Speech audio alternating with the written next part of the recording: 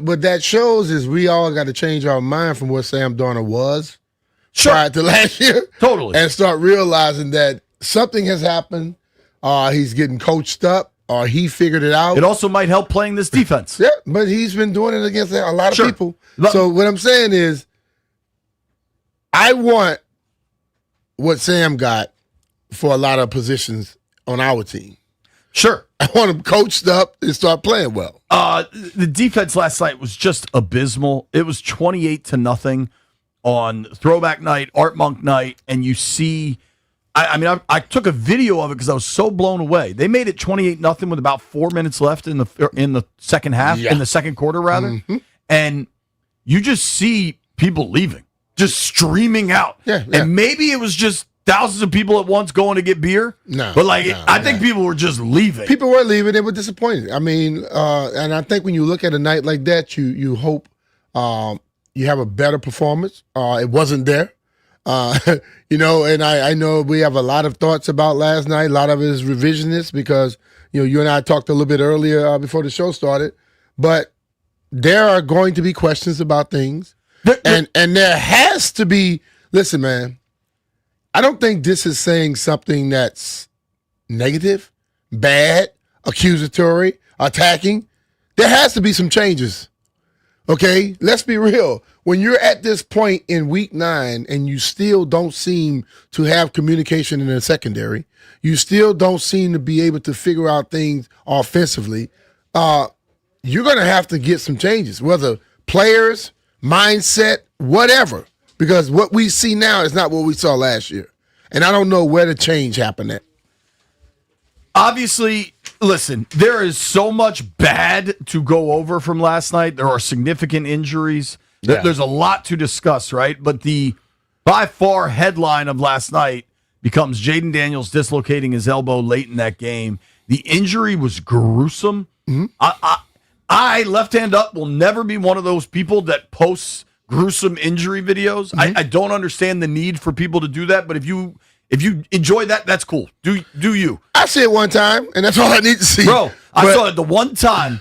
Live, you weren't sure what happened. Then you're like, all right. Then you see it, and everybody, your reaction when you see that is, because it looks like a dangling chicken wing. You know what I'm saying? It's one of those unfortunate freak accidents. And the only other person I know to dislocate their elbow, Leslie Shepard. And the game against Dallas, he got hit late by a guy, and he went down. I think he broke his wrist and dislocated his elbow. So if we want to talk to somebody who's been through it and what it's going to take to come back from it, maybe we could that'd be a great dude to talk to. I just think that I totally think differently than most people. Once I see stuff, I normally assess it, and then I'm ready to move past it. I know the world doesn't work like that. But that's still the way I am. I can't let myself fall into how the world is, where we are, I've heard some things that I'm baffled that I even hear. The biggest, I think, I honestly don't think this is much of a debate. So I'm in the press box last night, sitting next to David Aldridge on one side, Chick Hernandez on the other, Tischler's behind me. Everybody's there, right? Mm-hmm. Keim, Grant, Rooster, and there was a photo late in I want to say it was late third, early fourth, of Jaden standing down on the opposite side of the rest of the team, basically, looking pretty despondent. And he has a towel over his head. And then I retweeted the photo from Ethan Cadeau. And then at some point, Debo comes down. I don't know if it was to console him as much as just to be like, man, what the bleep is going on here? Like, just two guys that are super dog competitors, just despondent from what's going on.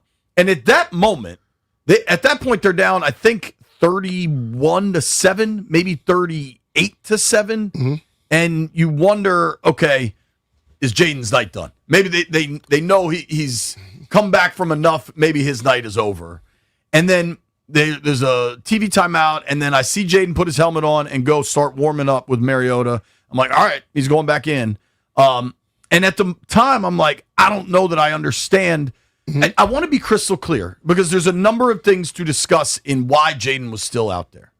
And the top of this list, and you can speak to it better than me, football players play. Yeah. You are a football player. There's a game going on because it's not just Jaden. Sam Cosmi's coming back from a massive knee injury. Are you going to pull him because they're getting their ass kicked? Yeah. Like Debo had to miss a game a week ago because of the heel injury. Are you pulling him? Like football players play. So I recognize that. The flip side of that, however, is this is your franchise quarterback that has now missed games with a knee injury and missed games with a hamstring injury. He's just coming back. This game is out of reach. Yeah. Period. And so there's real questions why Jaden goes out on the field. And I think if it's because you're chasing a win, what I don't understand is if you're chasing a win, they punted from the 50 on the previous series. You punted from the 50. Yeah. Now, I get it was 4th and 14, but you're down a boatload. If you're really chasing a win, what are you doing punting from the 50? Yeah. And then to bring Jaden back out in real time in the press box, we're all like, man, this is crazy. If you look at social media in real time, not reactionary after the injury, but in real time then, it's like, why is he out there? And not because he's a football player, I understand that. But you're talking about a guy that's already had 2 injuries. Yeah. And he's the franchise cornerstone. And you're down 30 in the fourth quarter. I think that's the main thing where what you're saying is the franchise cornerstone. And I've always used the thing that John said about calming the fool, then resurrecting the corpse. You know, if Jay is out there, he's gonna go for it. Totally. He's not going to shy away from stuff. He's going to try and go for it. And let's be real, that how it happened last night, that was freak. But the ultimate thing is, I've seen situations just like that where people just finish the game, nothing happens, and boom, you're good. But I think this is one where, with the history of this franchise, the history with quarterbacks, and the possibilities that you can have with him, you want to deal with it a little differently. And I think that's the question. Everybody's saying, why? Okay, because we all know if you play, do you want to play? He's going to say yes. Right. So I think sometimes you got to just like what they do when the pitcher's on the mound, and that pitcher think he can keep going, and they walk out there and just like hammer the ball. You know what I mean? You need to have the person to be able to just do that. And the ultimate thing is, listen, we're going to, if he hadn't have gone back in, it wouldn't happen. You can say that. But then again, people will go in games at that point later on in history and nothing will happen. But you better hope it's not the franchise.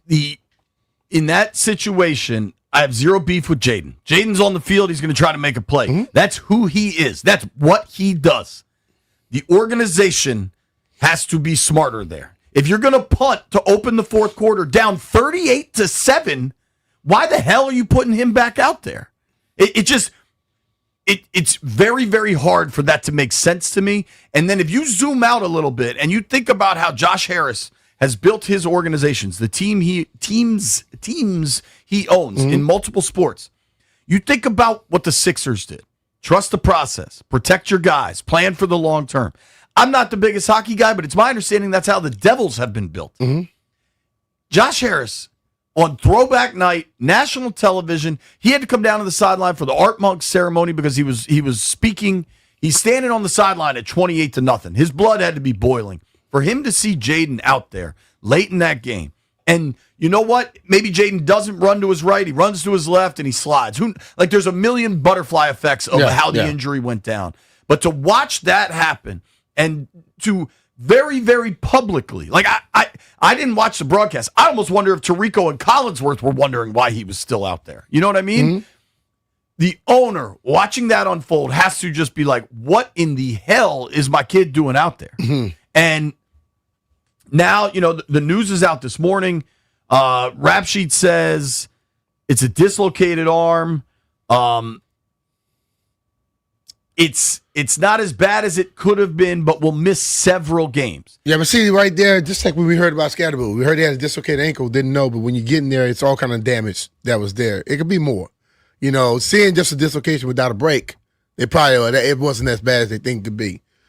Maybe if the ligaments, I'm sure they did MRI, I can see that. Did they stay intact? But then again, when you go in there, you don't know what's what. So I still think we have to wait till they get the final say on it. Totally. We don't know, but like, I find it damn near impossible he's not going on the IR. Mm-hmm. And if the IR is open ended, right? So that could be 4 games. It could be the rest of the year. I don't see why you put him back out there. Like, if we get to, say it's 5 games. So that's Detroit, Miami, bye, Denver, Minnesota, and he could come back for the Giants in New York. What does the record look like? Like what do things look like by then? But I think a lot of decisions will be made as things go on and based off of the record. You know, right now, it's a lot of vitriol out there. But I think ultimately, I think understandable vitriol. It's understandable, but still, capacities. you can't. I think the people inside the building can't allow the vitriol outside the building to make them look at things any differently. They need to look at this thing based on how they will look at it anyway.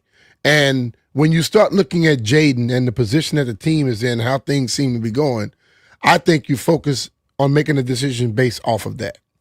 There's no need to force him back or whatever. But the whole thing is, you can see things like this, but your whole thing is about what can you do? How are you going to figure this thing out for years to come? And you don't want to try to do it all this year when it doesn't seem like this year is anywhere close. It's going anywhere close to what it was last year. Oh, dude. They've already lost more games through 10 weeks than they did all of last season. Yeah. I think, understandably, that type of loss last night, especially at 28-0, and Sam Darnold having a perfect first half, 16-16 for 292 and 4 touchdowns. And I'm not knocking Darnold. I'm knocking Washington's defense and Washington's defensive game plan. And I'm cognizant of the injuries. And you watch that game, and it was so crystal clear. He was never pressured. Hey. There was no pressure. And when you have a guy like Jackson Smith and Jigba, you're able to carve teams up. But it was other dudes. The dude that scored the 3rd touchdown had never scored in the NFL. The guy that scored the first 2, my man Horton Here's a Who, he's a rookie. Mm-hmm. He was stepping in because Cooper Kupp was hurt. Like, it was, I'm sorry, Arroyo's with something? I think the 4th touchdown. I believe Cody White that had the 60-yarder where it was another missed tackle in the secondary. More than one. Like, defensive. Last night is the type of game where it seems like something has to happen. You need a result, and we're deep enough into the season where it's reasonable. You start calling for somebody fired week 3, week 5, I'm not so sure, right? You're going into week 10. We're in November. Like, they're playing Christmas songs at the mall. It is reasonable in the NFL, in pro sports, for something to happen when you're past the halfway point. Joe Witt looks like, whether it's deserved or not, he looks like the sacrificial lamb in this case. Mm-hmm. But we always talk about, this is a self-preservation league.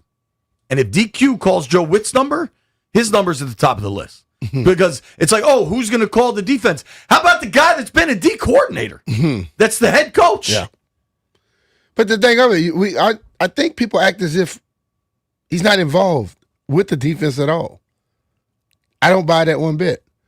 I really think, it's a problem with what's going on because too much communication late before the ball is snapped. That's a problem. And then on top of it, I think we got to look at the talent level too. It's been some issues. Totally. Because, I watched Sam Darnold last night, and he looked like he was in 7-on-7. He goes 1, 2, 3, balls out. 1, 2, 3, 4, 5, balls out. They were playing pitch and catch. And when you don't disrupt any type of timing at all, that's the type of result you get defensively.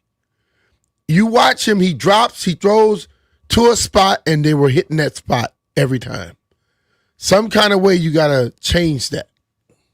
But to your you got to affect it. And it hasn't been done. I don't know if we have the numbers about pressures last night, if they sent anybody. Sure as hell didn't look like it.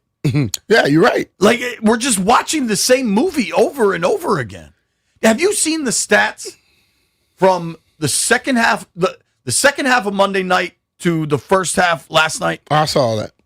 I mean, Mitch put them together. 600 yards of offense. Yeah. They gave up 600 yards of offense. That's a lot. And 7 touchdowns over the course of one game. Yeah.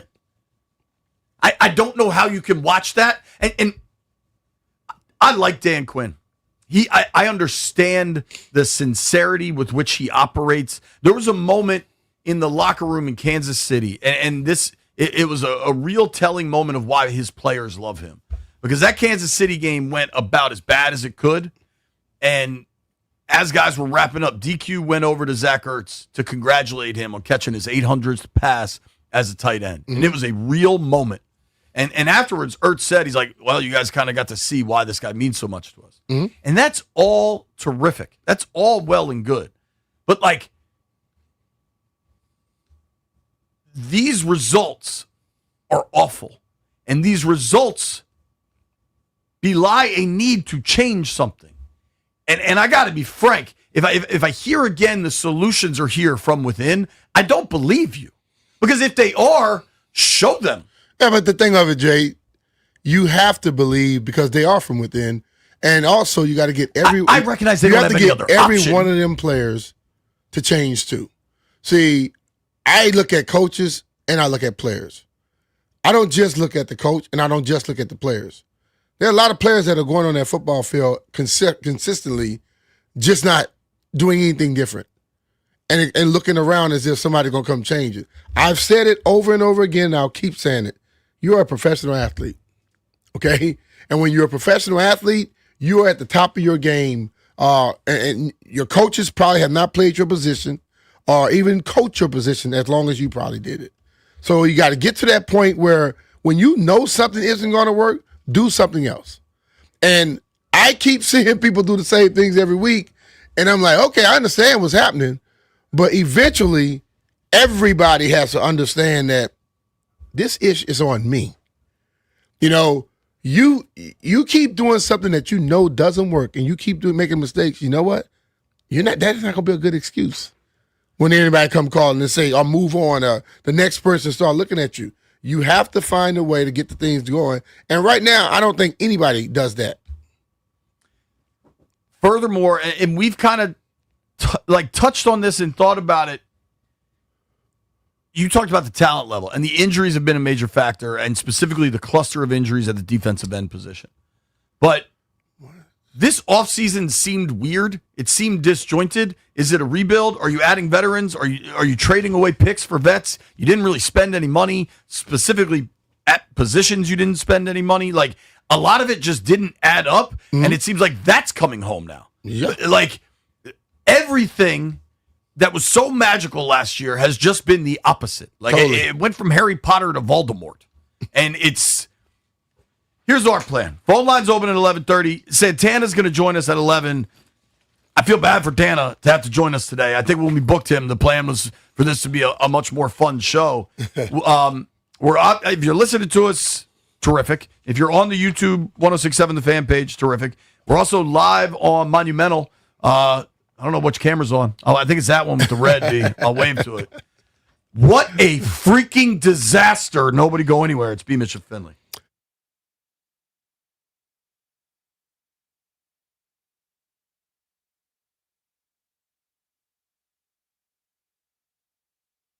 Hey, it's B. Mitch and JP here. If you want comfort and convenience wherever life takes you, then you need to turn to Rude. With Wi-Fi compatibility, you have full control of your heating and cooling system right from your phone. Forgot to turn down the heat before vacation? You can adjust it in seconds. Plus, you'll get alerts if something's not right. These guys are the absolute best, and they've installed new systems in my house, and I felt the difference instantly. B, you know the struggles I've been having living out of hotels, various different places, dealing with this water damage at my house. I can't wait to get home to my Rude system and the temperature being exactly what I want. They're whisper quiet, and the best part is you get comfort and performance perfectly balanced. Plus, you could save a bunch of cash. If you get a new Rude system, you could qualify for federal tax credits up to $2,000 on heat pumps through 2032. Visit rude.com/federal incentives to learn more. Rude, the most reliable heating and air conditioning products in the DMV. And remember, if it ain't Rude, It ain't right.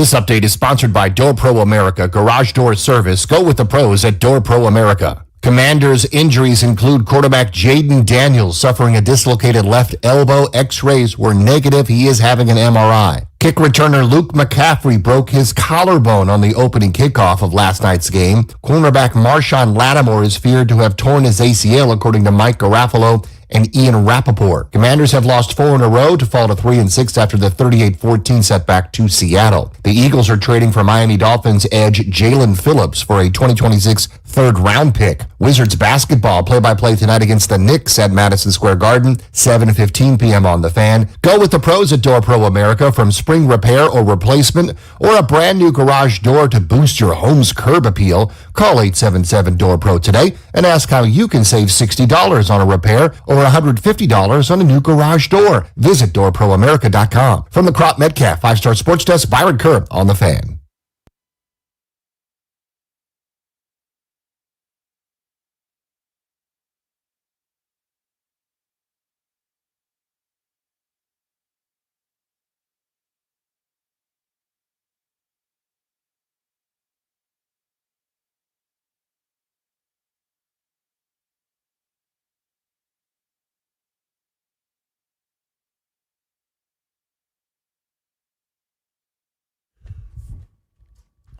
B. Mitch Finley, 1067 The Fan. You can watch us on Monumental Sports Network. You can stream with us on YouTube. The YouTube chat is popping. Jeff and White Brian, send me some highlights from the YouTube chat. I'm sure they're plentiful. I will pull it up. I'd like to get David Aldridge on the program tomorrow, fellas.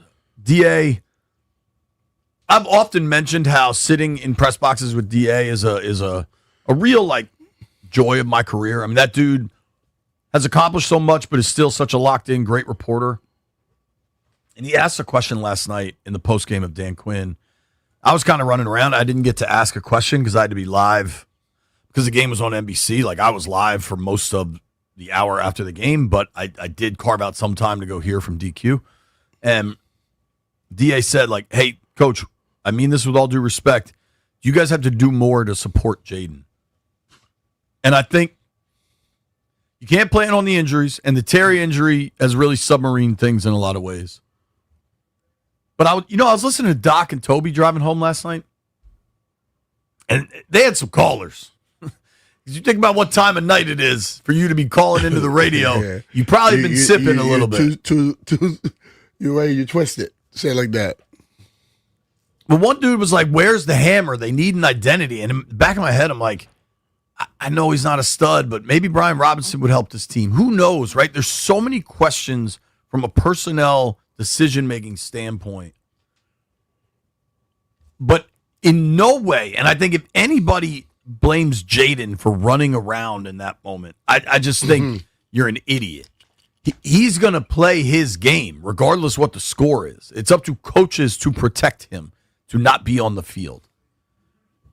And DA, understandably, could not comprehend why Jaden Daniels is on the field late in that game down 31 points. And I think it's a really fair question, man. And I think it's, in a lot of ways, I don't want to say unfortunately, because the discussion points from that game would have been terrible anyway, because the offense could do nothing. They had nothing. You were on some great teams, some good teams, some bad teams. Mm-hmm. When an offense has nothing they can lean on. Have you noticed that? Last year, like we said, we don't know what the identity is. Last year, if you had a short yardage situation, I knew what they were going to do. They had that little QB draw where the center and the opposite guard pulled to the right. And if you needed 2, Jaden get you 4. If you needed 4, Jaden get you 6. Like, they could lean on that play out of shotgun, and it worked. And then what Jaden was able to do with Terry and what Jaden was able to do with Ertz on third down, red zone stuff, like that, you had stuff you knew they could run because you knew it could work. Yep. This year, what the hell do they have offensively that you know? It doesn't seem like anything, because Well, I think, what is it? Dan said it maybe 2 weeks ago about them not knowing their identity. And I think at this point, that should be established. And I don't know what it is, man. It's like everyone, and then this is nothing against Bill, but wouldn't everybody call it for just Bill? And I kept saying, run all of them. And whoever gets a hot hand, stick with them. We've seen McNichols have games. We've seen Rodriguez have games. I think I need to see people like last year, it was more or less they went out, they did what they knew they could do. They didn't care about what nothing was outside. This year, for some reason, it seems like people are listening to what people want from the outside. I'm being honest. Like, we'll go from one guy playing to the next week, he don't see it. You got to just go play football and do what you need to do and not worry about what people are saying and thinking. There's nothing. All right, so I asked for the YouTube comments. White Brian got me some. Jason Proctor says, Adam Peters on the hot seat for this dog water roster. Robert Wagner says, can the National Guard play defense for this team? They're in town. Maybe they're available. I saw this hater last night from Seattle holding up a sign. What Washington does, shutdowns and losses. And I was like, man, I hate that guy. But you know what? Sadly, he was proven correct by the end of the game. He lives in Seattle, Washington, though. You got to realize they got more drugs going on there than they do here. So what the hell he's talking about? What? The decision to not pull Jaden late in a blowout is going to be the absolute headliner, right? And it should be, because he's by far the most important player on the team. I don't think he should have been out there. Period. I don't know if you land there with me or you think it's more hindsight. I think it's a lot of hindsight. We've seen too many games finish just like that and nobody get hurt. But I understand the mindset. You know what I mean? Right. I can understand why people say it, but after playing it so many years, hell, I was in situations like that and playing quarterback in college. I was in league games like that. I watched other quarterbacks in the same position and they didn't get hurt. You know, it's just, like I said, you watch how he was thrown and he just went to brace himself and boom. That was freak. And ain't nothing nobody can really do about it. But I guess you could say this, for those people that want to say it, if he was not in there 100%, he wouldn't have been hurt. But just because he's there don't automatically mean it's going to happen either. Right. Beyond the Jaden situation, which is hard to bridge that chasm, right? Because the Jaden situation is massive. What was worse, the offense or the defense? It's got to be the defense, but the offense was terrible. Yeah, I mean, we say the defense because the points just pile up, but we knew last year the success we had on this team was the offense would go out there, have these long sustained drives, and get touchdowns at the end. Defense came out fresher. This year, you don't get that. If touchdown is scored, defense goes to the sideline. Special teams give it back to them, or the offense have a quick drive and they're right back on the field. Even last night, they tried to switch it up. They took the ball, right? Yeah. They've been deferring every time they win the toss. Last night they said, no, we want the ball. We're going to try to change things up. Mm-hmm. They get a first down on the first drive. Then there's that Biotish penalty on first down of the next series. And you can argue if that was a bad penalty or not. I thought, if anything, it was a clip, not a blindside block. They looked shoulder to shoulder to me, but now it's I don't know what football is halftime. It's so far from relevant at this point. I watch people get hit in the chest and just like not very hard. They throw a flag. I watch other guys get decapitated and they don't call flags. I don't know what football is. But they run 6 plays, then have to punt. Of those 6 plays, 0 were carries to running backs. 0. Mm-hmm. Now, Jaden ran a couple times. Those were scrambles. Those were not designed quarterback runs. He was under pressure all night. Yeah. I mean, literally, the numbers will bear that out. He was under pressure on more than half of his dropbacks. Mm-hmm. He was getting killed all night. I think it's kind of obvious that Jaden doesn't have a ton of trust in his pass-catching weapons at times, but he's also just running for his freaking life. Mm-hmm. When you take off and you run, you're not necessarily going to be looking down the field all the time, especially if it happens all the time. You will do that early on in games, but as it goes on, if you notice that there's no blocking, there's no separation, I got to just get yours if I can. And his legs and C-Rod legs seem to be helping some.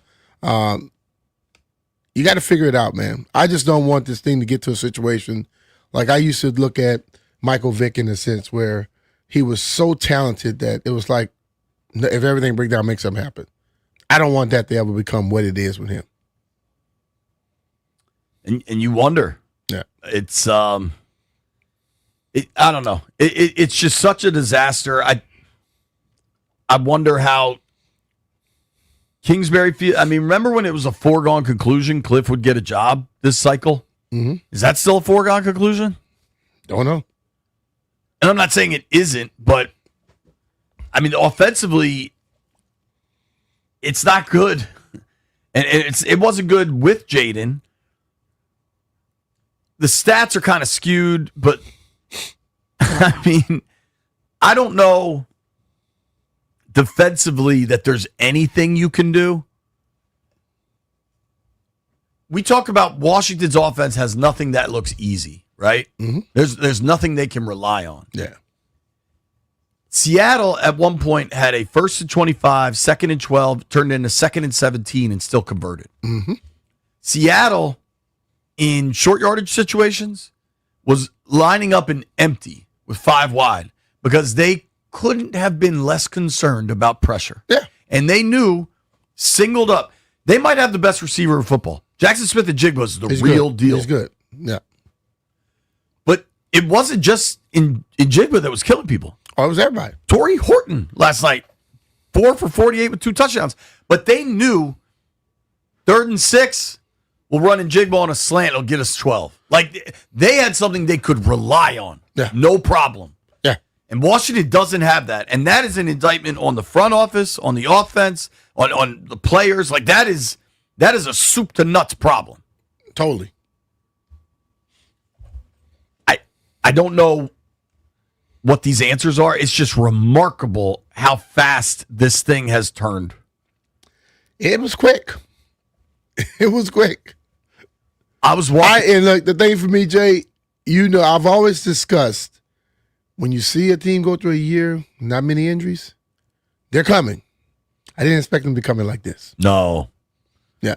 But, I mean, the injuries are significant. Nicky Jopvala just tweeted out a post of the games missed, the injury games missed, and it's already surpassing all of last year, I believe, Mm-hmm. and it certainly will by the time you get to the end of the year and you add up Wise and Eckler and like these guys are going to miss significant time. Whew, buddy. Santana Moss joins us at 11. Phone lines open at 11:30. The phone lines are not going to be in a happy place. Oh, we know that. If you're not in a happy place in your home, maybe you're looking for a new place, you got to call our friend John Leahy.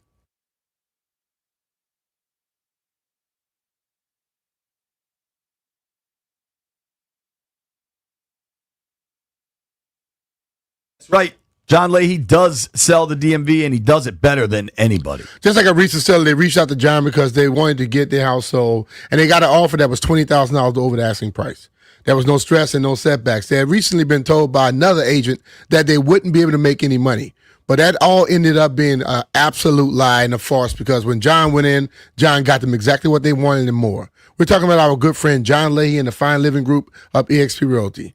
You can go to johnsellsdmv.com and find out what your home's value is in mere seconds. John offers you flexible fees customized to your needs, and he knows that life happens. And if needed, he will let you out of your contract at any time.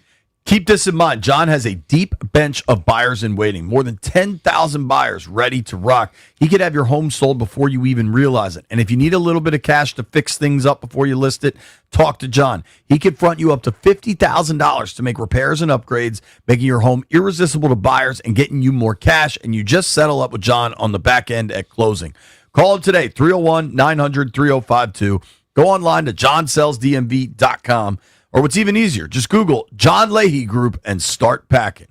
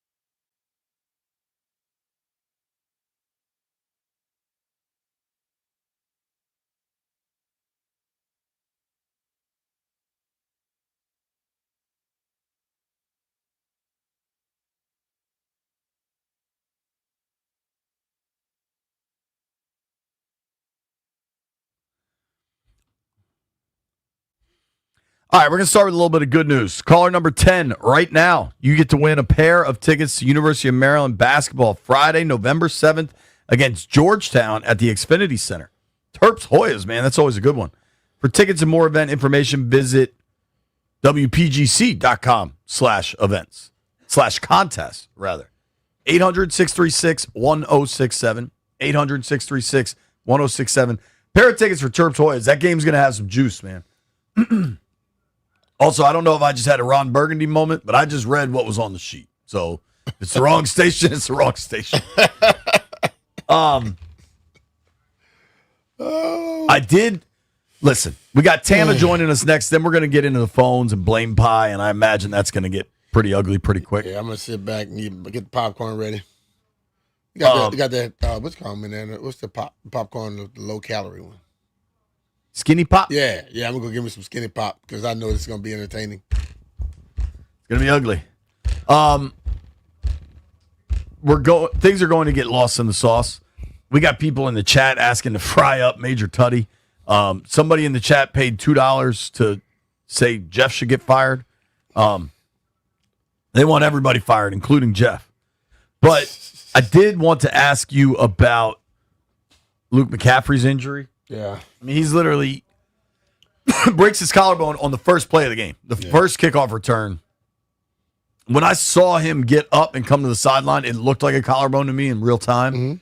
Mm-hmm. Do you think he should have gone down there? Because my guess is he got rocked and then thrown back. Man, I can't. I'm never going to say a person should just go down. I mean, you're a football player, you're fighting. And as I told the young man, I was talking to this little 9-year-old kid last night who had every narrative that's been spoken. He knew every one of them. When you're out there on the football field, you're not thinking about injury.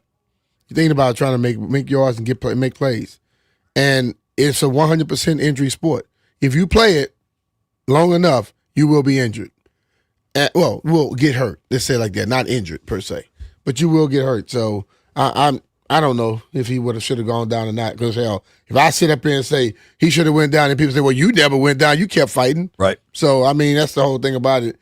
You have to figure out things. Listen. I've said this where I don't think a lot of guys know how to take tackles anymore. I don't think a lot of guys know how to make tackles. I don't think a lot of guys know how to take tackles. You know, I watch boxing, and when my dad would always say you got to know how to roll with the punch, and I'm like, if they punching you, they punching you. But if you get hit and your face is still here, it hurts more than it do if you kind of slide with it. Right. So when you're getting tackled sometimes, if you just, at a certain point, you got to get to the point where you know, I can't go no more. And what I learned to do, I'm running, all of a sudden, I got people, I let the legs go. And I fall on top of them. Or when I saw that I couldn't really do something, you roll with it, just go with it. But they don't do that anymore in practice or whatever. So when do you really learn it? You know? It's like if you do something consistently, all of a sudden you know when to do it and you can just do it in a heated moment. If you never do it, hell, you get caught. And I think a lot of them are getting caught because of that. Another thing I think might get lost in a Misery Monday is how cool the scene was pregame, how great the uniforms looked. Just something simple. And a lot of these long-term changes that I think the new ownership group is going to make, like I think eventually the unis they wore last night are just going to be their home uniform. Mm-hmm. But there is NFL protocols. Like there are things you have to do with the league, right? And I don't know how strict the stipulations are on this, but just that helmet with the gold face mask looks so much better than with the burgundy one. Mm-hmm. I did want to ask you what it felt like as somebody that played at a really high level for that team, just to see those uniforms again. You know, when I first saw them, it felt good, and it was that. You know, I saw them and I'm out. I'm past it because I don't get overly concerned about it or caught up in it. I immediately went to, let's see how they're gonna play. You know what I mean? And that's where I'm always at. You know, I don't care what uniform I'm in or what uniform they put on. I want to see the play. And, you know, I didn't get the play that I wanted to see. The uniforms were great, but that was it. I went right past it after that because when you see it, you saw what what that era was about. You saw. I was able to reminisce about some things, but once the game started, just make plays. That's all it was once the game started. The other thing I want to make sure we build time in for is Art Monk. Yeah. The ceremony at halftime was Art's a brief fella. And I knew that was going. I knew Art was going to. Did you go down on the field? A few? Nah. Okay. I was all over the place yesterday, man. Yeah. I knew. I went to the thing the night before. How was the thing Saturday night? It was cool. They had the documentary. He and Tim Johnson, where they go into these prisons, Rikers Island, and talk to these kids, and you will be amazed how just showing a little love to somebody who is misunderstood could be. And Tim had been doing it. He brought Art along, and then they had the talk. But I had to go to another thing after that, so I missed the old talk that he had with Alexis O'Hannon and also Ryan Clark. Really happy for Art Monk. Honestly, it's something should have happened forever ago. I've said this 100 times, and I will continue to beat this drum. I think the new ownership group is doing a great job of righting a lot of previous wrongs. Yeah. Going out for the coin toss last night, you had the posse. You had Gary Clark, Art Monk, and Ricky Sanders. Ricky Sanders absolutely needs to be in the Ring of Fame. The fact that he's not there is a travesty, and I think that should be the first order of business for next year. They did a great job this year. Tana went into the Ring of Fame. Art Monk got his jersey retired, both well-deserved. Next year, top order of business needs to be Ricky going into the Ring of Fame. Period. I don't know how that oversight. The President of the United States called for him in the Rose Garden. Let's get his name and number up there. Well, there's a lot of reasons the oversight began earlier. Right. So we know why. It was a lot of oversight. Right. So let's get that done next year. I loved Art Monk as a kid. I drove to Canton, Ohio for his Hall of Fame induction. It's funny to see the differences between Daryl last year and Art this year. Just Daryl's such a gregarious, outgoing, fun-loving guy, and Art's just way more reserved, and I think you saw that in the celebrations. But hopefully for Art last night and his family, hopefully he got what he wanted out of it. I just hate that the game on the field was such an embarrassment for that night. I can relate to that a little bit. Was yours the same? The Ring of Fame was against the Eagles. Oh, dog. You remember that? I did not. Yes. But, but I think he got a little choked up. That's why he made that speech even shorter. Yeah. And that's him. But, when you're around a person a long time, you realize that's exactly who he is. But the thing that will piss you off about it is people try to use that against him. Right. And that's why it took him so long to get into the Hall of Fame, because people acted, well, he wouldn't talk. Well, he was just a person that didn't talk. He performed. He said he got to a point where his whole thing was just to go out there and work on his craft and be the best, as good as he can be. And he wasn't trying to brag about nothing, say nothing. And that, what he did to get to where he was, people tried to use it against him, which is BS. Congrats to Art Monk. Well-deserved, well-earned. I just hate that it happened on such a miserable game. It is obviously a Misery Monday here on 106.7 The Fan. Misery Monday presented by Chiniga Mayos, a 2025 top workplace. Visit careers with Mayos.com. Santana Moss when we return.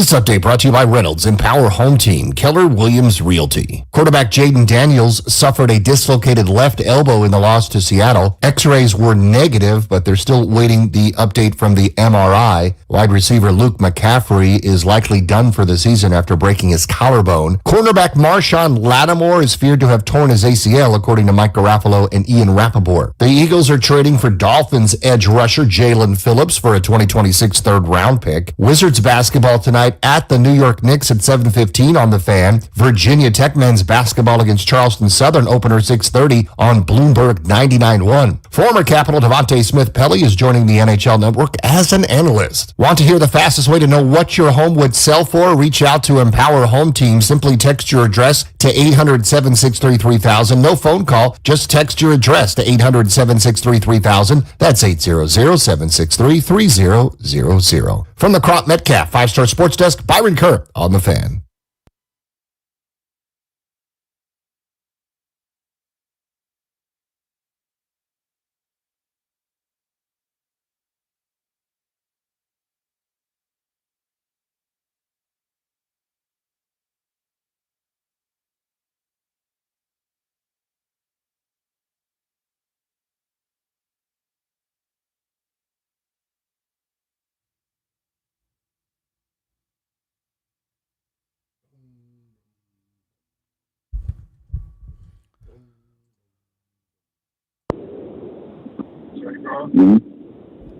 B. Mitch and Finley, 1-0.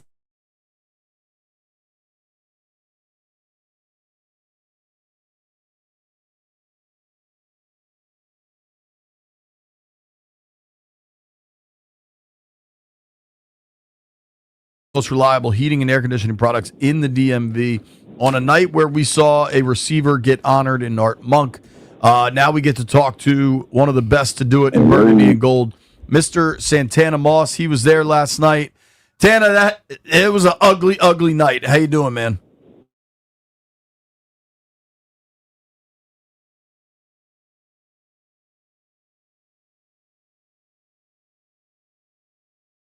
All right, let me put Tana on hold, and we'll see what we can figure out.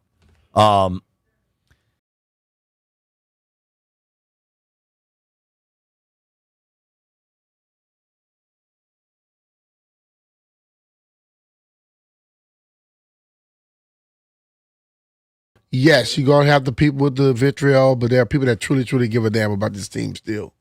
If you give a damn, though, it's okay to be vitriolic. No, they want answers. They want to hear solutions. Some people just hide behind avatars and just spit fire all day. That's not. You're not allowed to do that. The people that come and face you and say something, that's the people that you want to have a discussion with. Santana, you there, bud? I'm here with you, fellas. What's up, team? Tana, I didn't get to see you last night. We'll get to the Jaden stuff, but let's just talk about the overall performance of that team. It was terrible. What did you see as that game unfolded? Oh man, I think I see the same thing I've been seeing the last few weeks, man. It just ain't hitting like we've been hitting before. And I think what me and B have talked about before, man, and even Fred and Logan, when we're doing our shows with Command Center, when you have a few guys that you basically say, hey, these are the guys that we're going to go with, whether they're, veterans or not, but these guys are going to be the makeup of our offense and defense, and then those guys go down, you will hope that the guys behind them could kind of like fill in that void, and it just hasn't been the case for us this year. Our second and third guys, because we have a lot of guys injured. Each and every week it seems like it's a new guy that's getting injured. But most teams have that backup or that third guy that can say, you know what, we can still plug and play and go out there and play the same kind of football. But that's not the case for us, man. And when you kind of going through that and you kind of see it now, because each week you feel like, okay, this week, maybe something's going to change next week. And now we understand that we just can't do the same things, schematically with those guys. So I think we've got to find a way to change, man, and kind of just, I guess you could say, navigate, a better plan amongst the guys that we got out there playing. Tana, you played the receiver position at a really high level. When you watch what opposing offenses are doing to this Washington secondary, what do you see? Because, damn, it seems like these quarterbacks and receivers are getting what they want. Yeah, it's odd, man, because at times I see good coverage. I see guys right there and just other guys making plays. And then at times I see we're trying to run something that the only way you can do that, because I used to tell, me and D. Hall used to talk a lot when we was playing. I was like, D. Hall, I watched the Patriots play us. And D. Hall was one of the most, I think, underrated cornerbacks when it comes to just how he can, cover you man to man, but also, man, he had those instincts where he can make plays on the ball. And I watched D. Hall cover Wes Welker for like 5 routes, in which he shouldn't have been covering them that long. Somebody should have got home and sacked the quarterback by then. Uh-huh. But I bring up this because if you don't put the pressure on the quarterback, the guy can have a second, the third, or fourth, or fifth opportunity. There's no way in hell you can ask that defensive back, that cornerback, to still stay in coverage or still be sticky, with that coverage. So what I'm seeing at times, we're running different things that we have to hit home. We have to get to that quarterback, and we don't. And we leave our cornerbacks, we leave our DBs out there in a situation where they can't win. They just can't win.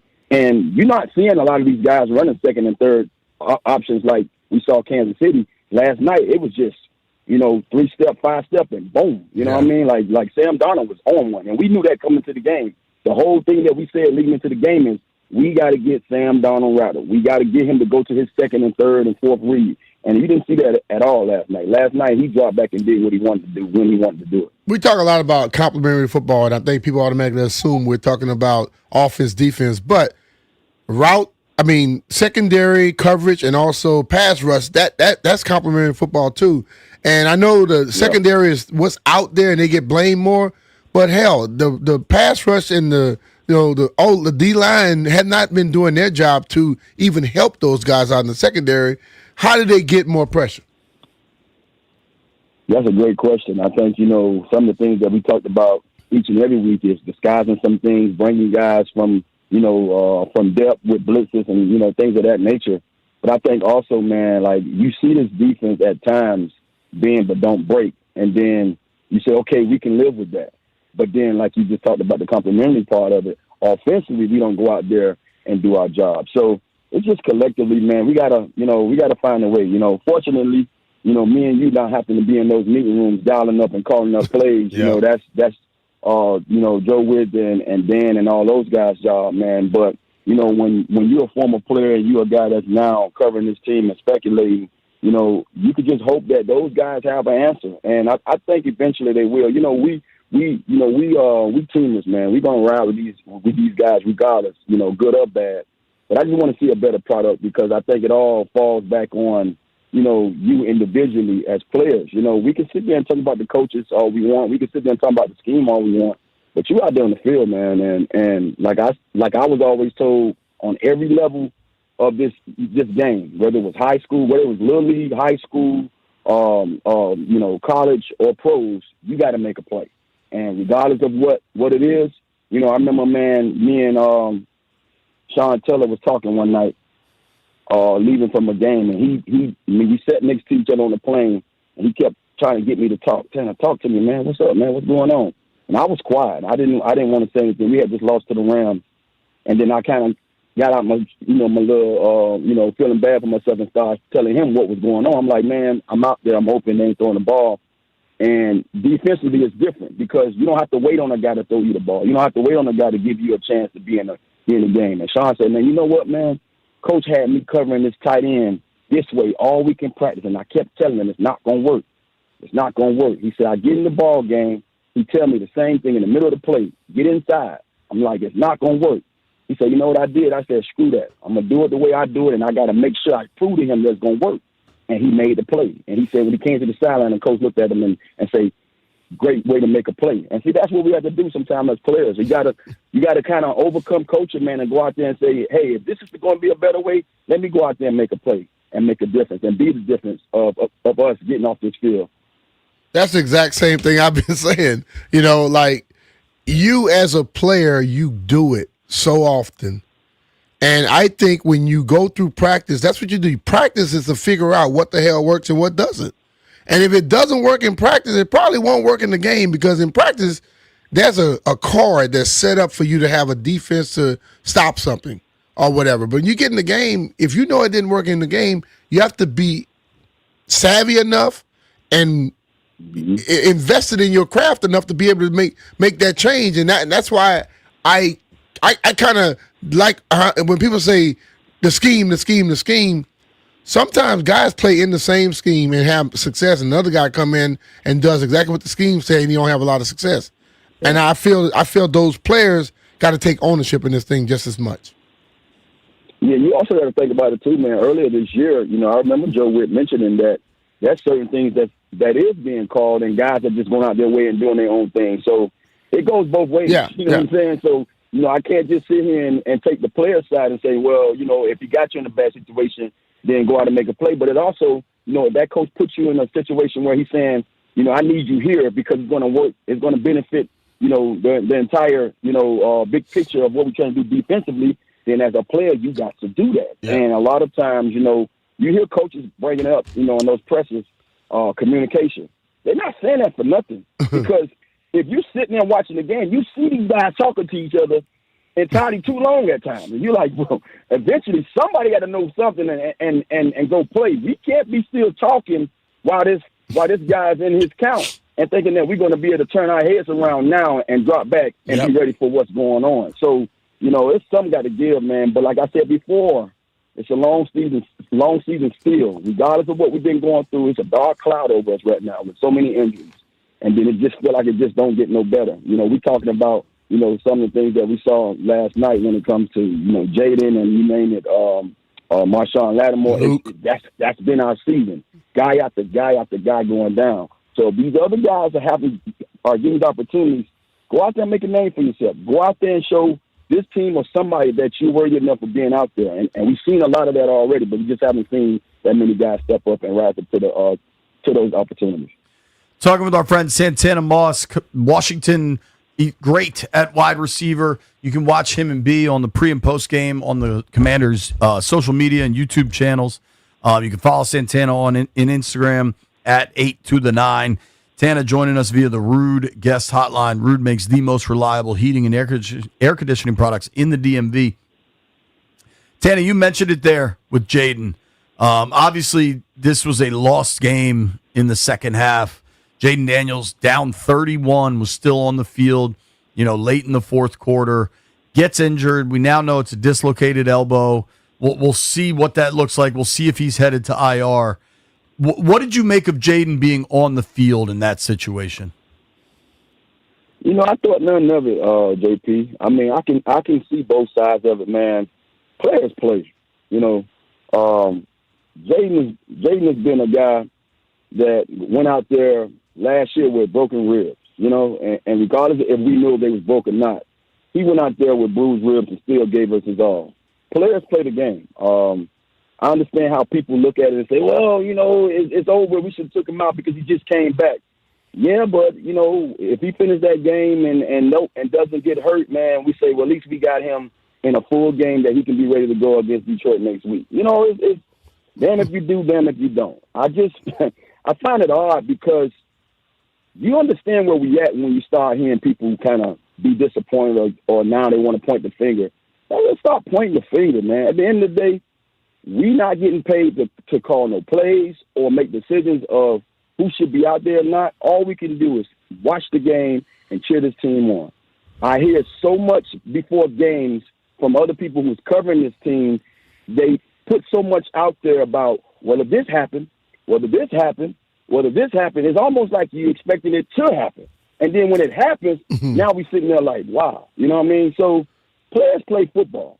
I've been around this game for so long, man, as a player and now as an analyst. That's why I never listen to that crap, because I understand at the end of the day, it's about me. It's about me handling my business, and whatever they say, I'm going to let them say it because they're getting paid to say it. And for the ones who don't get paid to say it, they're going to say it because they're not optimistic or they don't have belief. And so with awards, those who don't have belief, that's one of the ones you find that say, hey, I sold my season tickets because I don't want to be a part of this franchise. But then now they're back. I know I went on a little too long with it, man, but it's just No, how you I didn't. feel, man. It's something that me and B both kind of discussed, last night about it, man. Just, I understand how you feel as a fan base. I understand we went through a whole lot. Y'all been through a lot. So allow these teams, allow these players to go out there and do what they're paid to do. And let's just sit back and cheer them on. That's all we can do. Well, I think because B kind of echoed your sentiments earlier. It's interesting to hear from guys that played the game at a high level not have the same questions about Jaden being out there. Whereas I think there's certainly in the fan base, and I'd say the media, like the non-former player media, there's a pretty big consensus that Jaden shouldn't have been out there. Where I think if Jaden was having just a regular season, you keep him in the game, right? But because he's already missed time and dealt with injuries, I think to me, what bothered me most was they punt to start the fourth quarter down 31-7. So if you're punting in the fourth quarter with that big of a deficit, you're already capitulating. You're already kind of surrendering this ball game. And if that's the case, but not necessarily though, JP. I don't really think that's telling you that it's over. That's just telling you that let's give our defense a chance to fight still. Like honestly, you playing the game. Like you think I'm going to sit back there and go for it now, put my defense in harm's way and allow this team to, who's been willing and dealing, who's haven't missed. That guy was 21 for 24. So if I don't punt and I throw my defense back out there, now they backs against the wall again. That's an easy layup for a quarterback that hasn't missed. So that's how I look at it, But like I said, I understand where you're coming from. Yeah. You have the right to do so. Well, But you're if making happens fair points differently, too. If he doesn't get hurt, we're not talking about this right now. We're not having them same sentiments. So that's why I'm like, hey, players play. Sometimes that's the way the cookie crumbles. Now I'm happy that it's nothing worse than what it is. But that's how football happens. And to add to it, man, it's just not about JD. It's not about Jaden Daniels. This entire team has been going down left and right, week after week. So regardless of our quarterback going down, everybody is going down. Something has to give. Totally. Leaving that game last night, what are you more concerned by? Let's remove the injuries, specifically the Jaden situation. Offensively, they have no identity, and defensively, they cannot get stops. What do you think can improve? What do you think is the bigger problem? I mean, I think right now, and it's easy for me to sit here. Like I said before, man, I don't sit in those rooms, and I don't have that luxury of saying this or that, for what we need to do. But I just think everybody got to keep chopping wood. And I say this so much. I know people are tired of me saying it, but that's what it's about, brother. I'm sure, coaching-wise, they will probably tighten up some things here and there. Right now I think you have too much film now to look at and say, this is what we can do and what we can't do. That's nine weeks in football, and we've been doing anything that we've been doing before and it hasn't worked, we're going to have to scrap it. And I think that's the way you got to move forward. But also, with all that being said, it's still a lot of football left, but at the same time, you still want to win games. I think you have to look at your roster and say, okay, now I have to look at some of these other guys and see who I have here so I can know what I have going forward. I mean, to me, that's common sense. I think for the guys who hasn't played, but the guys who showed you, who flashed here and there, whether it's on the practice field or whether it's on special teams or whether it's just, period throughout the time you had them here, you have to find a way to get them involved because, man, we got to put the best people on the field so we can see the best product, and that's what we got to do going forward. Tana, I appreciate you making time for us, dude. I know it's a pretty miserable day, and thank you. No doubt, brother. All right, T. Be cool, brother. All right. All right. That's our guy, Santana Moss. It is very interesting to hear the player's perspective on Jaden playing in that situation. All right, the time has come. Phone lines are going to be open. 800-636-1067. 800-636-1067. It is a Misery Monday presented by Chiniga Mayos, a 2025 top workplace. Visit careerswithmayos.com. Hit us up. Blame pie time. There is a lot of blame to go around for that loss last night. Washington got throttled on their home field in a nationally televised game. Your chance to weigh in. Nobody go anywhere. It's B. Bishop Finley.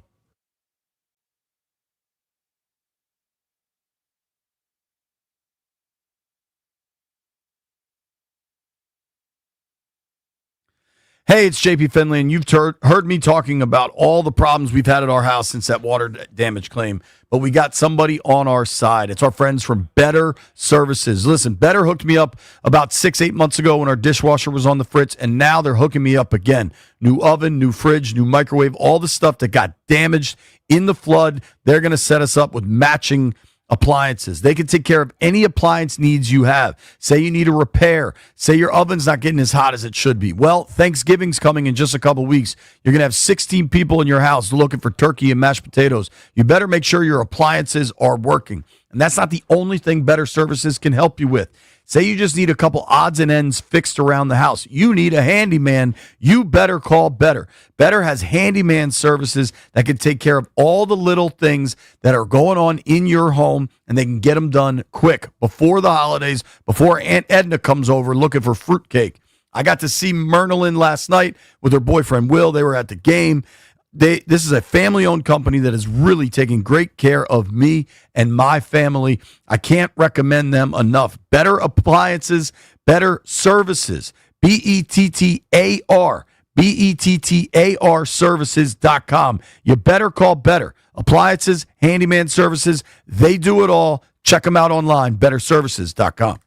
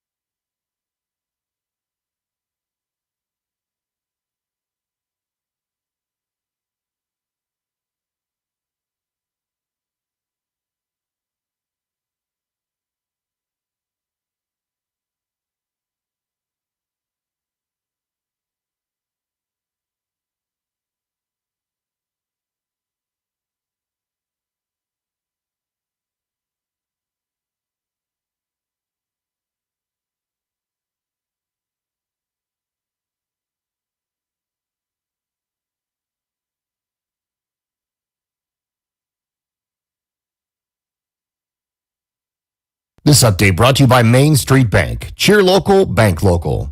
The latest on the Commanders' injuries, quarterback Jaden Daniels' dislocated left elbow x-rays were negative, still waiting on the MRI results. Also, Commanders wide receiver Luke McCaffrey broke collarbone. He's likely out for the season.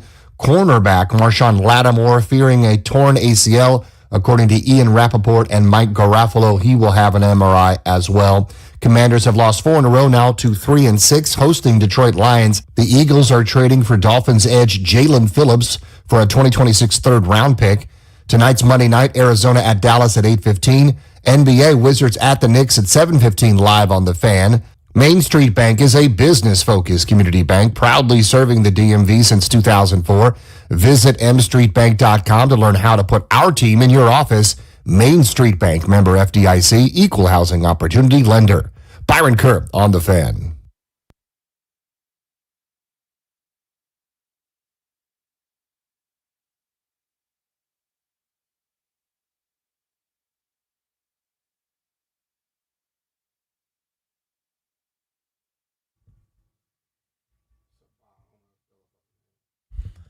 B. Mitch and Finley, 1067 The Fan. All right, folks, it's your turn, man. I know people are pissed. Rightfully so. We're going to check in with the aquarium. A lot to discuss from last night. Clearly, it was a disaster. We'll start with the phones. People have been on hold a while. We'll go with Sean in Leesburg. Sean, hit us with your blame pie. How mad are you from last night, man? Yeah, I'm so disappointed, but I want to say 80-20, coaches 80%, 20% players. And if the players aren't performing, then the coaches can pull them and next man up. I just don't understand. I'm not sure whether we come to a point where, well, the teams have figured us out and that old thing, last year we renew with the new offense and all that. And then I look at, Dan Quinn's year with the Cowboys and how the defense let the running down. Are we coming back into that pattern with this defense? And, Jaden, great kid, man. The effort, listen. But I get tired of the critics. The critics always say, oh, well, he's fragile. He's going to get broke up. I get tired of the critics, man. So, I try to turn things to a positive, and I look, next man up. We done been through this, embarrassed 4 times on national TV. I'm freaking pissed off about that. But next man up. Let's get these young players and see what we got. We done lost. Our shot for the wild card, no hope. So let's just see what we got and try to improve, make changes, and do what we got to do and try to get better. And it's times like these that Art Monk, B. Mitch, Santana, and the old guard, I'm proud because this gives us a goal to get to where them fellas are and what they did. And it was great last night for Art Monk, and I just want to say that, and I hope Jaden's okay. And congratulations on you and B. Mitch on TV, bro. I enjoyed the show. Appreciate you, man. Thanks, Sean. That's a pretty rational to call in on this Monday and talk about next man up. Let's see the young kids play. That's. The whole thing of it is, there are a lot of people that want to yell and scream and curse, and they got their right to do that. But not everybody think like that all the time. Some people understand still that this thing, as bad as it's been, last year was not what everybody expected. That happened. And it was great. But they still got to build this thing. And this is nobody letting nobody off the hook or whatever. But, hell, I got a life, okay? And I'm not going to overly stress out about a football game because we've gotten to a point where we let that game overtake our whole damn our day, and I'm not going to do that. I'm pissed that they played that bad. I want them to play better.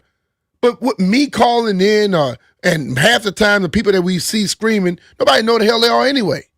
We know that their avatar or name. And a lot of times their names are not what their real name is anyway. So if I do that, it doesn't make the team better. And so the people that call in with the logical mindset, that don't make the team better either. But you know what? They are at a point where they allowed it to happen. And I'm sure they can go through there every day without having stress and problems. I think if you're still pissed off from last night, that's fair. Just because I'm not saying nobody can't be pissed off. Right. But that's not the only way. Right. Okay? So just because you're pissed off and yell louder doesn't make anything even better. It's not going to make things change quicker. Let's go to Trucker Dan. Trucker Dan, embarrassing night What's up, in fellas? Landover. What's It's up? an embarrassing night. As it was, man. I'm sad, you know. That's pretty much that is, because, you know, it ain't going our way this season. I can't really put the blame too much on DQ, man. The blame, I've been saying this for a long time, is on Adam Peters, because Adam Peters' job is to put a roster together, and then after you put that roster together, you hand it over to DQ and say, hey, win me a championship with this. Nobody can sit here and agree that Adam Peters did that this year. Now, last year, he did an absolutely terrific job. Like, he did. We almost won the championship in my mind. But he gambled too hard this season. And you can see the ripple effect is a domino effect. It started in the offseason, and that's what we're seeing right now. He took too long to sign the young man. And then, you know, he put too much on five shoulders. And then Cliff is using the injuries as a per se a reason not to call a better offense. Now, we all know he's a guru at what he's doing. But what he's been doing to me has been very, very, very mediocre. And that's really who my blame part falls on. Not DQ, but at the end of the day, he is the coach, and he's supposed to hold them guys accountable. And I think he's been too relaxed. But, you know, next year, that's where my eyes is at. We just going to thug it out for the rest of the season and see what – next year, if it's the same thing, then they're really going to have to tear them house. But for the moment, we just got to head our head up high. Because, you know, Eagles going to be talking trash, Cowboys going to be talking trash. It's all good. We know how to handle it. So keep our heads up, fellas, and we be all right. All right, bro. Thanks for the call, bro. dude. It's such a disaster, and maybe the Jaden news is better than we think. Do you think there's a path for him not to go on IR because they have the bye week in there? I think the way IR works with the 4 weeks, 3 weeks, whatever. Yeah, it's got to be at least 4. Yeah, I think he's automatically on there. I would think he would be. I do too. I think at this point you cannot. Jaden is a dude that always wants to play, but like there's got to be some restraint by coaches in front office now because it's 3 different injuries now. It's 3 different injuries, one on each leg, and now his non-throwing elbow. Like, just give the young man some time. And I don't know that he'll. I'm not saying he's out for the year, but like if that's the path it's on, I'm almost okay with it. The year is shot. You're 3-7. You're not chasing anything at this point. I'm curious about the athletic playoff projector tool that I like so much. The Commanders now have a 1% chance to make the playoffs. Even if they win the next 3, that would be beating the Lions, the Dolphins in Madrid, and then the Broncos after the bye. They still have less than 10% chance of making the playoffs. Last night, if you could have gotten a win, you get to 4-5. All right. Now you got the Lions coming to town. If they lose to the Lions, I mean, this thing is less than a 1%. It's just, you got to protect Jaden at this point. That is your franchise cornerstone. I think he needs to go on IR. Even if it's good news and he doesn't need surgery, it's just rest and recovery and rehab. Protect the young man. Because you didn't do it last night. And maybe you shouldn't have, but you certainly didn't. Let's go to Nate is in Gaithersburg. What's up, Nate? Hey, what's up, fellas? Just like what Trucker Dan said, man, I think AP can't go unscathed. And you look at the pieces that we lost just from the offense, you know, losing De'Ami Brown, he can take the top off. We don't really have that this year. And then just the defense last year, they had their holes, and then you lose a guy like Jeremy Chin. And this year with the tackling issues, the lack of speed, you know, I think AP looked at last year and got a little comfortable. So we had a lot of cap.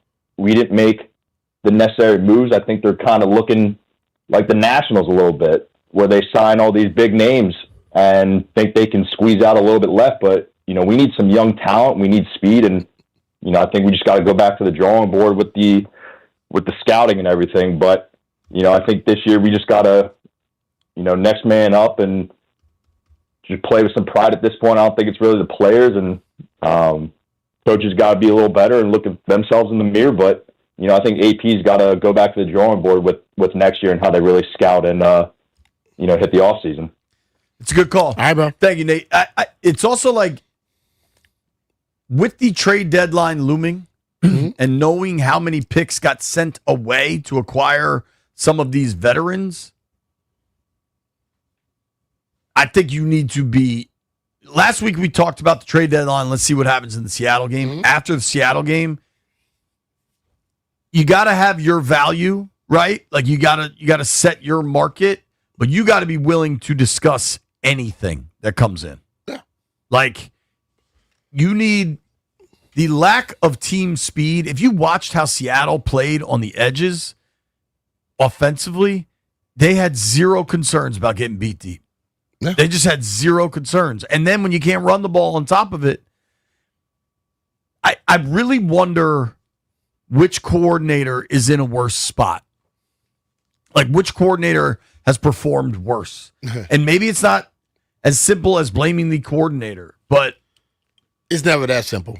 But damn, it looks bad on both sides of the ball. It does. I mean, I can give you empiric data that shows you how bad it is. I mean, they are now 22nd in points allowed, 19th in points scored, 28th in yards allowed defensively. They don't generate turnovers. Mikey got that second half pick. They're bad on third down. Last year, they were really good offensively on third down, sustain these long drives. They're not doing that.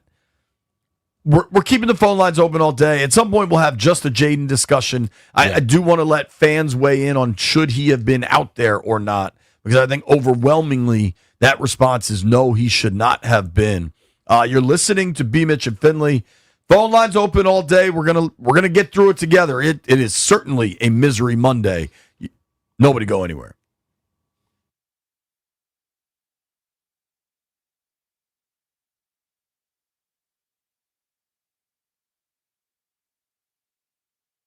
Hey, it's Brian Mitchell here. The FanDuel Sportsbook app is your home for all your favorite NFL bets. From yards to touchdowns to who will win, with FanDuel, any play can be the play of the game.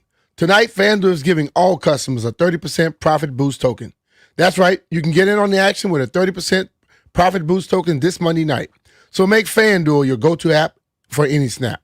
Just visit FanDuel.com/Brian to bet on the game. Play your game with FanDuel, an official sports betting partner of the NFL. FanDuel Sportsbook is the official partner of 106.7 The Fan. You have to be 21 years old and present in Virginia. Opt-in required. Bonus issued as a non-withdrawable profit boost tokens. Restrictions apply, including any token expiration and max wager amount. See terms at sportsbook.fanduel.com. Gambling problem? Call 1-800-GAMBLER.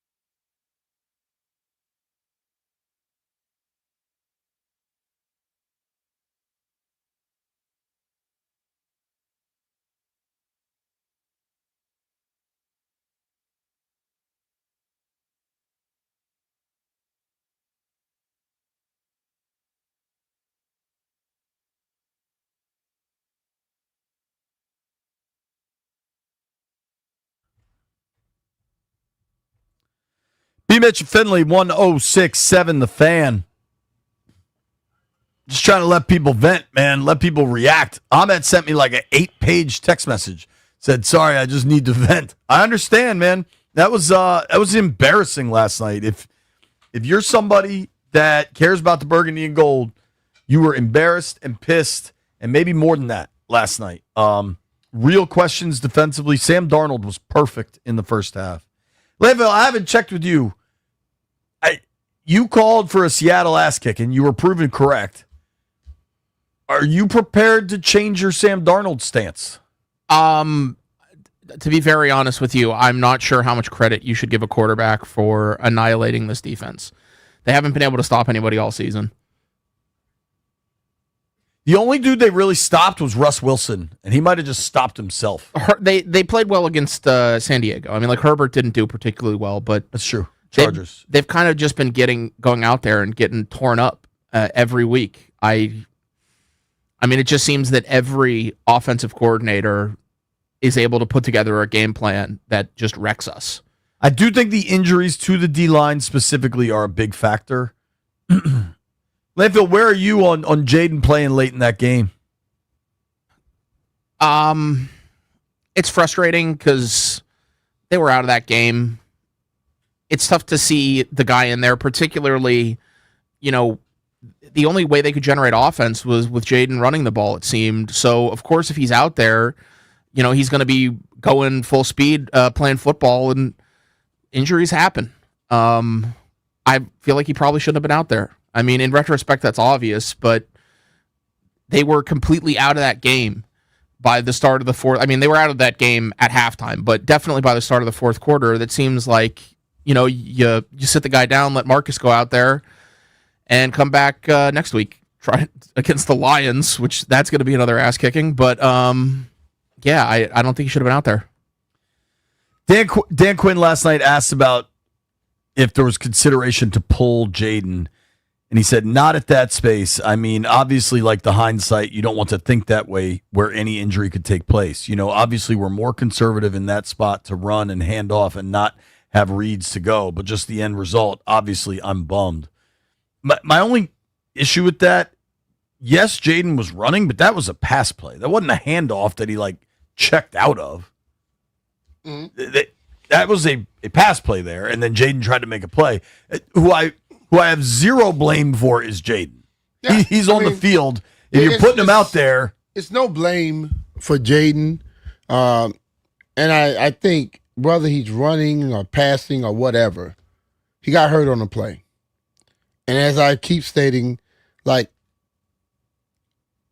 don't jump into the, why? Well, that's the reason he got hurt, because he played that play. So here's, I just, listen, man, there are different mindsets. And it's not the fact that you have to play to think a certain way, but when you play, you think a certain way.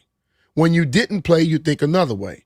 And in this day and age, everybody loves to just jump on the narratives and be pissed, because that's what the new way is. Everybody's upset all the time when something goes wrong, and then if it goes right, everybody's happy. I don't know how people could be that much on a roller coaster. Hell, I don't live that way, but people do. So he got hurt on the play. Is it revisionist? Yes, it's revisionist. But I can understand, as I keep stating to people that say, well, maybe he should have been out of the game. Maybe he should, but he wasn't. And he got hurt on a play that he's probably been thrown many a time, and other people, and they didn't dislocate the elbow. So the one thing, and I want to give DQ the benefit of the doubt here, because I think he's just reacting in live time, and he was clearly emotionally spent. He talked about how gutted he was that Jaden was injured. But Dan Quinn twice kind of mentioned that shouldn't have been a scramble. I'm reading from the transcript last night. The one that he was injured is, usually a runner or a throw to the flat. It's not a scramble. So it wasn't a design read or play into that spot. If we've run it 50 times, it's either handoff or a throw. I'd say 50 times. So, yeah, it's a bummer in a big way. So, basically, I'm guessing it's an RPO. But what I'm picking up there is it's fluke. That's what I'm picking up. It was a fluke accident, because he doesn't normally even run that ball. He wouldn't even get thrown that way. If he does what normally happens, it's not him blaming him. It's a fluke. And I think that's the only thing I can take from it. I don't see anything other than that. I hope you're correct. And it's not that's supposed to be a run or a quick throw, and we don't know why he's scrambling there.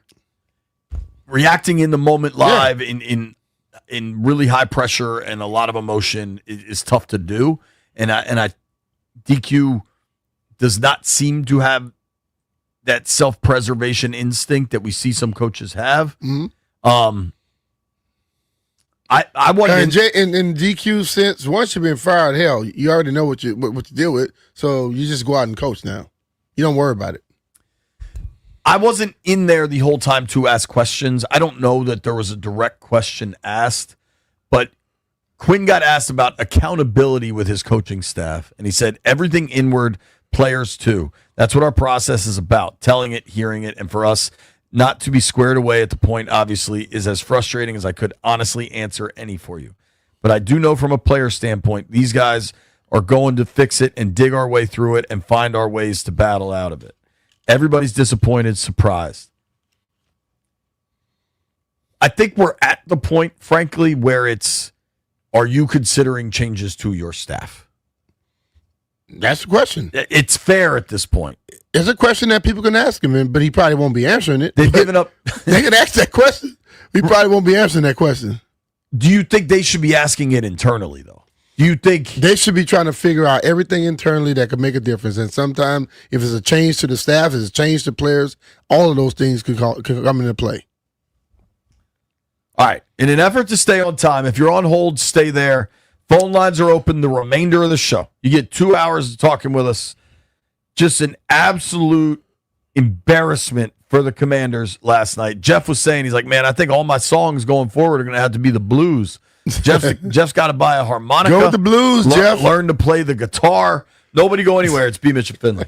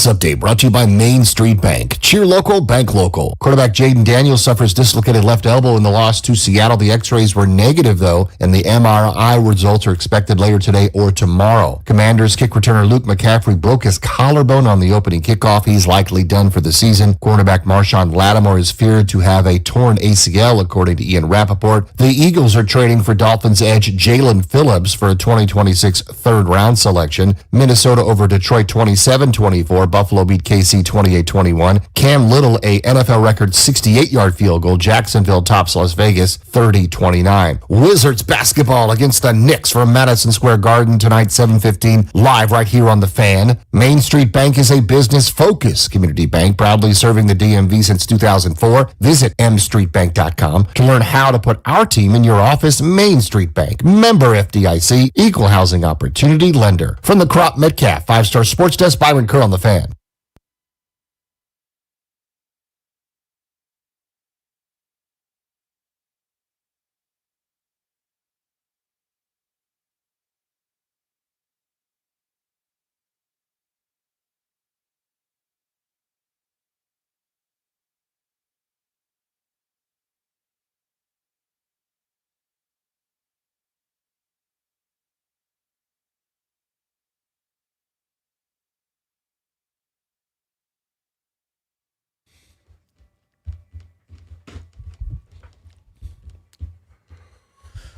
High noon in the District of Columbia. Points along the eastern seaboard. Shout out to Daylight Savings Time. Got an extra hour of sleep Saturday night, B. Into Sunday morning. Yep. I want to let folks weigh That in was fun. on Jaden. Specifically, if he should have been out there late. I think, for me, I understand the player's play mindset, and you don't expect an injury at any moment because otherwise nobody would play ever. It's an incredibly violent game.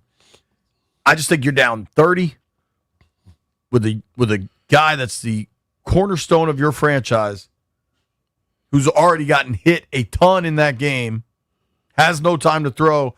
Oh, and he's already been hurt twice. Mm-hmm. That's where my mindset is. Curious for others. Let's go to Juan and Glen Burnie. What's up, Juan?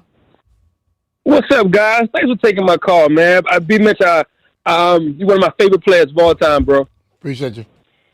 Man, listen, I have no issue with Jaden Daniels being out there because it's football. You know, he's a dog, he's a baller, he want to play. I think the biggest concern for me is does Jaden what he learn, and I'm not blaming him, but when he learned, okay, the play is over.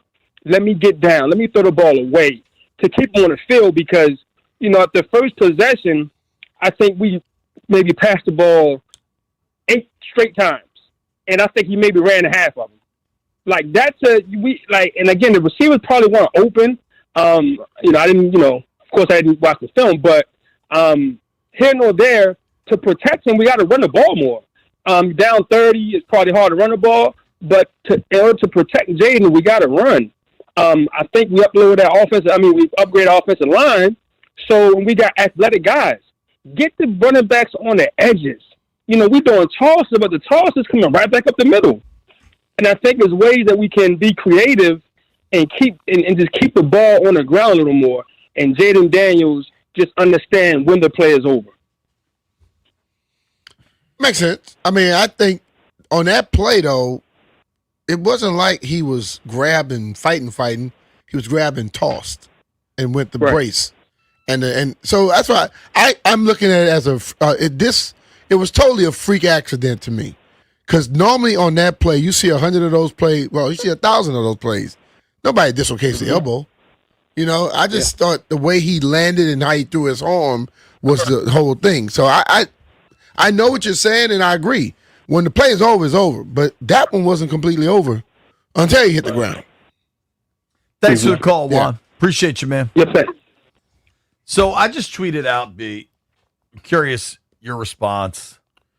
I said the biggest beef from the blowout loss to Seattle. 3 options. The defense was awful, the offense has no identity, or Jaden playing late in the fourth quarter. And I mean, this has only been a couple, like maybe a minute. I've already gotten a ton of responses. Say all three of them again. Hey, you tell me if I missed something, too. What's your biggest beef from last night's blowout loss? The defense was awful. The offense has no identity, or Jaden playing late in the fourth quarter. The results right now, 53% defense being bad, 43% Jaden playing late in that game, and 4% just the offense being lackluster at best. I'll still go with the defense just like them because I'm looking at what the defense has been doing all year. And that one game I thought they got turned the corner, but then boom, it goes right back to the same thing. I don't see the communication kills me, or the lack thereof. Jaden being in the game late, listen, I understand he's hurt now, so everybody gonna say, whether you tweeted it before or after, whatever. Listen, still, if he hadn't gotten hurt, nobody's discussing it. He did, so that's gonna be the big thing for a lot of people. It's not a big thing for me, and I. It is funny, like people don't want to tell you about their opinion, but you got to agree with their opinion, or you're not supposed to say nothing. My whole thing is players go on a football field and they can always try and play, and that game was out of hand. So I have an understanding of what people say. Been around the media long enough to know how fans think, but on top of it, I also know if everything goes that if the game ends and he doesn't get hurt, nobody calls in and say, "Why was he in the game?" That injury magnifies everything, but we get a lot of other things fixed. Maybe he don't have to run as much. You know what I mean? Yeah. Maybe he doesn't have to scramble for his life. You got people always in your face, whether it's a 4-man rush, a 5-man, whatever. So if that stuff get cleaned up, then maybe he could just sit in the pocket and throw the ball like we want him to. Let's go to Hugh in Pennsylvania. Hugh. Hey, guys. Just a disaster of a game, bro. What's up? Oh, I'm right there in that same boat with you. It was horrible. I got two things. I'll make it quick for you, and they kind of go together. And one of them's my take on Jaden being out there. But I'll start with Cliff's offense. I don't think it has answers for pressure. And they just seem like if you send 6, they're getting there. And with Terry not out there, you can't throw it deep on just a vertical route one-on-one. We have no one that can do that. And I think it caused Jaden to play hesitant, getting hit so many times. And as a player, if you play hesitant, that's when you're going to get hurt. And I think as a coach, they got to realize Jaden's hesitant and take him out of the game at the end. So I'd just like to hear what you guys think of that. Playing hesitant always leads to injuries, and I think some of the offensive scheme, not being able to protect or dial up any pressure beaters over the middle, kind of knocked his confidence in this game. Okay. There's nothing they can lean on, man. I know, when I watch, Thanks for the call, Hugh. I watch other offenses and whatever that's third and long and things like that, and I watch stuff that's dialed up, and I'm like, damn, they had an answer. Think back to playing against Peyton Manning one time, and every time we blitzed him, he just threw the ball right from where the blitzer came from. When I look at our offense, it's like we throw the ball way short of it and expect people to just break all tackles or make a move to get to the first down. Almost every time they caught balls last night, whether it was 3rd and 6, 3rd and 7, 3rd and 15, they caught the ball beyond the 6 or right at the 6 where if they trip and fail, they'll get the first down. Yeah. And I just think that those things have to be better schemed. They were 7 of 11 on 3rd down. Mm-hmm. And in the first half when it was still – one thing we haven't mentioned yet, that was a massive play in this game. Jalen Lane fumbling on that kickoff return. That was they terrible. scored 2 touchdowns in 11 seconds. Yeah, and that right there. See, this is where I think the defense gets a little bit too much of the blame because they just got scored on, and they back on the field within 30 seconds to a minute. That is not easy to do. And when we talk about things and we say everybody's not doing their part, that's the thing you look at. If we saw last year the way things were because they were rested. I don't think they've been rested this year. Not very often. And yes, they haven't played great, but I think that magnifies that. 100%, man. I mean, B, it went 3rd and 8 from the Washington 25, Darnold to Horton, touchdown. Okay? Mhm. Kick the extra point, 8:52. Kicks deep. Jalen Lane returned to the 26 yards, fumbles. The next play, Touchdown. Sam Darnold to Arroyo, 26 yards, touchdown. Yeah.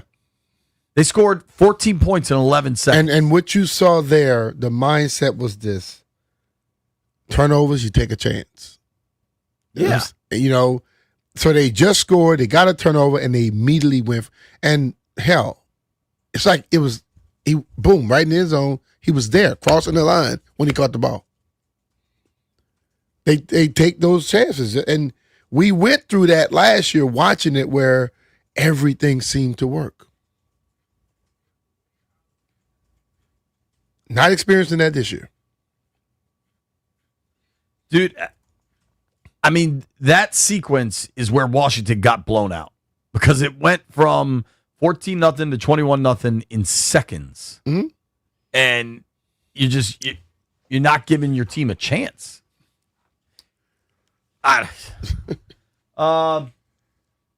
Roger is in Gainesville. What's up, Raj? Hey, Jimmy Mitch, JP. What's up, up, Love dude? the show, How man. you Listen doing? all the time. Thanks, I buddy. called during the Atlanta game, and I was frustrated, and I was angry and nervous. But I'm going to get to the point. I call for a credit pie. 25% the coaches, 25% players, and 50% Adam Peters. And the question I've always had since the beginning of the season is if you're all in, then why do we still have almost $30 million in cap space? If you're all in, you know, you went all in on the draft capital, but you didn't go all in on your cap space. We could have done a lot more to address some of the problems on the defensive end, at the end position, and even the wide receiver position. Letting Zacchaeus walk out, letting Brown walk out. I never understood that. You know, not even making an attempt. But you know, I think Jaden being in the game is not the wrong choice either, because the only way you're going to fix a stagnant offense is to get reps. And I think that's really what Dan and, you know, they were trying to accomplish here, you know, by him being in the game, is trying to get him out of this funk. But I could tell you, there's silver lining to all this, and I have a message for the young fans, because I could tell you one thing. I've been here before. I'm going to be 49 this month. And in 1990, I was 13 years old, sitting there in Jacksonville, Florida, and I'm watching that game against the Philadelphia Eagles. And I found my favorite player that day. And that'd be you, B. Mitch. And I've been there, and there's a silver lining, because they're going to learn from this. They're going to move forward. We got some young players on this team. We just need to go into the next, and we need to get back to what the plan was when Adam Peters came in. We won last year, and he deviated from that plan. We need to build through the draft, get more young talent into this team, surround Jaden with young talent, and we'll move forward, because I could tell you, stick with this team, young guys, young kids, stick with them, because in 1990, when everybody told me, find a new team, you don't even live in D.C. or in Virginia and D.C. area. You could be any fan you want. I said no. And then when the Jaguars came to Jacksonville, I said no. But in 1990, I said, that's my team. And I found my favorite player who would do anything that he's asked to on a football field. And he inspired me, even though I was not psychotic enough to return kicks, because I got crazy trying out my freshman year at Indian River High School in Portsmouth. But if I can tell you, you inspired me, B. Mitch, to be a better player. And that 1990 team, it went through so much. Next year will be better. I promise you. Stick this out, young fans. And that's all I got, B. Mitch. Thanks. Appreciate you, brother. I appreciate the emotion of that call and imploring young fans to stick with it. But unfortunately, it's not a guarantee that next year is going to be better. It's not a guarantee, but it's not a guarantee it's not going to be better. See, this is where we go, Jay. People that have a positive mindset, we act like we can't hear them. But everybody have a negative mindset, we act like that's the one we got to throw in front. Everybody's not going to have a negative mindset. Those that have it, cool. But those that don't, got to respect that too. Yeah, you're right. I mean, listen, man, I understand what today was going to be. But the whole thing about it is you don't need 100% of the callers to be asses. And, I know it's the truth. Some people are being asses. Some people get into the text thread and don't have a damn thing to do about cheering for this team. They just want to start stuff. People call in and do the same thing on the radio. We don't have to entertain the negativity 24/7. Let's go to our guy Toothpick on the line. What's up, Pick? How you holding up? I'm all right. Could be better right now, but listen, you asked for blame pot. I think I have mine right here. I'm gonna go 80%. I'm gonna go 80% time on task because from the beginning, I don't think we saw this whole offense be put together the way that Adam Peters, Dan Quinn, or Cliff Kingsbury envisioned it. Right, with the players that we have. The wide receivers, no one respects the passing game, so you're going to get a heavy box. So the running game ain't going to do nothing. That's my 80%. 10% is going to go to the depth of the team, and the other 10%, even though we hate to say injuries is a factor, but injuries is a factor, especially when it's ravaging your wide receiver room, ravaging your defensive end room, and now it's starting to affect your defensive back room. You only have so many players at each of those positions, and your second and third string is a second and third string for a reason, So that's what that is. And then the last question that you asked there, JP, is should Jaden have been in the fourth quarter? He's a young player. There's still things that he has not seen. Nobody expects, you're not saying, we got to pull him out for an injury, but at the same time, you have to get rest. You don't want injuries, but injuries happen in a contact sport, and this is a 100% contact sport. And maybe if we had a little bit more contact in training camp, then we would have saw that our depth was terrible and what could happen, once our ones went down. And please, we got to get rid of Noah Brown. He hasn't been there for us all year. I don't see why we still have him on IR. Injury settlement, and let's go. Let's get somebody else in here. Thanks for taking my call. I appreciate y'all. Appreciate you, Pick. Thanks, buddy. It is an interesting kind of divide between the, oh my God, why was Jaden playing versus the it's football and people play. Mm-hmm. And, I do think at times that divide is significant for people in the game, played the game, whatever, versus kind of fans and media. I think I think your stance, even in real time last night on the text thread, you're like, man, hindsight, of course you're going to say he shouldn't be out there, but in the moment, you're playing a game. Mm-hmm. And players play. The amount of people I've had that have asked me, you got to rest them, right? Don't let them play. No chance that's how football players operate. Mm-hmm. This is not the load management league. Yeah. I just... I listen to people in preseason. They don't want him to play at all. Now the season starting, he shouldn't be in there. When are they going to ever learn and get the experience necessary to go through these long, sustained careers? If we don't want them to ever play, when are they going to start learning how to play? We go through training camps, softer. Preseason, we don't play.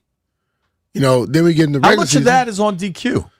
They backed way off. Yeah, but it's the league. And I when I talk, I speak NFL and NFLPA for the most part. Because you got to let these guys be able to practice and play.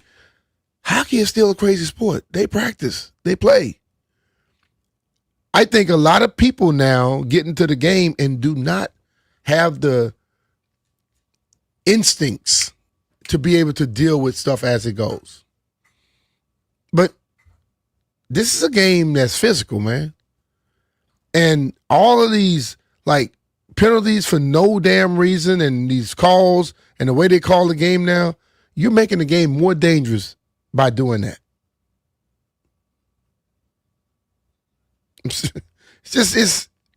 But I'll sit and listen. But I think if we don't want to see physicality and things like that, we should stop watching football. Phone lines are packed. We're taking calls all day. Got to check in on Jeffrey. I'm worried about young Jeffrey. Nobody go anywhere. It is B. Mitch and Finley.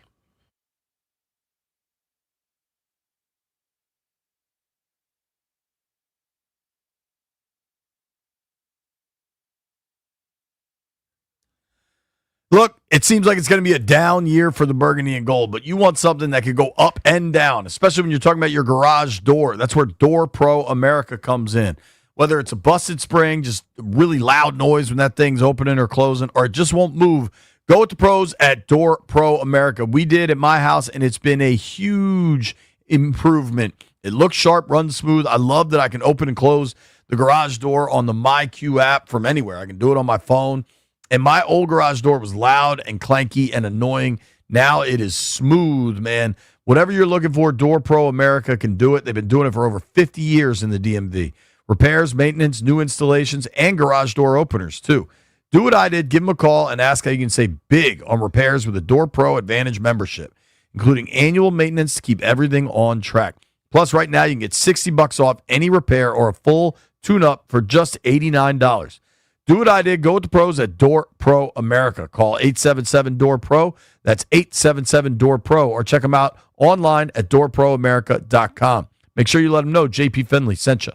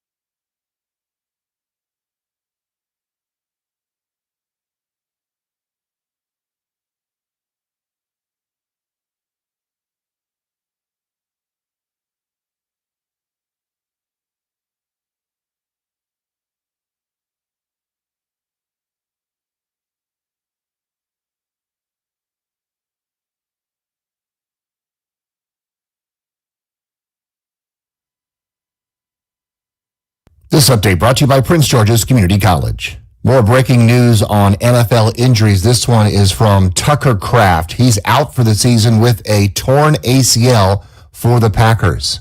Commanders dealing with Jaden Daniels. The quarterback has suffered a dislocated left elbow in the loss to the Seahawks. X-rays were negative, still waiting on the MRI. Luke McCaffrey is out for the season with a broken collarbone. Marshawn Lattimore is feared to have torn his ACL, according to Ian Rappaport. After a heated verbal altercation with the officiating crew, St. Bonaventure GM Adrian Wojnarowski has been ejected from the venue of the St. Bonaventure Bradley game at the Field of 68 opening day marathon. The Bonnies lead at 34-26 over Bradley at halftime. Not your path? Fast track your career instead. Continuing education offers in-demand, fast-paced job training. Train for tomorrow's jobs today at pgcc.edu. Register now. From the Crop Metcalf 5-Star Sports Desk, Byron Kerr on the Fan.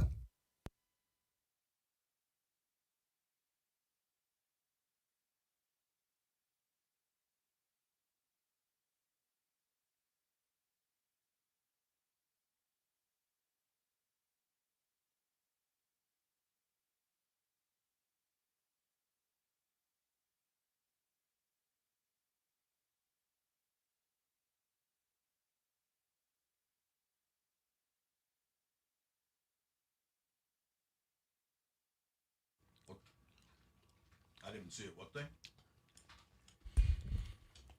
B. Mitch and Finley, 1067 The Fan. Taking your calls on a true misery Monday. 28-0, a perfect game for Sam Darnold the first half. The second half of the Kansas City game into the first half against Seattle. Two nationally televised games, a Monday night and a Sunday night. In those 4 quarters of football, the Washington defense gave up over 600 yards of offense and 7 touchdowns. Sheesh. My guy Jamal in D.C. has been on hold a long time. Jamal, what's up, man? How you feeling today? Pretty terrible, I'm guessing. JP, B. Mitch, what's going on, fellas? What up, Jay? How you doing, brother? Hey, man, not well, B. Mitch. You know man, that was tough, man. It's a tough shellacking, and it was the 3rd straight shellacking too. Like I don't think enough about that is being made. Like it's one thing to lose, but to watch your team just come out and just get no Vaseline week after week, that's tough, man. And that's when we as fans start saying crazy things like, well, damn, do they need to fire the coach? Because it seems very reminiscent of Ron at the end when we was just getting our ass whooped every week and everyone was like, wow, has he lost the locker room? Now, granted, I don't think it's that, but again, I'm just explaining the rationale behind the fans' thought process when you see this, man, and it's crazy. Prayers to JD. I hope he gets better soon. And we need to improve this team quickly, man. And we, unfortunately, JP and B Mitch, we got to start having some conversations, man, starting with AP. Because, I mean, let's look at these draft picks, bro. Like, I mean, again, I hate to do it, but it's just the facts of it. Like, bro, like, is he even really what we saying he is? And are we just saying that he's something and hoping that it is, bro? But man, we got to have some uncomfortable conversation because, unfortunately, I'm one of those people who I believe you are what your record says you are. I don't believe in no moral victory. And right now, we are a team that's 3 games under 500, and good teams aren't that. So, yes, we have to just be honest about that. And I'll say this and I'm done, man. A wise man once told me you can take a horse, put stripes on it, it does not become a zebra. We might be that horse with the stripes on it, y'all. Thanks for taking my call. All right, man. Listen, that is a good, fair call, Jamal. This is a point where there are real questions to be asked of all those in charge of this football team. Mm-hmm. You've I agree. You've lost 4 in a row. I know Jamal, and he really feels that. You know? So I have no issue with nothing he said. Dog, I just looked this up while he was talking. In the last 3 games, they've been outscored 110-43. They've given up 1,259 yards, an average of 420 a game. Can't win like that. Can't win like that. No. I mean, injuries are a major factor I get it. When you watch Sam Darnold just carve people up and face zero pass rush, injuries are a factor. But the draft picks thing is real. Last year, they had a ton of early picks. I think it was 5 in the top 100. Mm-hmm. Outside of Jaden, who's given you a lot? Luke, I think, was starting to really show something. He got hurt on Luke the was first play of the starting. game. Trey showed some promise early on. Trey's this year, but I think, but like, I don't know what's going on with Johnny Newton. Newton was playing well, and then I guess he's been banged up all these last 2 weeks or so. But I don't think they have been horrible. I just think we haven't seen nobody just jump up there. But the flip side is they're also, it doesn't appear to really be giving those guys opportunities to show out. So maybe those guys just aren't proving they need the opportunities. Either that or they're trying to let them get to a point where they can go out there and just hit the ground running. You know, there are coaches who throw you out there, and there's coaches who want to make sure. And I've always believed in learning better on the field. I don't learn better watching nobody else play. Right. Oh, buddy. Let's go to Trey is calling from Norway. Trey, are you in Norway? The country? I'm in Norway, man. I called like 2 weeks ago for that Dallas game. Same story again, you guys. How you doing? All right, man. We're good, man. You gotta be tired, man. Appreciate you calling from Norway, dog. This hurts, man. I mean, the game's over. It starts at 2 a.m. over here, so I'm up till like probably 4 or 5 a.m. and going straight to work. So this hurts me just like everyone else, but to a different level because I'm just going straight into work, exhausted. But yeah, thanks for having me. All right, man. What'd you think of last night, bro? So I'll be honest with you guys. I mean, I give 80% to coaching. I mean, when I put the 80%, that's like even defense included the coaching because having Seattle hung by 38 points and 31 came in the first half. I mean, Sam Darnold threw for over 330 yards and 4 touchdowns. I mean, we barely touched him, rather. Sorry. So this unit was supposed to be the backbone of the team, this defense, but they're giving up close to 270 passing yards a game. No pressure, broken tackles, making Sam Darnold look elite. And then for the coaching, Dan Quinn and Joe Witt have not figured out how to get consistent intensity or any discipline out of his group. No, same thing as the Dallas game. No adjustments at halftime. No preparation on accountability. So that's that. And then the 10%, Jaden Downs went down. I mean, he was sacked 4 times before halftime. I mean, the protection broke down, drives stalled. They leave the defense in gasping for air. So, and we have to give the front office some blame also. So, there's a question for you guys and a reality check. Right now, this team isn't close to contending. The effort, identity, and consistency just aren't there. We got a young quarterback to grow while the defense decide that was supposed to lead keeps them toting. So, our question is, what's the real identity of the Commanders? What team are we? Because it's not the defense. It's not discipline. So what exactly are we building here? And it's time that the coaching staff, they should be held responsible just like how we hold players responsible. We need to put some head on pikes for this coaching staff because they haven't done anything. So what is our identity? We don't have one right now. Guys. We don't have one right now, to be totally honest. I mean, it's ridiculous. Yeah. It's ridiculous. Who are we? You know, and I think that what we did last year makes it even tougher because I think last year it was great. But it was like a fluke in a sense, because that's how things happen in the first year of something. But it did, and people were saying how this is going to be a sophomore slump. I mean, it's looking like it, to be honest. I don't know if it's a sophomore slump as it is the whole team slump. I don't know why the quarterback get blamed. Why the quarterback get blamed for something that goes wrong when everything around it has been bad too. Absolutely. And Jaden Daniels got sacked 46 times this season. That's the most in the NFL. And he's missed time. Yeah, so I mean, you're supposed to protect the guy. I mean, send him out, okay, at the end of the quarter, should he be on or not? I think he should have been on, but it's like, this is a coaching decision, guys. I mean, let's say it for what it is. That's a good call, Trey. This is coaching. Appreciate you calling from Norway, dog. Thank you. Appreciate you guys. So, I think one of the problems or issues is that when you talk about the lack of identity, I think you could kind of identify that in the offseason, but in the offseason, coming off the high of the NFC Championship game and just imagining the possibilities of Jaden, you didn't really question it. But to acquire Laramie Tunsil, Marshawn Lattimore, and Debo Samuel cost you 8 draft picks. Now, granted, some of those you had gained in trading away Sam Howell, trading away Jahan Dotson. So it's not like there's a lot of moving parts in the draft pick game, right? But the reports show Marshawn Lattimore blew out his knee, done for the year. He's a free agent in the offseason. I can't imagine that's part of your long-term plan. No. Debo Samuel, also a free agent after this season. Debo, to start the year, was really good. Has been okay in this middle stretch, dealing with this heel injury. That's kind of what undid things in San Fran, were just little nicks and bumps just keep adding up for a very physical player.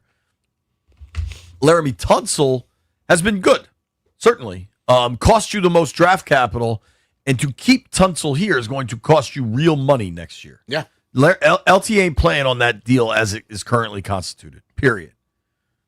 So you sent picks away to get these veterans. Most of them, I don't know that they're one-year rentals. Maybe they get something done with Tunsil. But bringing Tunsil in changed the scope for Brandon Coleman, right? All of a sudden, you're moving Coleman inside the guard. Or maybe you're thinking, okay, we'll move Coleman to right tackle.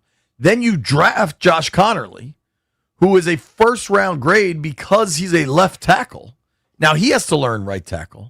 It just, it didn't seem, pro football does not always allow for a smooth plan to be executed. But it also didn't seem like there was a smooth plan.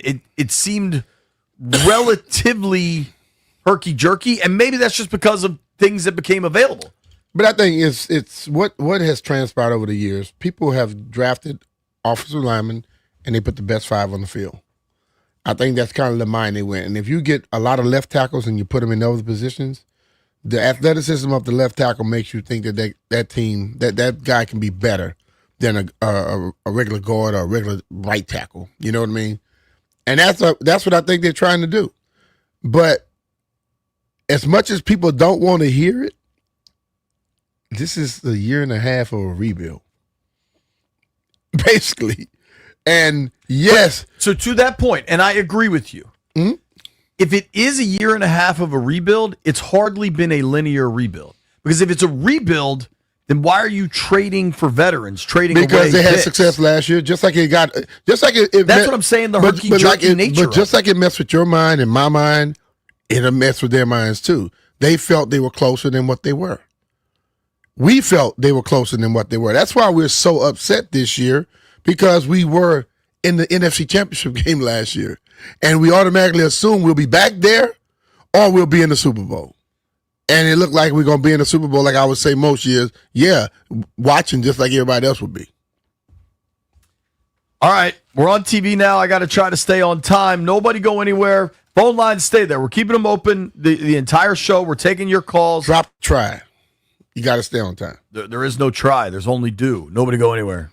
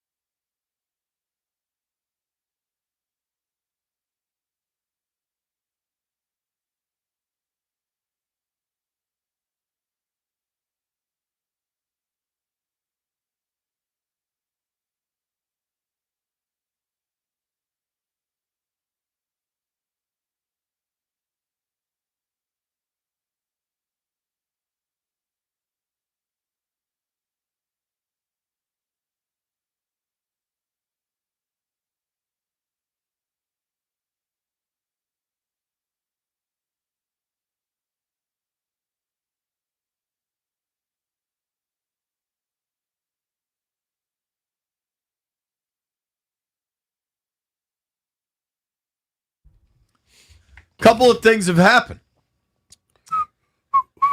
B. Mitch Finley, 106.7 The Fan. There's a whole bunch of people in the YouTube chat right now, all yelling at one another. Shout out to the YouTube chat. They were yelling at me, Jay. A lot of them just they misrepresent what you're saying, and they get mad when you say something to them, but they think they can say something to you, and when you speak back, they can't handle it. Shout out to the YouTube chat. If you want to yell at each other in the YouTube chat, 106.7 The Fan on YouTube.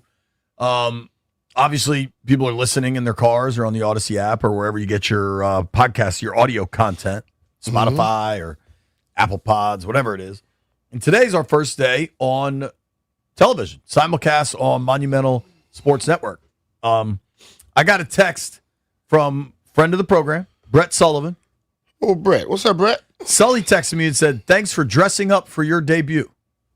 I feel like for radio, this is pretty good. Hey, we golfed out, Sully. Yeah, I'm wearing a golf hoodie. This is, and I'm wearing a golf zip up. Yeah. Well, he didn't say it about you. He's just saying it about me. I think Sully's smart enough not to insult you. And I told him, well, I combed my hair, damn it. My hair looks fresh. I do need a cut. Nah, I look a little dry, Jay. I need a cut. Looks a little dry. Like normally you have your little stuff in it. Don't look like you put nothing in it. I'm not putting stuff in it for 4 hours radio. You probably should, dog. I'm going to You soon look be. like about 55 today. I'm just saying. Maybe. Now, Joey Sabat is the television producer of the simulcast. So shout out to Joey. He's a longtime friend. We all worked together back in the CSN days. I wouldn't use that word on Joey. Joey's my friend. Joey is entertaining. He's a goofball, but he's entertaining. Well, and something just happened that is probably going to happen a lot. Mm-hmm. Do you know what that was? We just broke our radio simulcast cherry for one thing. I don't know. We were eating on air. So shout out to Fritos. If you want to know the official snack food of the B. Mitch Finley program, it is those honey barbecue Frito twists. Yeah, so damn good. They're unbelievable. Man, B. Mitch is the Nino Brown to me of Fritos. We're on air. He's got me hooked. We're on air from 10 to 2. It's going to be hard as hell not to eat somewhere between those times. Because how much you going to eat in the morning before you get to the show? Right. And it's kind of hard to wait till after 2. And you got a few minutes in between, so I don't know. So that happened. Also, for the television viewers, I don't know. Jeff came in here. Now, you tell me what you think, B. Huh? Jeff came in here and told us how his friends were like, yo, congrats, you're on Monumental. And he's like, man, I'm not going to be on that much. And then he kind of walked out. I think that was Jeff's attempt to be like, yo, get me on the show, man. Hey, won't y'all ask me to be on? Fishing a little bit. We're not doing that, Jeff. Fishing a little bit. Nah, bro. It's like people keep texting me like, yo, when are you going to pop up? And I'm just like, He not. You're on right now. Wave to Joey. What's up, Joey? So listen, as the television audience gets used to our program, me and B are going to eat. Jeff's going to disappear. Those are just things that are going to happen. Yeah, they'll learn more about us. Yeah, you're going to learn a lot. Sully just replied. He said, B-Mitch is looking fresh. Yeah. Still no compliment about my hair, though. Your hair's dry right now. I'm serious. Compared to what it normally is, dog. All right, we'll get there. What, Jeff? Hey, run to the bathroom. Hey, yo, some JP, water. Your hating probably just helped me out. Uh-oh, what happened? We can even have an exclusive Jeff Cam if we want. Who said that? Nah, we got to answer that question. Hey, we don't want that. Yeah, I think we need to. Who said that? Don't worry about it. Like one of your friends? Nope. Joey? Yeah, my friend Joey. Joey can have an exclusive shut up. That's what he needs to do. I understand he does. He's a little editor, whatever, producer, whatever he's doing. But Joey been talking to me about how he's going to rate. I haven't seen Joey run 40 yards in his life. Joe doesn't strike me as much of a runner. Yeah, B-Mitch, I can outrun you. Dude, please. Jeffrey, what'd you think of the game last night? Jeff Cam. Oh, man. From start to finish, my heart was broken. It just seemed like we were not locked in. I don't know what it is with this team this year, but there's always a wide open pass across the middle, or we're either getting beat over the top. With the whole Jaden situation, me personally, I did not understand because I've seen greats that has been established in the league at quarterbacks. I didn't see all of them get pulled when we were blown out. And JP, you made a very interesting point earlier when you were like, yo, y'all punted from the 50 the drive before that, which made a lot of sense. Now, listen, I think it was 4th and 13, which is probably a situation where you're not going to convert. Uh-huh. But your defense is getting torched all night. Exactly. And my only issue with it is I can if matter of fact, Chris Canty said this. He said if he was healthy all year and y'all were getting blown out and the game was just like y'all just getting stopped, not able to get in the end zone, I completely understand. But we were down by 31 and Jaden was running his entire life last night. He had to. I even think even on the interception. On the interception, he tried to get it out of bounds, but what was happening as he was throwing it? It didn't hit a defensive man in his chest on site red line, untouched, and it just. I think it's like B said. The only reason why our fan base is in an uproar is because of last season, but we have to remember also last season we picked second in the draft, and we can't. I just think coaching wise. With Cliff, I just think that he's relying on Jaden to be the end all be all. Like he was last year. Yeah, so I get that, but we have to get better, and we can't live on that because look what happened. Yep, it can't be the end all be all every year. If he has to be the end all be all the time, where he's always trying to make something happen, he puts himself in the harm's way more often. You help him out with that, as a lot of people say. You got to help him out. Where he runs when it's only necessary, then all of a sudden you find out things have changed. And to close my point, I just think, I know Dan Quinn talks about culture a lot, but the guys do not look fired up. See how they came out against Kansas City, that was an inspired effort in the first half of that game. Mm-hmm. Yes. And they haven't touched that again. At all. And we have not seen a complete game clicking on all aspects at all this season. No. So, hey, like B said, we can't let it affect our lives. We just got to move on. I still have my optimism about the team. It's just we got to watch it a different way now. So, a few things. Joey just texted. He said he's working on a Joey cam to give the people what they want. So I wonder if Jeff just misread Jeff for Joey. If we're They're both four-letter words. If we're trying to have nobody watching, put that Joey cam up. Well, we have one person watching. Doug Kammerer just checked in. He's watching on Monumental. He said, "You guys are looking good. Didn't realize this was the first time. Love it." Shout out to Doug. We appreciate you. Doug was not at the game last night, but we were live in the 11 afterwards. Doug and Un Yang are upset, B. Mitch. They are. Oh, I'm sure. You know how Un rolls. I know Un Yang is. Listen, she might look like this little sweet, dainty person. Boy, she got some fire with her. All right, all calls for the last hour. Nobody go anywhere. It's B. Mitch and Finley.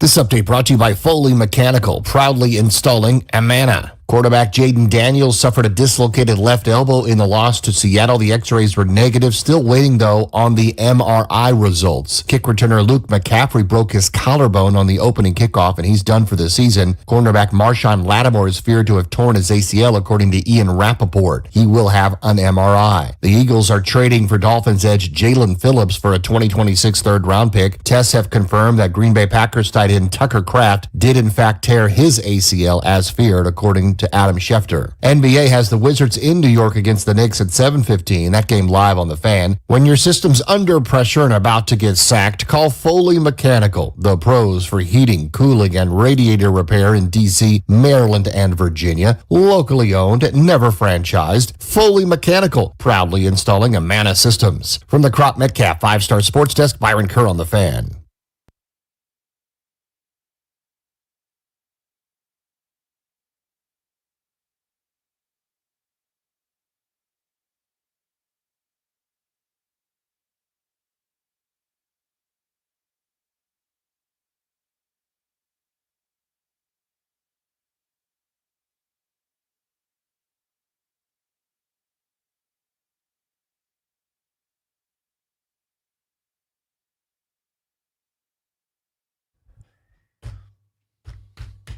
All right, we're going to get to the phone lines, but quick update.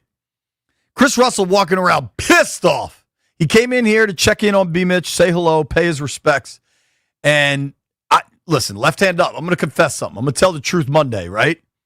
Chris Russell's show actually starts at 1 o'clock. We always just joke that it starts at 2 o'clock. It's 1:03, and Rooster's just storming up and down the hallway screaming, he always takes my bleep. Where is my bleep? He takes my bleep and doesn't put it back. I don't know who He's in my headphones? I don't know who he is. I got a pretty good guess. Rooster's hot.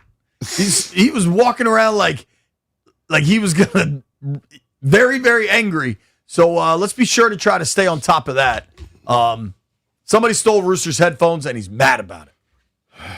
I don't know, Roos. Who is he? I got a guess. All right, we're gonna do the phones. We're going to go in chronological order. My man Shane is in Leesburg. Shane, how are you, dude? What's up, JP B-Mitch? I'm good, man. So just weird spot to be in considering last season. Didn't think the Cards were going to go. I got a lot to say, but I'm going to chop it up to a couple points. First, as a young fan who's 27, and everyone hating on keeping Jaden in there, it was a freak accident, dude. He was going to brace himself. It just didn't go the way that it normally goes after like 8 or 9, 10 times where he pops right back up. But the defense getting blamed, coaches, front office. I don't know if the scheme that Joe Witt is running with our guys is the right one or if he's putting them in to succeed. But we look slow out there, and I know that, and I hate to say it, we do have the oldest team by age roughly, and a lot of that is on our defense. So I feel like that plays a part into it a little bit.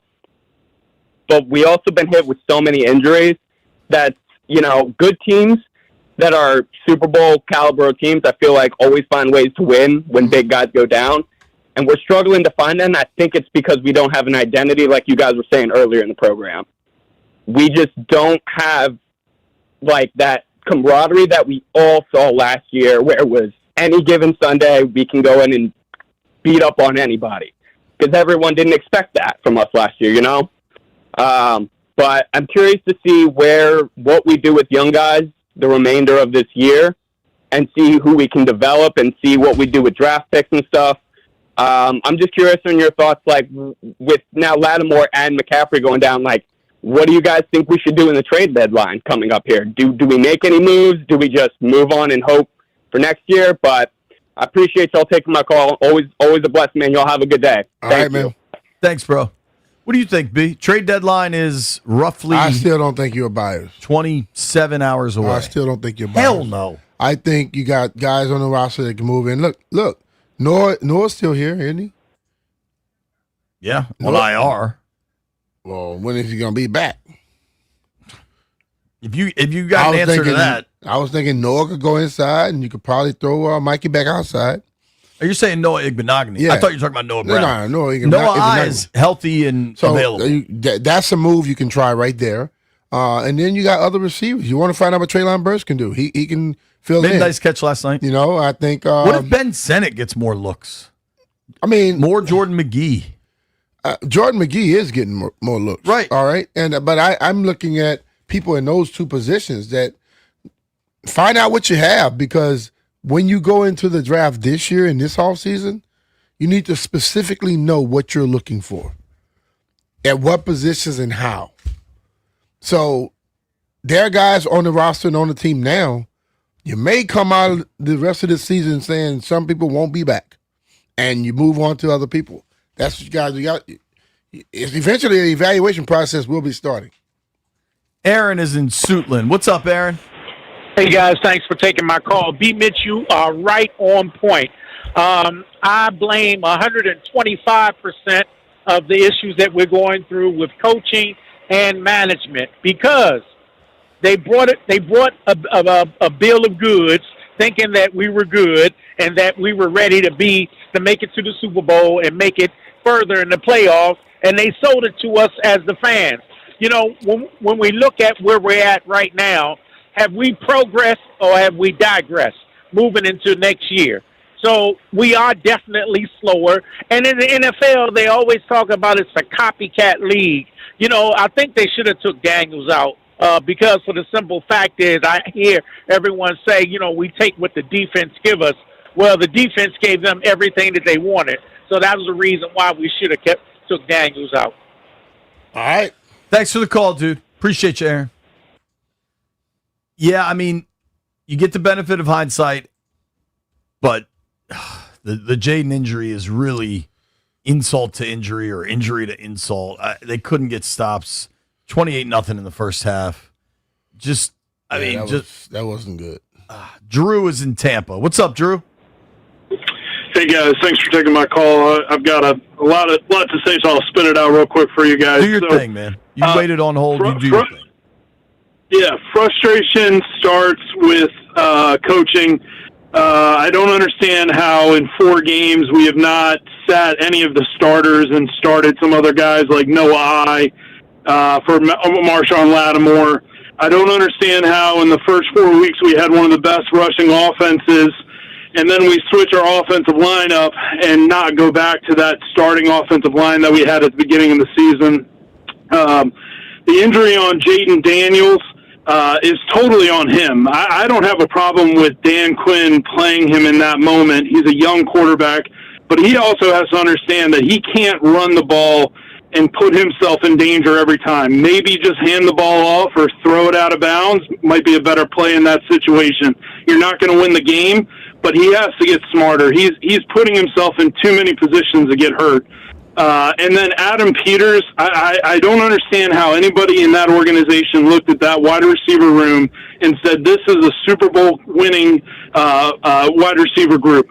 The fact that we have no threats down the field at all, even when the season started, is a joke. This is not a Super Bowl contending team, obviously, but at the beginning of the season, we sure thought we had a chance. But I just don't understand how we didn't put more emphasis in getting Jaden more top-of-the-line threats, just like Philly did with getting A.J. Brown and some of these other organizations that go after high-caliber wide receivers. We have no one. So it's just very frustrating. The injury thing it is what it is. Like that's the reason we're losing a lot of these games. But I just think we need some heads to roll and maybe start with the cornerbacks coach and maybe the defensive coordinator, and at least maybe see if we can start a fire of some sort in these guys to get going again. But, yeah, very disappointing. But Jaden's got to learn he can't be Superman on every play and try and win the game when we're down 30. So thanks for taking my call. I don't think he was trying to be Superman on that play. I'm serious. I think he was just playing his game. He was playing his game, and he was throwing, and he landed awkwardly. I don't see nobody trying to do much at that play. But then later on, he'll do a play, and he'll go down, and there's going to be some fool calling in and say, well, you should have did more, should have tried more. It's like, you're damn if you do, damn if you don't in this league. I want a guy with his fire. if he had been trying to run through some folks, I would say, oh hell no, he can't do that. It was an awkward land. So that's why I'm not blaming him. I'm not blaming the play call. It happened. Sometimes things need to happen, and then you come out on the other side.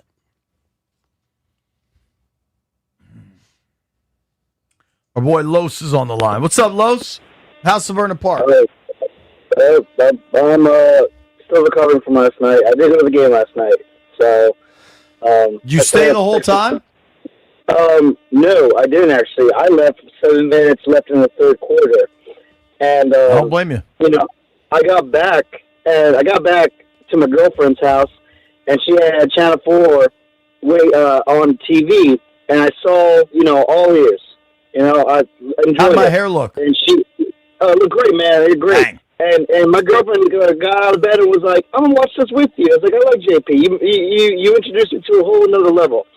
And I was like, "Oh, it's perfect." So look, Jaden Daniels needs to stay out there. Okay, he's not ready. I'm not saying he's not that guy because he is that guy, but he's not ready. He's not Superman. We're not supposed to have him go out there and do things that we think that he should be doing. Jalen Lane was wide open in the end zone. The whole section was yelling, "Throw the ball!" And when he threw the ball out of bounds, or when he got tackled because he was running, we were all just like, "Holy cow!" And I got mad. I said, Todd Collins and Rex Grossman probably could have thrown that. He needed the reps. I don't care if we were down by 50. He needed the reps. And the one person that I feel more bad for is my girlfriend, because we started dating last year, and she saw the happy side of me. This year is a whole different level. Thanks for taking my call, guys. God bless. Thanks, bro. Hey, it's the ebb and flow of a season, bro. We get used to it. She probably already knew Los was crazy. Just got this tweet from our friend Christo Doyle. He said, "I think the key thing on the Jaden controversy is that the team didn't just fail to take him out in a lost game. DQ and company have not done a good job taking care of him. We could all see an injury coming, and that has fans thinking like RG3. I don't like the RG3 comps, but you do wonder with Jaden and understanding how rookie deals in football are advantageous if they did enough to make this offense excellent. And maybe you can argue that they thought bringing Debo in was really going to push them over the top, but they did draft a first-round tackle. I mean, they thought they built up this offensive line. You trade for a guy like Laramie Tunsil. I do wonder about the receiver room because even with Debo, you did not have kind of like a veteran established player. You tried a bunch of different reclamation projects.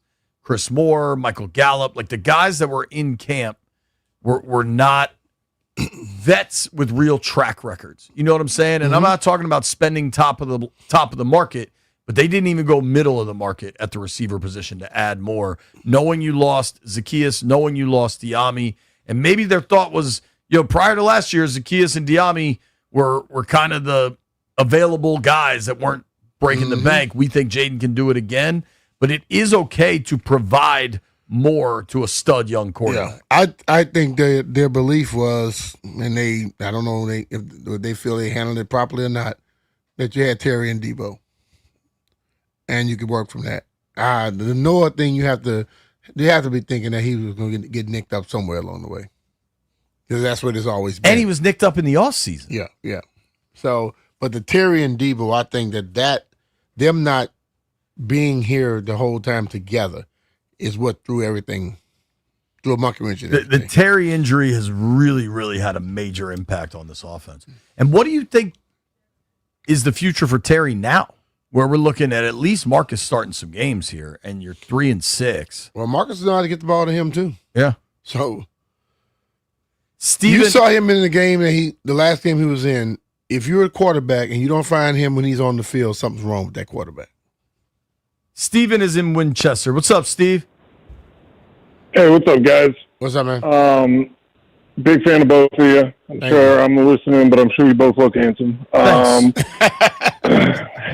I guess I don't really know much about contracts, and I know that every time it's week 18, it's this guy has this incentive and that guy has this incentive. Is there anything that would entice a player to keep playing and be like, well, it's a week 9 blowout. I could maybe get some garbage time stats, and that'll help me hit a certain incentive at the end of the season. You're wondering what player might have incentives left? No, I'm just saying, like, if I'm Jaden, it's like, yeah, it's a blowout. I shouldn't be playing or anything. Is there, I could, even though it's week 9, I could maybe get, a couple garbage time stats to help get me to a certain incentive on a contract. Nah. Jaden's on a rookie deal. That's not the case. Incentives, he don't need incentives. He got a second pick contract. Yeah, and he's good. Maybe incentives come into play week Is that 16. a way of trying to blame him for getting injured? Like he was trying to pad himself? Not in the least bit. Not in the least bit. Just trying to empathize and understand why you would want to be in a blowout on week 9. The reason that I would just give you my mindset. Whether we were winning by 30 or losing by 30, I did not want to leave off the football field because that's what I'm here to play a football game. And if you ever get in the mindset of just checking yourself out of games, you're going to check yourself out of the wrong game. The mindset of the player is I'm going to play. And I think the coaches and the other people, you could tell me I can't go play, but I'm going to want to play. Think about Anthony Richardson checking himself out because he ran down the field. And that's probably why he's not in the league he's now. been back on the field. You don't ever want that to be the play, mindset. Man. Yeah. This is not a load management league. Thanks for the call, though, Steve. Appreciate you, man. Dennis is in Reston. What's up, Dennis? Hey, guys. How you doing? What's up, dude? Good, man. How are you? I'm real good. Listen, I even got a couple things written down, and I'm not going to waste your time with it. If you want to hear what my blame pie is, let's real do quick. it. Fire away. You've been on hold a while. Yeah, I call it 50% players. I call it 25% on coaching. So we got 75 right there, and then I'm going to throw the other 25 on Adam Peters. All right, players because whether or not they're good players or not, somebody, everybody should step up, and everybody just slept. They weren't prepared to play. They played horribly, and that's both on offense and defense. Coaches can do what they can do. They made some mistakes, I'm sure, in a lot of their games this week. I'm throwing 25% on the coaches. And I'm just going to spread that out throughout the whole coaching staff, whether it's an assistant coach, an offensive coordinator, defensive coordinator, whatever. Mm-hmm. I'm going to throw 25% on them.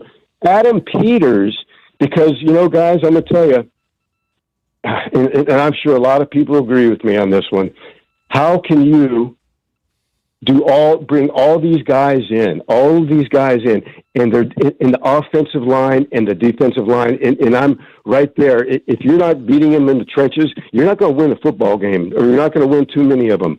And our offensive line last night was just.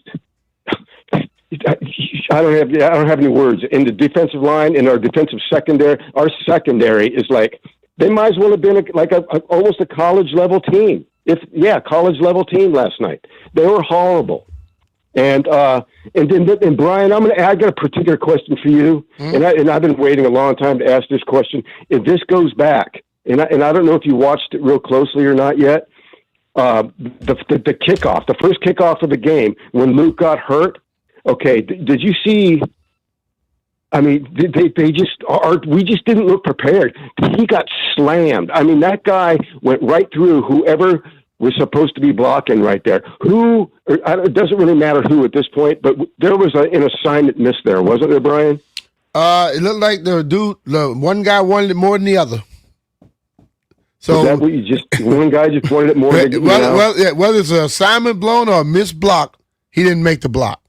Because if you remember that, he just got pile drive, man. He got piles, and that guy was way bigger, and it seemed like somebody should have, I don't know. That's just how I feel about it, and that's what I have to say. It's really bad, and I hope they can get a grip on it. Thanks for the call, Dennis. Appreciate you guys. Thank you very much for taking my phone call. Appreciate it, dude, no sweat. Thanks. Chris is in Chantilly. What's up, Chris? How you guys doing? We're doing. I'm tired.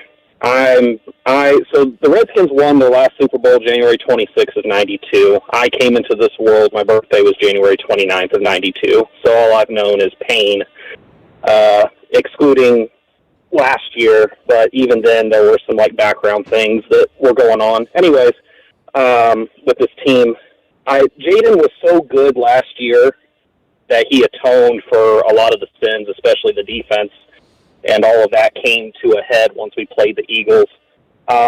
I thought it was malpractice last night, having Jaden still out there. I have no idea why Mariota wasn't in there. If you remember the Dallas and Broncos game, if I do remember, Dak was taken out and Joe Milton was put in because they knew their game was out of reach. And Dallas has more offensive talent currently right now than Washington does, and I know that some of that's due to injuries too. But I just don't understand Dan's thinking on it. Like, are you trying to keep the score gap a little bit closer to get him to the end zone so it looks a little bit better on paper? I don't know, but sometimes I just think rooting for this team is a mental illness, and I'll go turn on the TV, and who am I going to watch? The Wizards? No. The Caps are struggling. The Nats are rebuilding. Jaden, protect the man at all costs, but if people keep making these kinds of reckless decisions with him, it's going to cost us long term, and that's really just what I'm concerned about. I knew we were going to lose the game with how bad the defense has been playing this year and last year.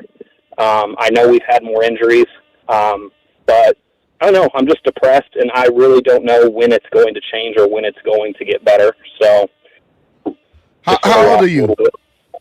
I am 33. Okay. How long did you hang around the other stuff? Shoot, we're way late. Sorry. Oh, sorry. I got a break, dude. That's my bad. Right. Left hand up. Appreciate you, Chris. Right, if you're on hold, stay there. We're taking calls the whole last hour. Nobody go anywhere.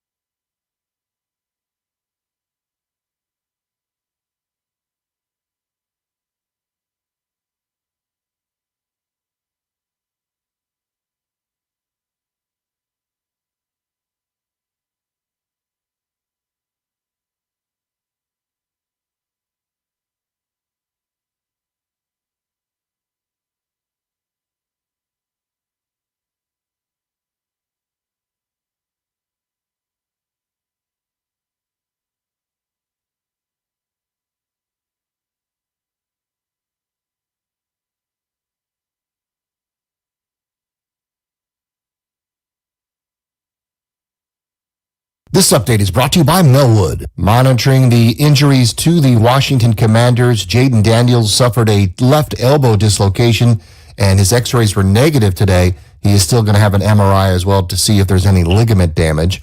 Commanders kick returner Luke McCaffrey out for the season with a broken collarbone.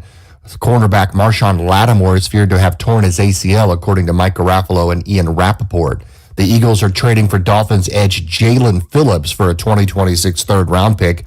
Tests have confirmed that Packers tight end Tucker Kraft did, in fact, tear his ACL yesterday against the Panthers. Wizards and the Knicks at 7:15. That game is on the Fan. Virginia Tech against Charleston Southern at 6:30 is on Bloomberg at 99.1. Support people with disabilities in your community by donating your unwanted vehicle to Melwood.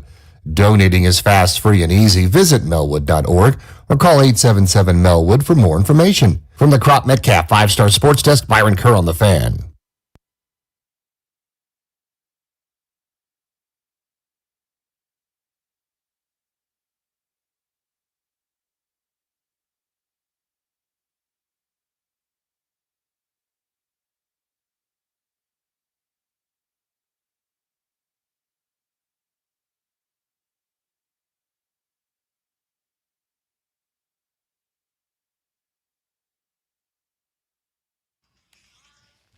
This is an intense song.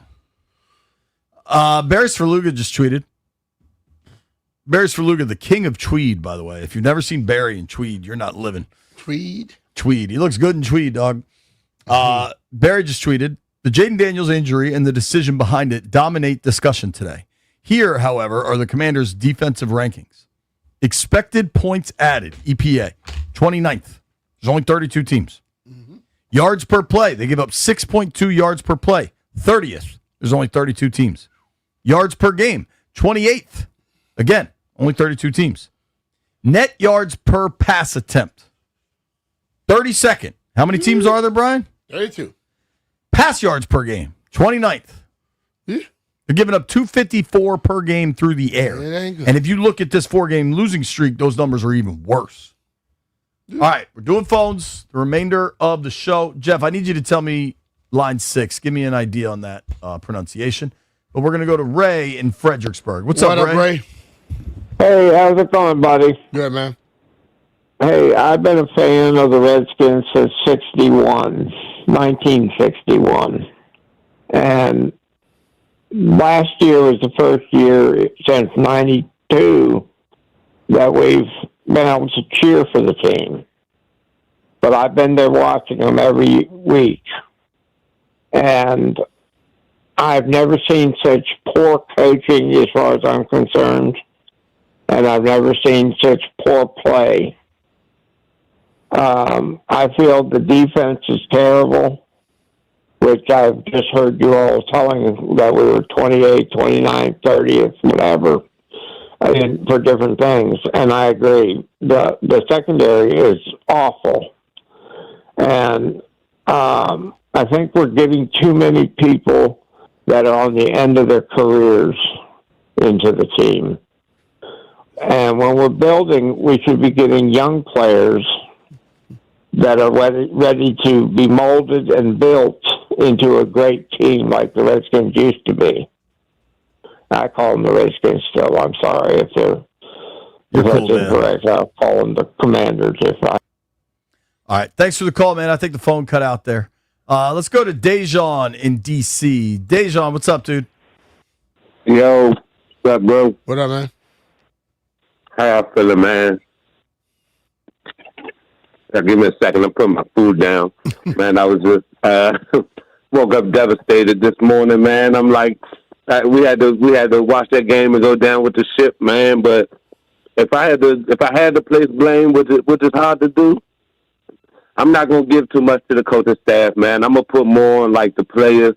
I'm gonna go like 80% players and just like maybe 20% training staff, man. Just because, like, the coaches they can do their job only to a certain amount, but enthusiasm and effort is just 100% on players, man. And when we was playing yesterday, it was just like it was no drive at all. It was no like we getting false starts on our home field. You know what I'm saying? We Like, even the play when Burton scored the long touchdown, like, Quan Martin, you right there, right for a tackle. You don't wrap up. That's, like, fundamental football, dog. It's just, like, y'all not playing with, like, effort and just, like no culture. You know what I'm saying? I feel like that's the thing that Terry McLaurin really brought to our organization, and it was hurt when he missed that training camp because it was like he was the last person to wear that Indian on his helmet or who just can, like, embody what it was to be, like, I hate to say a Redskin, but just like a part of our organization. And it's like right now when we in this era of change, everybody's looking for like the new regime, when it's like, nah, we need to understand we are a pivotal franchise. Like, we are a franchise who was on the top of a mountain for a long time. You know what I'm saying? And it ain't nobody there now, even though we got veterans on our team, but there's nobody there to be like, man, this is Redskin football or this is Commander football to say, like, you know what I'm saying? And it's just like, on the other end, on the training staff, it's like, bruh, injuries are part of the game, but the amount of injuries we are having and just like the repetitiveness, it's like, come on, who is out here working these people out, or is the players taking accountability to get in there after the game's over, and get their recovery, their rehab going? Because it's just like, ain't nobody, like, our team is severely undersized if you compare it to the rest of the league. Ain't nobody, we getting pushed off the ball super easy. You know what I'm saying? Our linemen don't look like linemen. They look like you said, they just coming 2 years out of college. Like, they ain't, you know what I'm saying? We got veterans. They've been playing for years, and everybody is, like, super underdeveloped. It's like they need to get in there and do push-ups or just something need to be figured out on what's going on in the training staff that we are keep getting the same type it worked of for injury. Jeff. Just doing push-ups. I ain't going to say just push-ups, but you know what I mean, man. It's like, if you compare the size of our team to the size of regular NFL teams, we are small off the ball. It's like, what are we doing in the off season to rep up or just to make sure, like, all right, our players coming out limber, they ain't gonna keep getting hamstring injuries every week, or like, we are losing players at an alarming rate. Thanks for the call, man. Appreciate you. I appreciate you, bro. Thanks. All right, man. B-Mitch, you got time for a funny typo? Yeah. What is a city next to Gaithersburg that starts with a G? Germantown? Yeah, Germantown. Yeah. Jeff wrote Germantown. The T right next to the Y, man. Tony is in Germantown. What's up, Tony? What's up, Tony? That's funny. Germantown. Yeah. So I was at the game last night, and honest to God, if it wasn't for Art Monk's halftime retirement, I probably would have left the game at halftime. I stayed a quarter too long. I stayed to the end of the fourth, so I wasn't even there for the Jaden injury. As far as my blame pie go, I'm going to go 30% on the coaches because it's your job to coach up the team and get them in place. I'm going 70% on Adam Peters because he picked the players the coaches got to deal with. We had, the third most money last year in free agency, and I'm not saying go out there and go completely crazy and try to get all top of the tier guys, but he went, in my opinion, bargain bin shopping and got this. We were slower this year. We got guys that really no one else really wanted on the team or whatever. The only highlights he got were Debo and Tunsil. Cool, but after that, who do we get? Then he tried to play with Terry with the muddy situation and tried to pull his buff like, hey, look at our wide receiver run. We can be all right without you. Blew up in your face, Adam Peters. He has got to do better and spend money and just get some game-changing people. It's the complete opposite of what the Philadelphia Eagles does, and I hate even using them. You saw what happened with that year that Hurts became the starter for the first time. They made the playoffs. What did Laurie do? He went out there and got players to help Jalen Hurts get better, and he helped that defense get better. This all falls back on Adam Peters 100%. Thanks for taking my call, fellas. Thanks, Tony. Hold it down in Germantown. Germantown. The B. Mitch and Finley AAA poll of the day. Landfill asks a pretty simple one. Who played worse yesterday, the offense or the defense? For me, the offense wasn't good, but the defense was awful. I would vote defense every time on that. The B. Mitch and Finley AAA poll of the day brought to you by AAA. Level up with the new AAA Commanders MVP membership. Get all the benefits of AAA plus exclusive experiences, discounts, and tickets. If you're already a AAA member, upgrade for free or join today at AAA.com/Commanders. B, who would you say was worse yesterday? Out of who? Offense or the defense? I'm going defense. Well, I'm going offense, man. I need to see more points. I mean, defense get blamed all the time. The offense wasn't good for me. Offense was not good. Yeah. Yeah. Sheesh. What are the poll results, Landy? I think people think the defense was worse. Yeah, I mean, that is a race to the bottom right there, trying to figure that out. What is not a race to the bottom is the weather right now. The camera says it's about to get cold next week. It was warm over the weekend. I think it went up over 70 on Sunday. With these warm days and chilly nights, it's that time of year. Time to schedule a $99.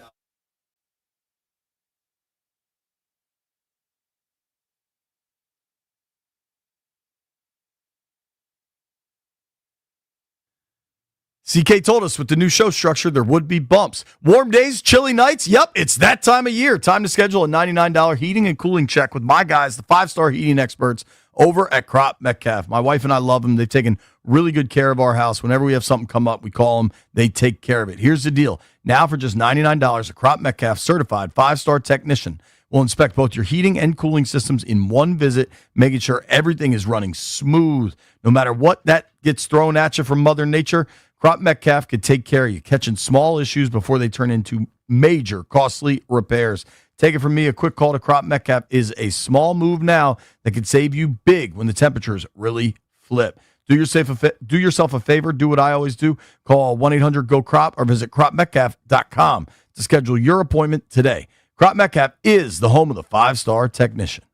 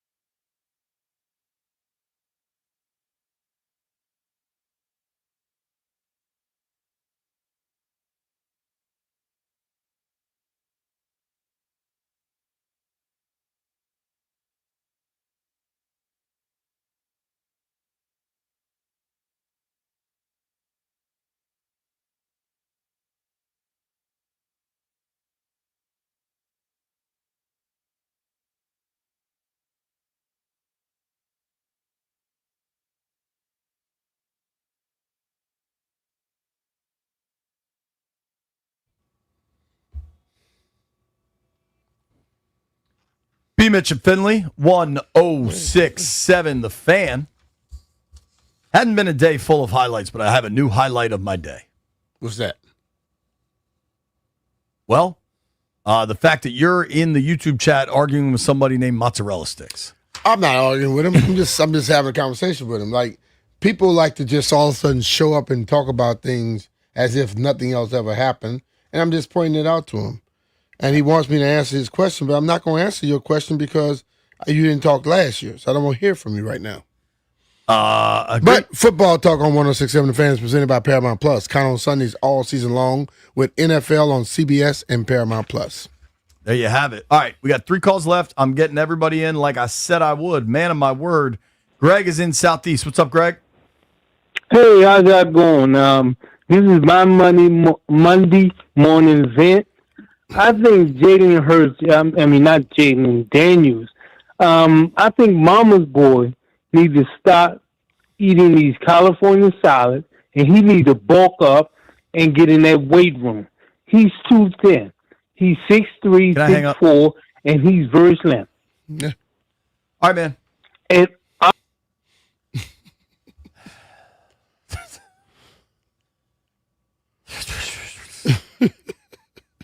Cairo is in Ashburn. What's up, Cairo? Hey, how's it going, guys? Try to keep it brief here. Injuries are part of the game. They happen. And Jaden staying in, that's all chin music to me. Like, a job, if I'm hired to do a job, I'm expected to be there no matter how crappy it is. I can't just say, man, this sucks, I quit. Or I could, and I'm just not going to have a job. As for blame, I don't know. I don't know if Adam Peters and Dan Quinn are on the same page, because where's Kane Madrano? Where's this Kohu guy? Where's Tyler Owens? Where's these guys that are athletic and fast? Where's Jordan McGee? We need to see these guys out there. Jordan's on the field. He was on the field yesterday, and the week before, all that. He's been out there lately. Well, I'm glad to see Jordan McGee, but there's still point stands. There's a lot of other people that are out that haven't been out there. I haven't seen Johnny Newton much. Kane Madrano, I haven't seen at all. I was glad to see Coleman back because I think he did great last year, but I understand Tunsil's in his position. So it's I don't blame Adam Peters for it because the pieces he picked don't really get a chance to go out there. It seems like Dan Quinn has his guys, and if you're not one of them for whatever reason, you're not really given an opportunity. But that's just one guy's opinion. Who am I really? So. You're allowed to have an opinion, bro. We appreciate you calling. At this point in the year, it's absolutely time for the younger guys to start building towards whatever may be coming down the road. So you're not wrong about that. At 3-6, with a 1% chance of making the playoffs, you're right about that. Riding a 4-game losing streak where you're giving up 40 a game. Ed is in Hagerstown to close out the calls. What's up, Ed? Yeah, I have to look at it this way. I think we drank the Kool-Aid way too early on this team. They played very well last year. They beat the expectations. But then, you know what? I look at it, it is 100% administration and 100% heart. The team lacks heart, and the administration has to stroke the heart to get it going. It's not happening, but the fact is, everybody puts down, they lost. Well, you know what? The other teams wanted it more than the Commanders did, period. Simple as that. They wanted it more. They did it. And the Commanders didn't put forth the effort, and it goes from the top to the bottom. And that's why I look at it. I am a Charger fan, but I also look at the perspective of games. You know what? We may suck, but you know what? We're competitive. That's all I ask for in any team, any franchise. Be competitive. So, gentlemen, have a good afternoon. Peace. Thanks, dude. Oh, boy, what a day, what a day. It's a new week, new chance to win some money. Landfill, let's make some bets. Let's turn the page.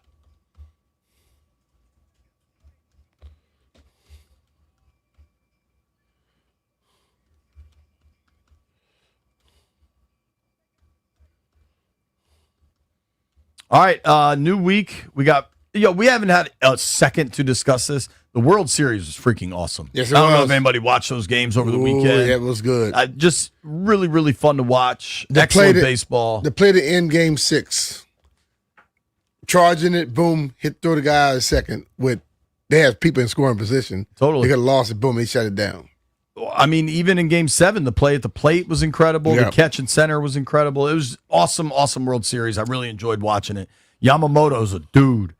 All right, let's make some bets. We got Cardinals-Cowboys tonight. I think a lot of people would like to see Dallas lose. That might be helpful. I'm taking a Marvin Harrison Jr. touchdown. Okay. Thanks, Jeff. Cowboys money line, Javonte Williams touchdown. Is that a parlay? That's a parlay, baby. Parlay season. Landfill. It's also college basketball season. Duke is playing Baylor right now. I would not have expected that game to be on at, 2 o'clock in the afternoon. But here we are. Hey, Unless this is like a replay or something. Back, baby. I believe that's women's basketball. Yeah, Okay. it is. It's kind of far away. I'm kind of blind. It's still basketball. I didn't say anything incorrect. You are a funny boy. What do you got then, Hotshot White Brian? We haven't heard from you all damn day. Your coach just got fired. Yeah, but the best team in men's college basketball plays tonight. Auburn Tigers minus 24.5. They're going to fall apart without the coach. They got his son, Yeah. Who they playing? Bethune-Cookman. Oh, yeah, they should beat them by 24.5. They probably won't, though. What do you like tonight, B? I'm looking. Take my time on this one. Take your time, young man. Mama used to say. I am not going to take my time. I like the Cardinals tonight. Give me the points. 3.5. Arizona's a wreck. I like Rex. What, Jeffrey? Jeff, what? I'm watching the clock. I'm on this. I wasn't even talking to you. Give me the You like Lakers. Give me the Lakers. And All the right. Clippers. We were waiting. The all LA parlay. Yeah. B-Mitch going to the West Coast, baby. Thank you to everybody that listened to the program today. Thank Lakers plus 3.5. Yeah, Landfill. Make sure White you know Brian. White Brian's just going to write down caps. That's how he operates. You know it. Thank you to Santana Moss. Thank you to all the calls today. We're going to get through it together. A true misery Monday on the Fan, but we will persevere. We're back tomorrow. Grant and Danny coming your way next. Thanks to everybody that watched on Monumental. Fun first day of TV. Yes. You made it this far. I'll eat beer.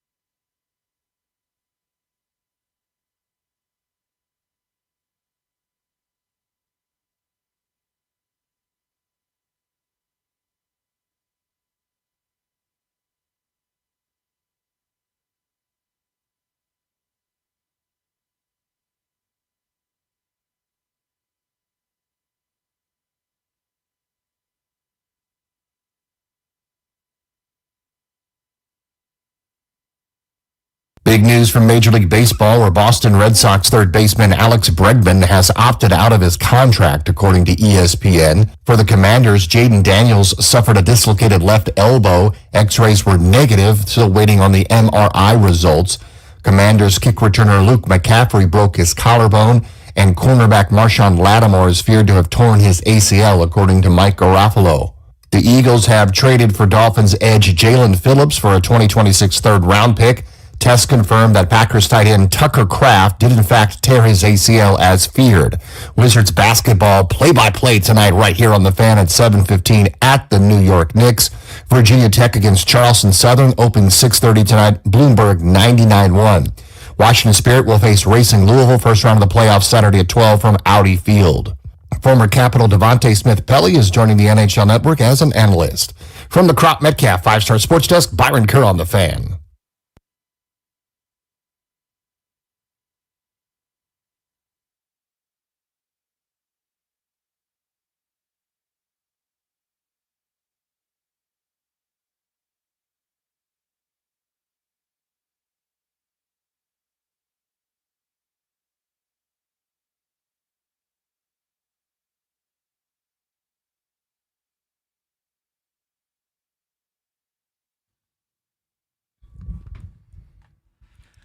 Good Monday morning, afternoon, evening, whatever this is. It's all just one cloud of disappointment today.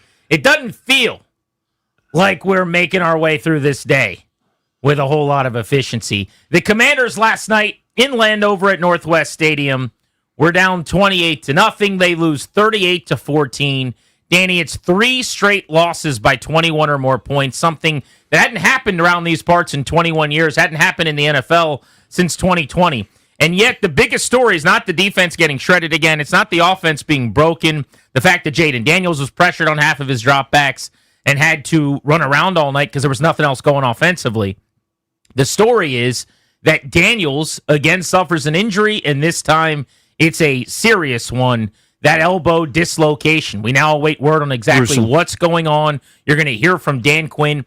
We rarely take his press conference live on the show. We're going to do that today right at 3:30 in 90 minutes. So make sure you're listening at that time for DQ so that we can get the latest on Daniels. But that is the story. The face of the franchise, the answer at quarterback is hurt. And this time it doesn't seem like it's going to be a couple of weeks with a knee or with a hamstring. This looks way more serious. For an attempt to go down by 24, I suppose, right? Toby's doing updates today, right? Toby's on updates. Is the breaking news sounder working? It better be. Every second there isn't breaking news that somebody has been removed, that somebody has been demoted, that somebody has had a responsibility taken away from them is a slap in the face to this fan base. They're not giving you any of your money back. The prices are the prices. The credit card charge went through for your season tickets, for your concessions last night at that game. I feel terrible for everybody that went to that ridiculous display. I feel horrible. Every second that they tell us that they're going to fix it, we'll improve communication. Is it simple enough yet? Did we get it simplified? Is it cleaned up? Are we good to go? Can we get timeouts right? No to all that crap. Every second that they tell you there's no major change is a slap in the face. Just take them. Take these slaps in the face, fans. Unbelievable how bad this is. Real quick, and I'll tag you back in. You mentioned it right there. They lose by more than 20 points 3 straight weeks. The teams that are going to pick 1 and 2 in this draft don't do that. Well, no, nobody does that in the NFL but them this year, and has done it over the last 4 years. The 2020 Jaguars are the last team.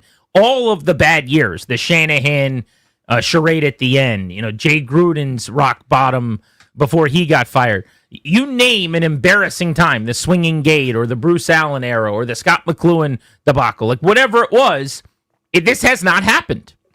Where they have, on 3 consecutive games, been beaten by 21 or more points. Last night it was 24, thanks to a garbage time touchdown just over 7 minutes remaining when they were down 31, as you pointed out.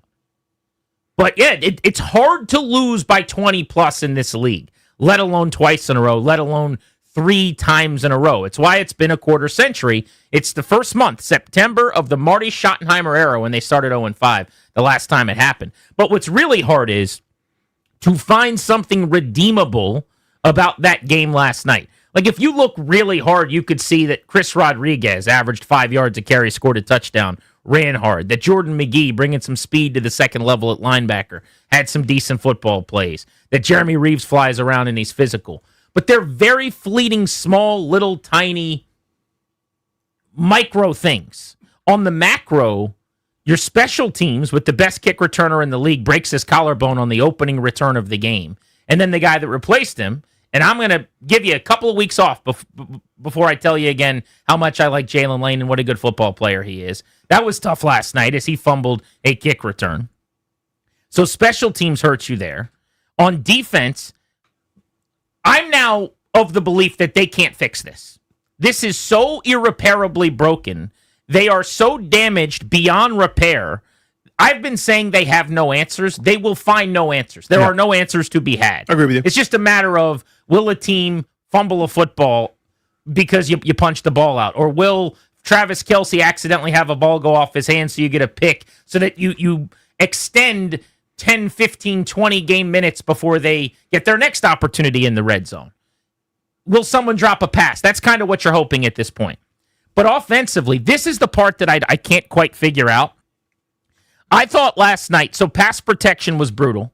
PFF had him for 12 pressures. I thought it was more than that. Next Gen Stats said Daniels, at the highest rate of his career, was pressured on 50% of dropbacks, 60% in the second half. He was running for his life at points last night.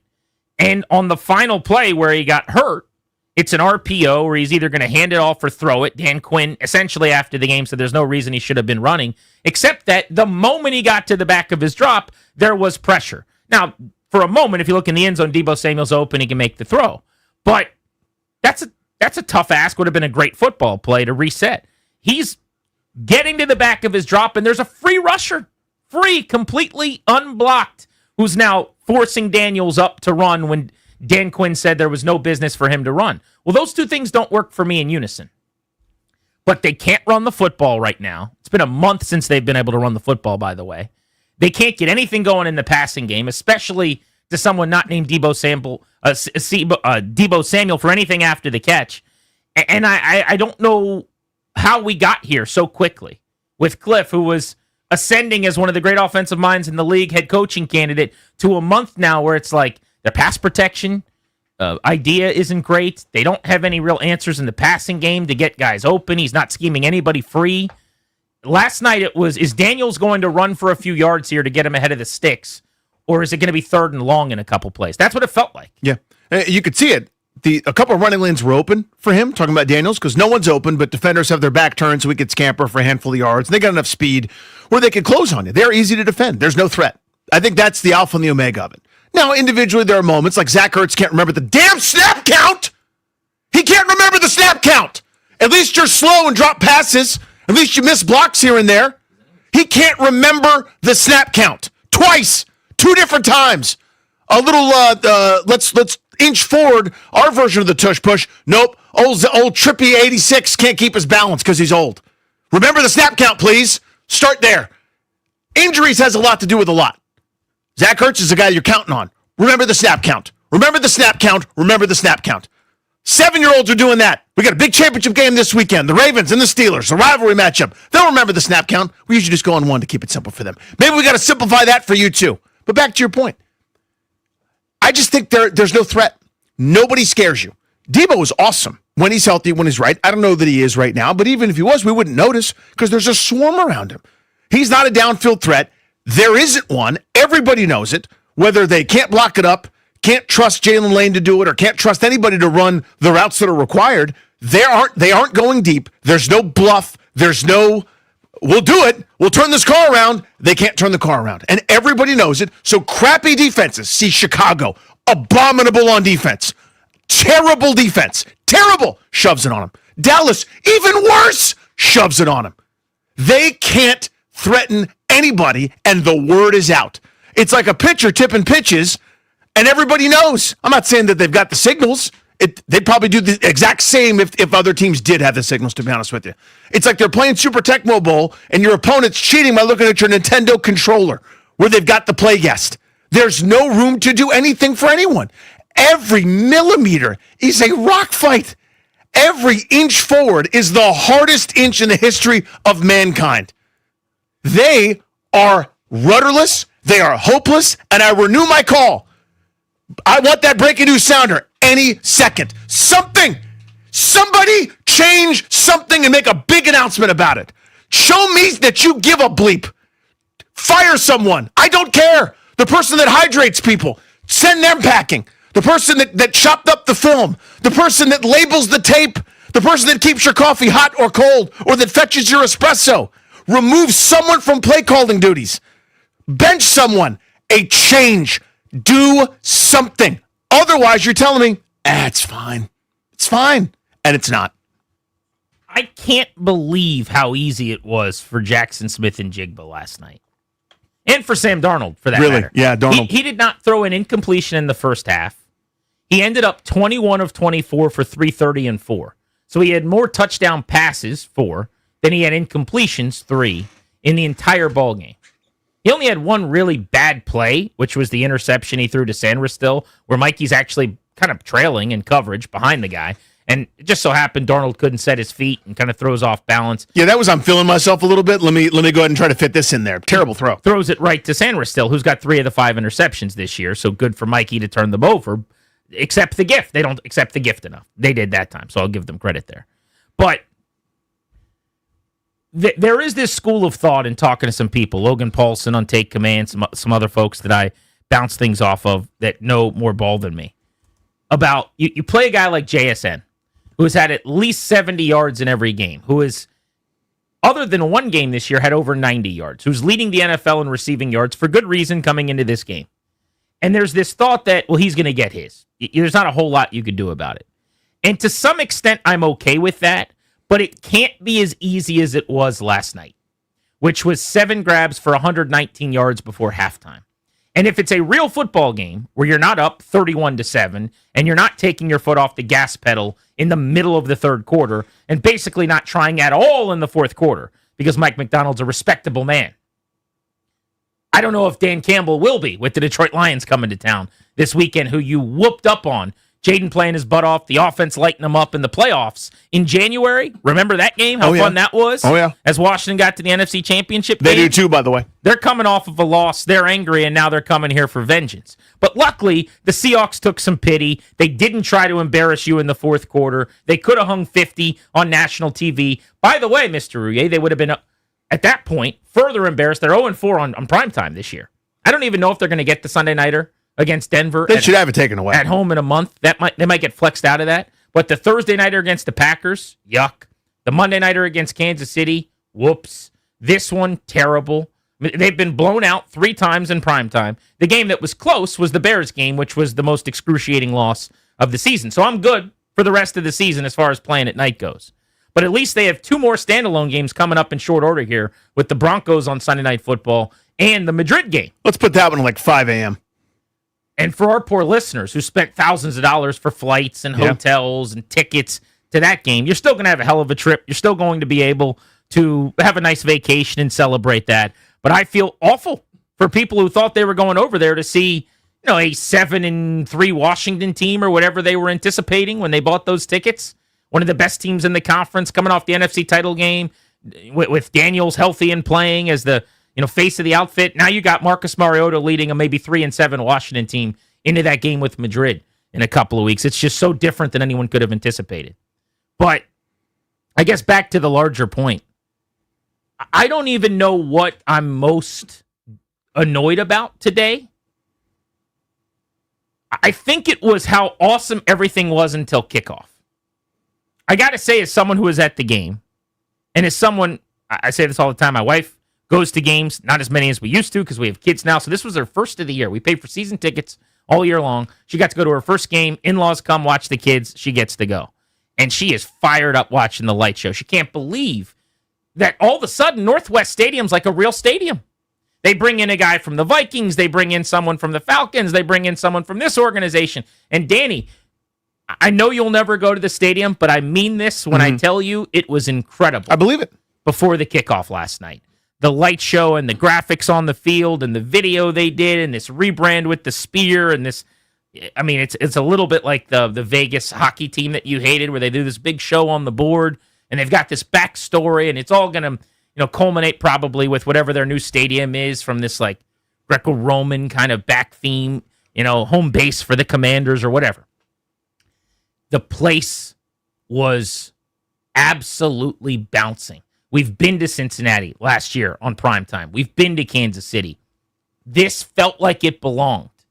The social team crushes it all week. The uniforms, which we'll never even get to talk about today, looked amazing. Yep. They looked so good. That's all I want to talk about. The thing I grew up caring about and loving when I was a diehard fan of this team, asking for Redskin stuff from when I was 7 years old to when I was 15 years old for Christmas. That's all I ever wanted. They looked like that team for the first time since 2/2/22.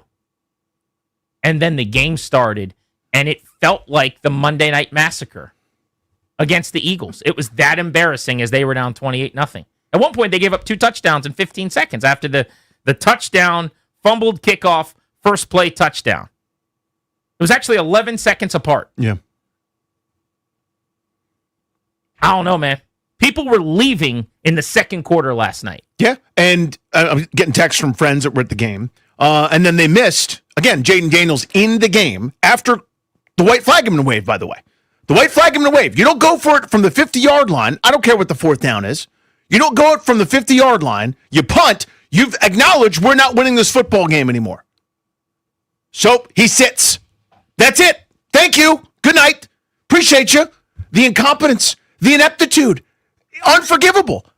I don't know who this hypothetical person is, but here's what I would do if I was in charge. I would sit down, the powers that be, and say, I want you to know I am well within my boundaries to fire your ass today for that.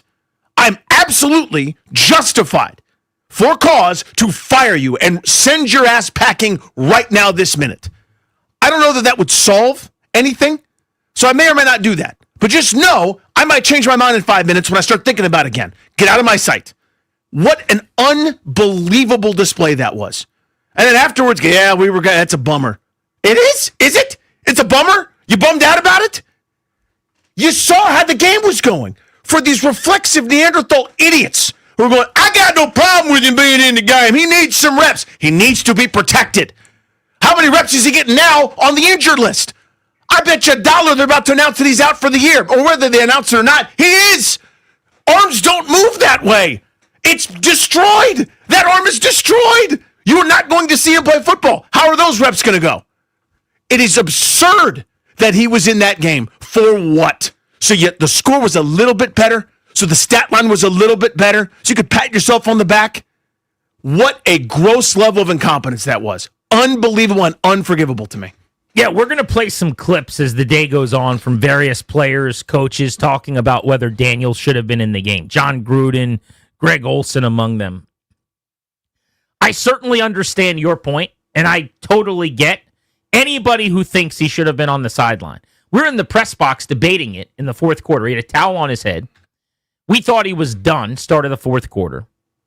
That drive begins with about 12 minutes to go, and he comes back out. And Nikki Jhabvala, who tweeted something to the effect of, I don't even know why Jaden Daniels is still in the game. And David Aldridge are sitting a couple feet from me, and they're talking about this. And Aldridge said something along the lines of, I remember hearing it, I don't know why they keep him in these games at the end of these games. He's going to get hurt, and I mean seriously hurt. And sure enough, minutes later, it happened. So it's not like the possibility wasn't there for someone who had left a couple of games this season with injuries. That's the other thing that you have to acknowledge, too, is he was coming back from an injury.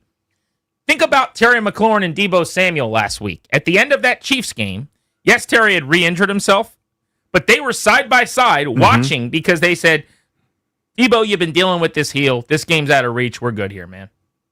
With about the same amount of time left last week. Now, I'm not going to kill Dan Quinn today because I don't have nearly as much problem with him having Daniels in the game as everybody else. Because, again, the drive started with about 12 minutes to go in the game. You almost never, ever see teams pull quarterbacks with that much time left in a game. Now, it's also very rare, in fairness, that in the NFL, you're down by 31. Yeah, that's my counter to that. That's a good counter. That's pretty rare. That's a good counter. But If they started a drive at 6:52 and he was out there and now there's 119 or something, yes, I'm lining up with you, Danny, to throw darts today. I can't really do that because it was basically the entire fourth quarter. I think they were going to go on one more drive, see if they could end with a positive, get to the sideline with a touchdown, and with, at that point, 6-7 minutes left in the game, it's over, and you keep it moving for next week. So I'm not going to sit here and kill Dan Quinn like a lot of people are, and I know that's going to be very unpopular, but I think because of the lack of preseason, because of the injuries early in the year, because he just hasn't been on the field much with a lot of these guys because everyone else gets hurt constantly. They never had one rep together as a first-team offense this season with Cosme and McLaurin and Debo and Daniels. I don't think it was a bad thing to try to get some work. But what I would have unequivocally and 1,000% made sure is we're not running anymore. They called an RPO. Quinn said after the game, basically, if we run that 50 times, he shouldn't run it any of those 50 times or something like that. Well, this time with a free rusher, he had to break down and run away from the dude, and he had to run. So that's a bad play call. It's got to be something where the ball's out of his hand quicker or you're handing off. I cannot risk his 11th or 12th or 13th carry in the game. I'm sorry. What is the point? That's my counter. Is, again, much like Shanahan back in the day with Griffin, please look at the context. Please look what's happening. If Jayden Daniels hadn't been touched, hadn't been pressured all game, I'd go, I understand that. He had been constantly under assault. Whether stuff was there or it wasn't, he was scrambling every time. He probably missed some things because he was so used to having to scramble at 1,000. He was already moving. That's the context. He has been hit time and time and time and time and time and time and time again. Out of the game immediately. I'll kill him for both of us. I got it. I'll pick up the mantle. Irresponsible. Ridiculous. See how the 31-point deficit is going, understand what's happening, and say, I got it. If he's in the game, he's going to keep it in the red because he's Jayden Daniels. I love that about him. I need to protect him. I must protect him. I must be the adult. And it just sort of goes, I don't know. You hate to see it. Unacceptable. I was shocked that after the game when he was asked, did you think about it? He said, not in that space. And he said something to the effect of, you don't really want to think about players getting hurt. You can't think that way. That's precisely the job, sir. It's really easy to think about it. I was thinking about it at home on the couch. I was texting friends. Yeah. They're going to try to score one more time, and he's going to get hurt. Literally text that to Bobby Blanco as we're watching the game in real time. Easy to predict. All he's trying to do is make one play to get the guys going. That's the same mission that you just outlined, right? Everybody wants that, right? All he's trying to do is get his guys going because he's awesome. I love him. But you have to understand that, and you must save him from himself. There's a reason pitchers don't just go, I'm going to finish the game, Skip. Not if I say you're not. Here's the best argument, I think, for why he shouldn't have been in the game. Because, to your point on him being in the red, so to speak, they had so little on offense that everything they got, every ounce of offense, every inch, every yard, was him willing them. We said all last week, if they're going to win this game, he's got to be spectacular. He was trying. Yep. He was out there making moves, running around, creating. He had nobody else really with him. He's dragging into the fight. So can you count on your offense functioning at a level high enough that he doesn't have to leave the pocket? Guys getting open, him being able to make a quick throw, the protection where it doesn't break down, where you don't have a free rusher that's in there immediately. On that play, if Dan's right and this RPO should not result in him leaving, then he's a victim of the offense failing him on that play. So if he's out there, you better have plays that aren't going to fail him. You better not put him at risk. I just generally, and I think with the Griffin thing way back when, it's a whole different story, but I typically would say every situation's different. But with that much time left in the game, I try to figure out what is the norm. And frankly, I've asked a lot of my buddies who played in the league that I've covered over the years, like, what did they think? And most of them that I've reached out to since yesterday didn't have an issue with him still being in the game, mostly because of how much time was left. I think if this happened with like a minute 15, 3:10, something like that, it's a different story for me. But because, again, it was the same drive that starts at 12 minutes. You agree you can't pull him out during a drive. That would be really weird. That's unprecedented. That'd be super unusual. I'm not saying that they should have had him in at the beginning of the drive. You obviously don't think they should have. Right. But with 12 minutes or whatever it was left in the game, the drive begins. So are you going to say, all right, now it's 7.5. We're in the red zone. We're at the 15. Let's send in Marcus. I don't think you could do it that way. They happened to go on a nice lengthy drive. They were chewing up some clock. They were moving down the field. I'm guessing that would have been the end of the night for him. Had they have sent him back out after that at 38-14 when they got the ball back with a couple minutes left, now I think that's some of the words everyone's using, the malpractice, the ridiculousness. But again, I'm not I wish I had a harder opinion. I don't think what would I have done? Probably would have still had him out there, I guess. Would have been really up to Jayden, how you feeling physically, whatever. But I don't think that anybody's wrong who says it was outrageous that he was out there. It's a 31-point game with 7 minutes left. When you get hurt, when that happens, I know it's revisionist history, and I'm sorry to Dan Quinn about this. It's the worst look in the world, and you look like a dummy. Yeah, it's just how it works. The old ways of doing football, we've come a long way on a lot of fronts, right? This is a vestige of that. For some reason, we still do it this way. This is an easy fix for me. As a non-Neanderthal, I walk in and I go, are we trying to win the game still? The answer is no. We have no chance to do that. He sits. Anybody that I can sit, I sit. I sit Ertz, so we can talk about getting a snap count, right? I sit everybody that I can. I'm going to the backups immediately. If we decide we're out of it, which we did when we punted from the 50-yard line and Seattle's just happy to comply, they go 3 and out just by handing the ball 15. off. Yeah. So they went for fourth downs in their own territory a couple times when they were still desperate to try to win. Right. I give them credit for that. Different than it was last week against Kansas City, by the way, where it got lost in the sauce. But we said, hey, wait a minute. Did we just quit here? And when it was still, lightning in a bottle potential? They punted, figuratively and literally, and said, we're not winning this game. The instant we decide that on a binary, you sit your most valuable players. That's the easiest thing in the world for me, and it's always been complicated for the NFL because they do it this some old way. So now he's hurt. What would have been fantastic in a twisted way is if we could have come on here today and just talked about how bad the defense was and why the offense is broken. Just a regular thing, yeah. That would have been better, to just talk about the embarrassing 24-point loss and 3 straight of 21 or more for the first time in 24 years. But instead, Jayden Daniels may have been lost for the season. I want to open up the phones on this. You and I are debating it. Let's open up the phones at 800-636-1067. Did you take issue with Daniels still being in the game when he suffered that very serious elbow injury? We're awaiting word on whether or not any ligaments got damaged and what his timeline for recovery this season is going to be. We'll get that as soon as it trickles out. We'll also have Dan Quinn live coming up in 30 minutes right here on The Fan.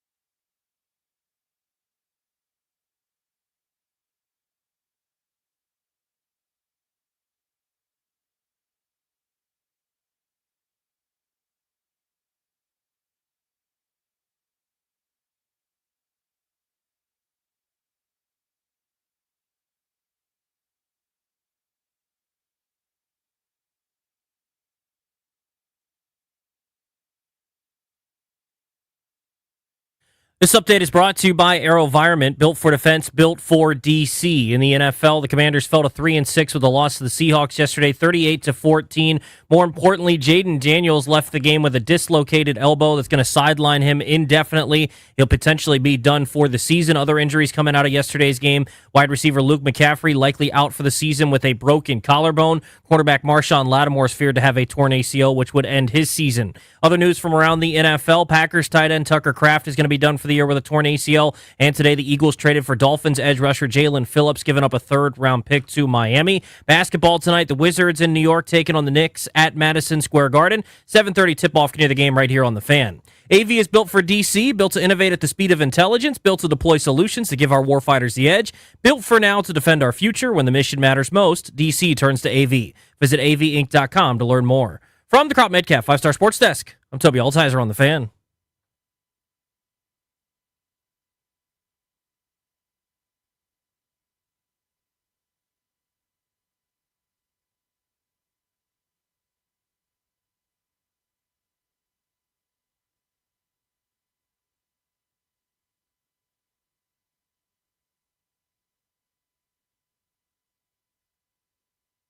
Was there any consideration to not having Jaden go in for that series in which he got injured and having Marcus finished out? Yeah, not at the space. I mean, obviously, like the hindsight, you don't want to think that way where, an injury could take place. Obviously we're more conservative in that spot to, run and hand off and not have reads to go. But just the end result, Mickey, I'm bummed. That was Dan Quinn post-game. The Commanders have lost 4 in a row and they're 3-6. Next up, the Lions to finish off the 3-game gauntlet. And yet that all feels like small potatoes today compared to a very serious elbow injury suffered by the franchise quarterback, Jaden Daniels, who's going to be the answer here for a long time. And now, possibly, we don't see him again for the rest of 2025 because while running with 7 minutes to play, down by 31 points, he braces himself with his left arm, and the most clear elbow dislocation in the history of the world takes place. It was one of those gruesome replays where they show it, and everyone in the press box audibly makes a loud noise, and you just kind of know, I don't know if I want to see that then. I thought initially it was his knee. And I don't know if elbow's better than knee, depending on what happens with ligaments and whatever else, especially non-throwing elbow. I'm going to go ahead and say I'd much rather it be an elbow than a ACL or something. But the way he got rolled up on, I don't know about you, but in real time, the way he kind of got twisted up and grabbed, it turns out his arm was kind of dangling next to him, but it looked like he was grabbing at his knee. I thought it was an ACL. So I thought it was shoulder or upper body in some way, just because, again, the guy grabbed him, rolled him, and threw him down, and he's trying to brace, and I don't know if I couldn't tell where his arm naturally went. Again, it's gruesome and horrible, and thinking about it makes me upset. But I thought it was, he landed a certain way, like McCaffrey may have done with a collarbone or a shoulder or popped something out. And it turns out, of course, it was, again, as horrendous looking an injury as you're ever going to see. Thinking about him, I hope he's okay. Forget about football just in general. Just want to make sure he's fine. But yeah, it was particularly horrendous at that stage. The question is, do you take great issue with him having been in the game at that time? 800-636-1067. I think it's a blunder for sure, and when he gets hurt, it's a disaster. Epic failure. But it's being viewed now as this egregious, malpractice, terrible, fireable thing. And I can't go there with you guys because there was 12 minutes left in the game when the drive started. You're talking about almost a quarter of a football game. I know that they weren't going to win. I'm not suggesting they were going to. I know that they couldn't come back. I also get that. But I think the fact that that was a lengthy drive down to about 7 minutes left would have been the final drive of the night. I mean, should he have been, if they're down 31 in the late third quarter, should he be pulled then? Where is that line of demarcation, in other words? And I get how bad it looks. I really do. Danny's on the other side of this. I agree with you, by the way. It wouldn't be out of pocket for Josh Harris to call Dan Quinn today and say, listen, that's a strike. You get 3 of these calls. This is the first one. Like, I don't even think that's that crazy if that's what he wants to do. I just don't see it exactly the same way. I guess I'm I try not to second guess or work back from the result with coaches because it's a really, really hard thing determining when to pull a player. I hear that. It's hard to determine when to use timeouts, but it's expected, and they can't get that right either. That one I don't have as much empathy for. They've shown you they don't know what they're doing. By the way, they burned 2 more timeouts in the third quarter. 2 more. My point is, it is hard, and again, that's why you get paid a lot. It's harder than a lot of jobs, and that's why a lot's expected of you. We make fun of the NBA a lot, and rightfully so, for a lot of reasons, but that's something they got figured out. The biggest part of load management isn't just taking days off. It's my team on a given night. The other team's hot from 3. I'm down 30 in the third quarter. I'm going to shut down Jokic. I'm going to shut down SGA. I got bigger fish to fry.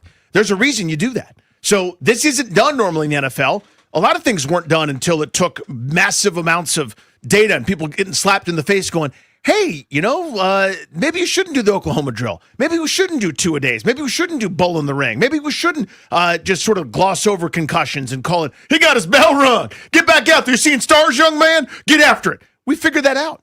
This is one of the next frontiers, and I would be at the forefront of that frontier. I know it's not done commonly, but again, it's also not common in the NFL, the highest level we got, to be down 31 and to be listless and have your quarterback pressured 50% of the time he drops back. I think that's the biggest argument for him not having been out there is it's almost like a hockey goalie getting pulled. He's getting peppered. He's in danger. You've had enough, man. It's been 6 goals. Nobody's helping you out. The defense isn't blocking any shots in front of you. They're getting odd man rushes and breakaways every couple of shifts. You're being pressured on half of the snaps. The pass protection is having its worst night of the year. The Seahawks have our number. They're whooping up on us. It's a pro boxing match where one guy can't defend himself.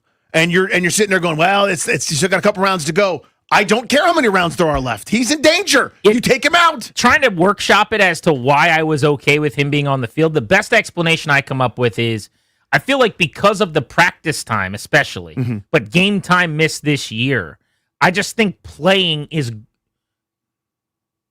not just for Jaden, but the whole offense, the continuity of the biggest problem I think they have right now is they can't get any man game or man practices together. Like, there's no time on the grass for any of these guys. Debo practices once or twice a week. Terry hasn't been around. The offensive line, Laramie Tunsil gets veteran rest days. So just having everyone actually work together on the field felt to me like a useful exercise to try to get right or figure something out or have something click. Is the juice worth the squeeze? Well, knowing what we know now, hell no. Obviously not. And it blew up in their face in a big, big way. But let's see what the people think next. We'll hit the calls on this at 800-636-1067. You can tweet us at Grant H. Paulson, at Funny Danny. Should Daniels have been pulled from the game prior to him getting hurt down 31 in the fourth quarter? That is your Metropolitan Moving and Storage poll of the day question on G&D.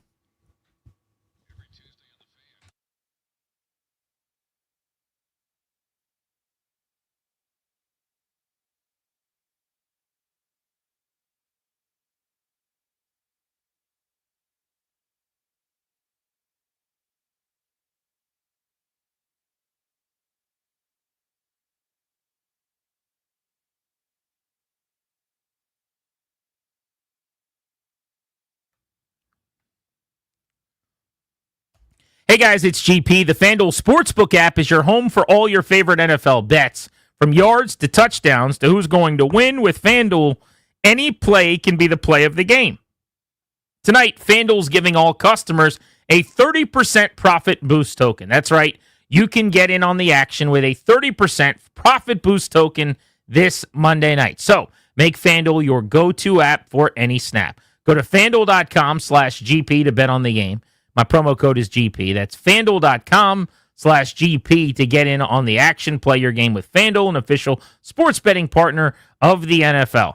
Must be 21. Present in Virginia. Opt-in required. Bonus issued non-withdrawable profit boost tokens. Restrictions apply, including any token expiration and max wager amount. See terms at sportsbook.fanduel.com. Gambling problem? Please take that seriously and call 1-800-GAMBLER.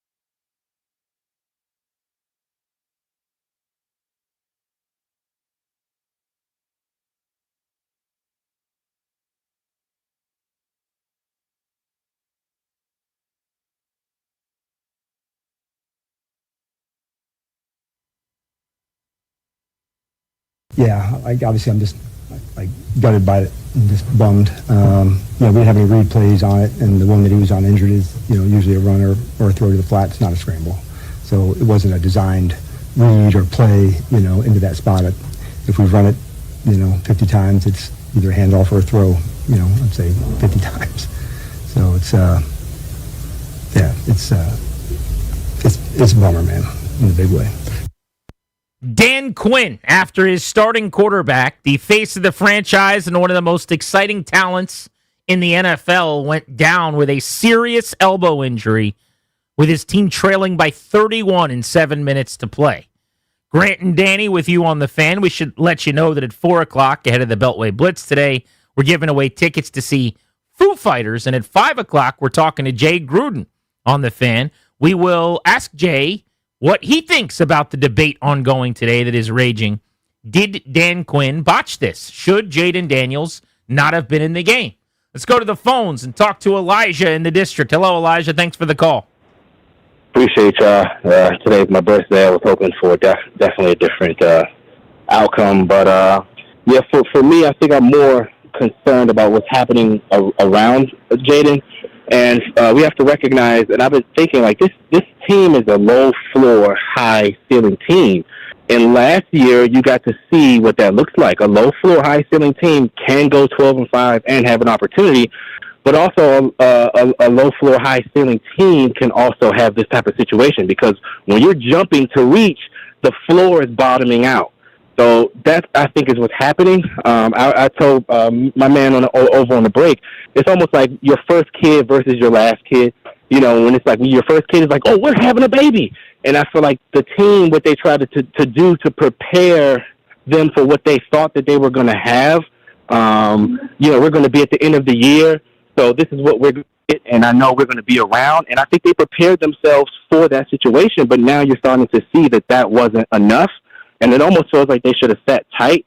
So they definitely went for it. There's no doubt they went for it. They pushed some chips in, and they should have probably. I understand that, by the way. I'm not going to have revisionist history now after I cheered them on in the offseason when they went and got Laramie Tunsil and say they shouldn't have been aggressive. Because you got to the NFC Championship game, and my narrative, and I think most people's narrative was, this guy's good enough, this player is special enough, strike while the iron's hot on his rookie contract. Get the most talent possible right now and try to break the door down.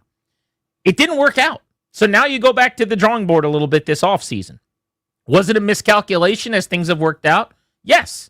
Does a lot of that have to do with injuries? Absolutely. In my opinion, the floor for this team was probably like 7-8 wins. That was the floor, in my opinion, before they became the most injury-riddled team in the National Football League. Now it's going to go a lot worse than that, and they're scheduled to pick 10th in the draft. The process, because again, I always go back to the genesis of it. To them, given what had happened before, this is new ownership, new regime, new front office, etc., was we need to establish a winning culture here. And even if that means not great long-term planning, that's why you get all the one-year vets. That's why you get gold jacket guys on their last ride, right? The Wagners, maybe Eckler's not a Hall of Famer, but you know what I mean? Like the veteran guy to raise the tide here. It worked so well, I get doubling down. But this was always the risk. This is where the floor comes out from underneath. This is the trap door. That's the right way to put it. This was always a possibility. You went in eyes wide open and you got got. And so I'm not killing it as much. I asked questions throughout going, hey, are we worried about this at all? Are we worried? We should have been more worried, but whatever. Now we know. It requires swift action. Trade deadline's tomorrow. Let's go. Where's my breaking news? So I want to talk about that. Everyone wants them to trade 10 guys. I don't know who the 10 guys are. That's true. They're not getting picks back of real value for people. Would I trade some dudes for some 6th round picks? Sure, you could do that if you want to and really bottom out. But this mystery deal that they're just going to get a 2 or a 3 for someone, I don't really see it. No, I don't think so. Kendall's in Alexandria. What's up, Kendall? How are you? Hey, what's up, brothers? Not well, man. I could do the show today because I got a lot to say. But to answer your question, I'm 100% in agreement with Danny. This was malpractice. Here's why. You had so many different factors. Grant, you say, well, there was 12 minutes left. Do you put them at 12? The game was over at the half. We all know that. Without being able to see the whole game and look at 20/20 vision, behind us, We knew the game was over, but forget that. You're down by 30-plus points at 12 minutes. So you have to ask your question because we expect Dan Quinn to be able to make this decision. Like you said, Danny, he's getting paid to make this decision. What he did was fireable. I don't want him fired. I like Dan. But this is fireable. Here's why. What is there to be gained by having Jaden out there? You name one thing that is to be gained by him driving down and scoring? There is nothing to be gained. So it's not, Kendall, in my opinion, a touchdown or a better result in the game on the scoreboard. What is to be gained is time on the grass that he has not had enough of this year, both in the preseason by choice and then in the regular season because of injuries, honestly. That's what's to be gained, is that they feel like, yeah, we just need more reps. Cliff Kingsbury says it in his press conferences every single week. These guys don't have enough reps together. They need more time on the grass, time on task, time on task. You got a quarter of a football game here to get ready and get some of that for the Lions next week. But it didn't work out. It backfired, and I certainly I'm not telling anybody they're wrong today. If you think this was fireable and it's malpractice, I'm not standing on the table to argue against you. I'm just saying if I was the head coach, I might have had him in there running the offense at 12 minutes left in the fourth quarter for one more drive. And if that's the case, I can't sit here and say Dan Quinn's got to go. It's Grant and Danny on The Fan. Speaking of Quinn, we will have his presser coming up at 3:30 today on The Fan.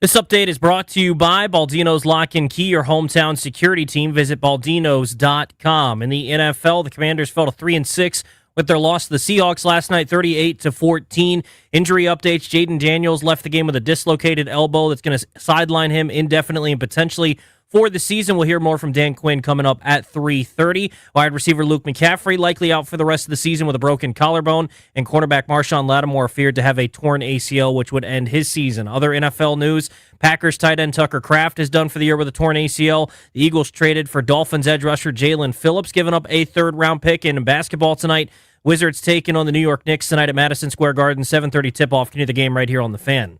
Baldino's Lock and Key is your hometown security team for auto keys and fobs. They make car key problems look obsolete. With 9 area locations throughout Virginia and Maryland, stop by one near you today. For more info, visit baldinos.com. From the Crop Metcalf 5-Star Sports Desk, I'm Toby Altizer on The Fan.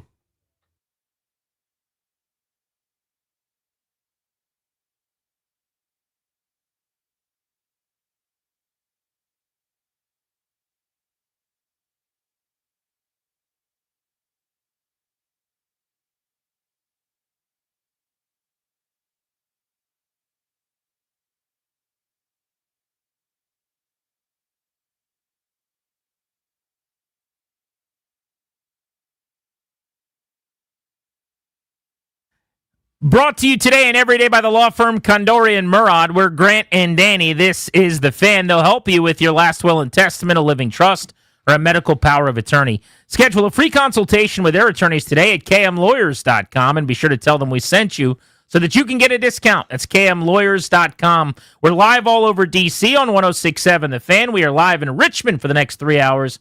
AM 910, FM 105.1. And, of course, you can watch us in high definition streaming on the 106.7 The Fan YouTube channel. So check us out there. The chat is bouncing today. I was told, I checked in with everyone a few minutes ago, that everyone's firing off hot takes. And that's what you expect after a 24-point loss when you're down 28-0 and your defense had the same amount of resistance. No resistance. As a 7-on-7 drill where you're throwing against air or something. I mean, Sam Darnold did not throw a incompletion in the first half of the game. Practices against the scout team don't go that well. In anywhere. Nothing more needs to be said. There is no resistance. And that, had it not been for the gruesome Jaden Daniels injury at the end of the game, to try to cut it to 24 in a meaningless, a futile exercise, that would be the story to me, is how bad that defense did. That first half, 282 yards passing, 4 touchdowns for Sam Darnold. Perfect passer rating. 282 yards and 4 touchdowns in the first half. That's the beginning, middle, end of the story. Everyone embarrassed. Where's my change? Where's my firing? Where's my demotion? Where's my benching? Something. I am sitting here with silverware and a bib on, pounding the table for my red meat. Give me some immediately. Every second there's not an announcement is a slap in the face to the fans. The Commanders don't have a 100-yard receiver this year. Smith and Jigba went for a bill before halftime last night. They could not defend him. They knew all week, this is the guy. He's a one-man band. All the targets go his way. Find a way. And they couldn't do it. And they move him around. Every play he's lined up somewhere else. Novel concept. They have a real passing game.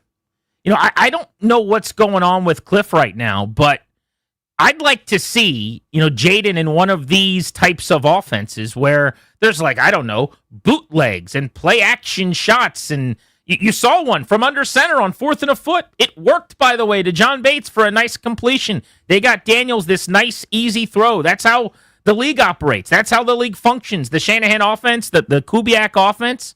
I mean, but Darnold last night against man coverage, 8 of 10 for 127 yards and 3 touchdowns. Against zone coverage, 13 of 14 for 203 yards and a touchdown.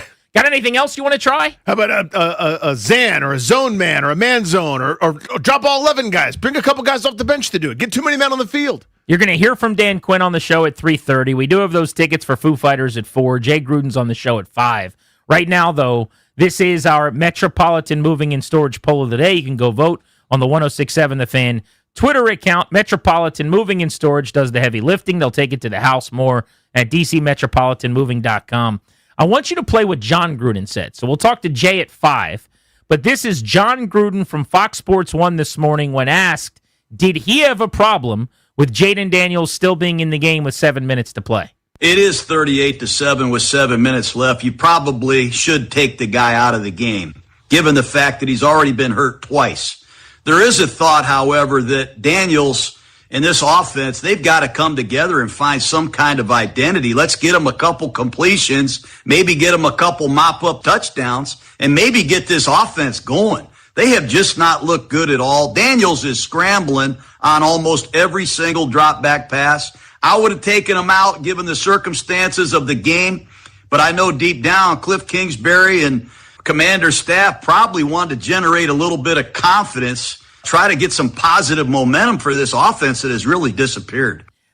John Gruden saying he would have had him out of the game, but presents why a lot of coaches wouldn't have there. Yep. This was Greg Olson. So you got the coaching perspective. This is the Fox Sports 1 show with Portnoy and whoever else is on that Barstool show that they do in the morning. This is Greg Olson, who's my favorite NFL analyst going right now. He and Charles Davis on Daniels still being in the game, down 31 with 7 to play, and whether that was coaching malpractice. I hate second-guessing coaches in these situations. I think it's a lose-lose. I think, obviously, if they knew he was going to get hurt, they would have taken him out of there. He could have gotten hurt in the third quarter. He could have gotten hurt, and the score was 14-7. So it's so hard in the NFL to make the call on when you're going to take guys out of a competitive game. I think you've scored 7 points up to that point. You're trying, to coach's point, you're trying to put together something positive, something at the end of the game to go into the locker room, to go into the next week,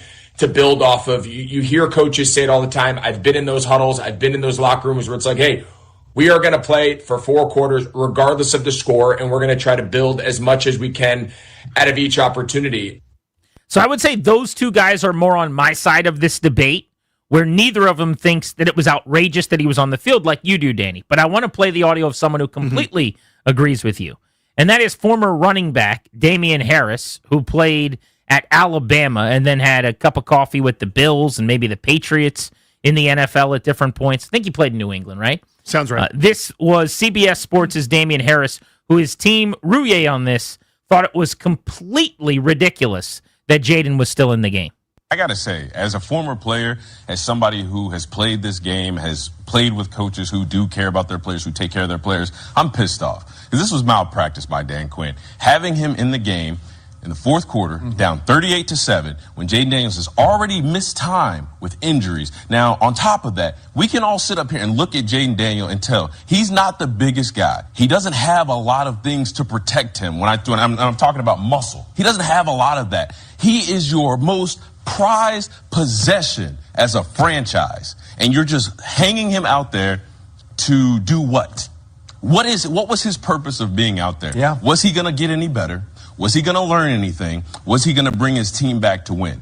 No. What's the point of having him in the game? What's the point of having backup quarterbacks for a situation like this? When the game is out of hand, one way or the other, and your starters need to be out to protect them from injury, that's what they're for. They didn't utilize that. And now they're going to have to live with the consequences and the result of this injury to Jaden Daniels. I want to go back to real quick what Greg Olson said, who I otherwise like a lot, by the way. I think he's a great analyst. I found that to be the dumbest argument I've ever heard. It's so everyone understands not every play is created equal. If the score is 14-7 in the fourth quarter and you're driving to try to tie the game, not a single person on the planet would have a problem with him being in the football game at that point. It was when you go, he could have been hurt in the first quarter. We could have been hurt in the practice. You still have to practice football. He could have been hurt, fixing his coffee in the morning. He still needs his caffeine. He could have been hurt pouring breakfast cereal. You still need some fuel for the day. To me, that is the, there's no one who has any control of the process. Everyone understands that not every play is created equal. When you're down 31 and you're not coming back, and you've already acknowledged that fact within the game, and your quarterback's getting killed. Now, if you have a point to refute that, I'd love to hear it, and we could talk about it, as I think Gruden did, and you've made some really good points about what they were trying to do. But I hate that, he could have been hurt in the second. Let me ask you this, and again, devil's advocate. Sure. I don't have a strong take on this. I wish I did. 28-0 at halftime. They lost already. It was 31-7, I suppose, but it was 28-0 at one point. Mm-hmm. And at halftime at 31-7, you knew they were losing the game. I knew they were losing the game, and every person in that stadium who was nice enough to stay for the Art Monk celebration, which, by the way, was wonderfully done by the organization. Again, I feel terrible for them because they did everything right all week long, and then the game had to happen. But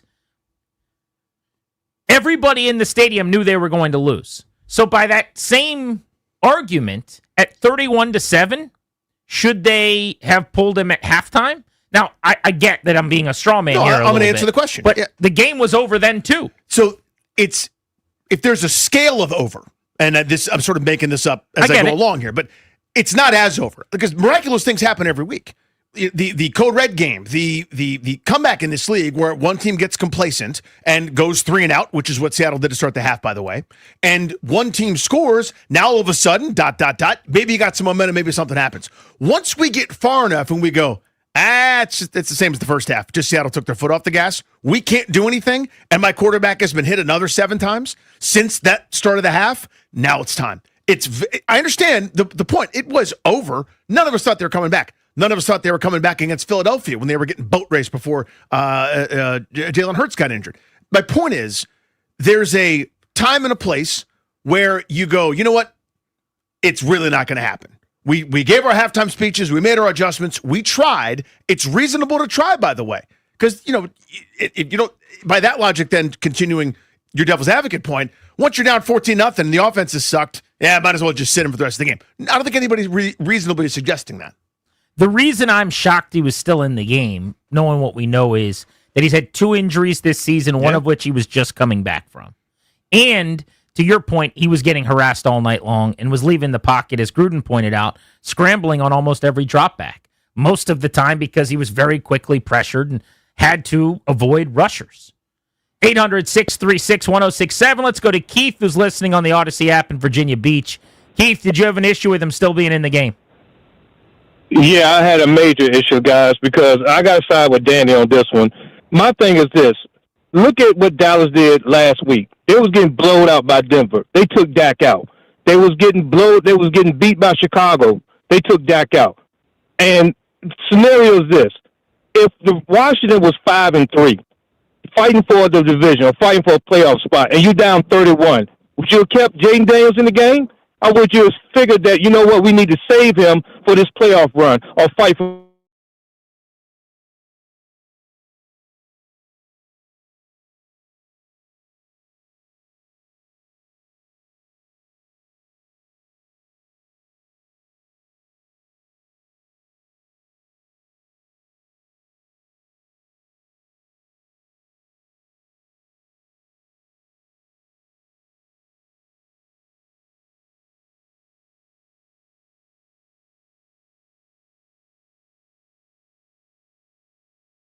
about a lot more than everybody else is when they punted from the 50-yard line the possession before. Once you've done that, you've basically said, we acknowledge this one's over. There's like this verbal or kind of unspoken handshake agreement between the two teams. If Washington is still going for it and they still march down the field and they're going for every 4th down, then Seattle might go, you know what? We won't take our foot off the gas either, which they did. They'd already gone 3 and out a couple times. They were handing it off. They're just running out the clock. Everybody's trying to avoid injury and get on the plane. Once that happens, the tacit admission, this one's over, then act accordingly. And they didn't. Just as a point of order, so he brought up Dak Prescott being benched last week. I just looked it up. Dak's last drive started with 12 plus to go, which is almost identical to when the last drive started for Jaden Daniels. The Cowboys benched Dak for the ensuing drive, which started with about 7 minutes to go. Washington's drive was still going at that time. Again, I don't think there would have...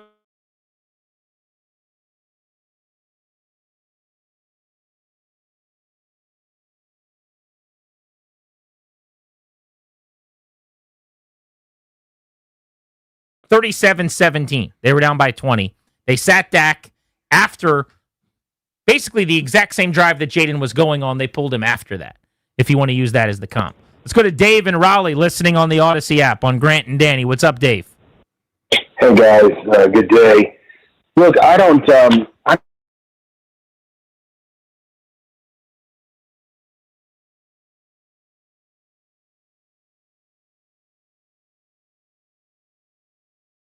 half minutes to go left when that play starts. My problem is this: if you guys go back and watch this play, I'm just looking at it right now on my computer.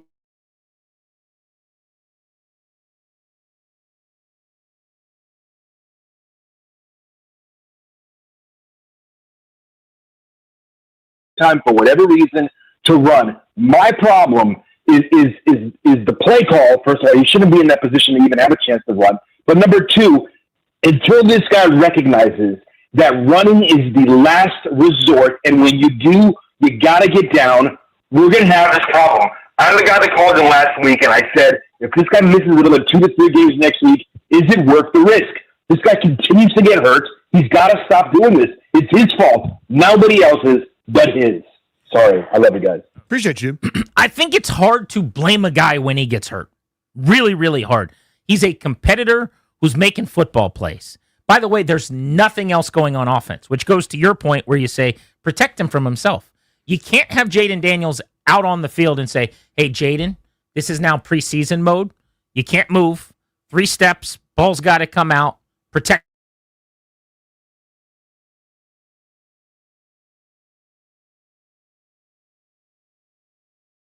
Can we sit here and Monday morning quarterback it and say on the RPO, which Quinn said should have been a handoff or a pass, that, yeah, as soon as he makes a guy miss, he resets, throws to Debo for a short, tiny window touchdown? That would have been the perfect outcome for that play.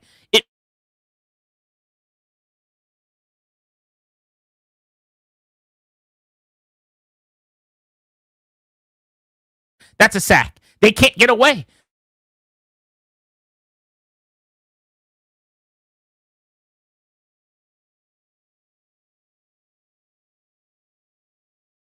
Reset, toss that ball. Does Patrick Mahomes do some underhand flip to Debo Samuel? Probably so, and hopefully that's the next phase for Daniels. But I can't sit here today when that guy was trying to be special, running all over the place.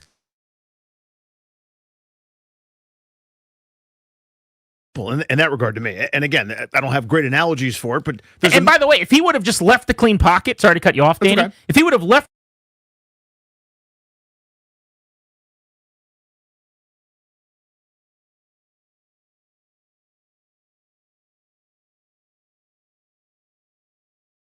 yes, that's the secret sauce. That's what everybody wants. But it's an RPO. You've already broken down and become an athlete. So it's a tougher ask at that point. And the play call to me is a bigger problem than him being in the game. I agree with that. I think it's all part and parcel. Not the playing the game part, but the fact that the play calls is hand in hand with it. We haven't really done much chance. I'm already telling him, hey, please don't get hurt at this point in time. Throw the ball away, do whatever, live to fight another day.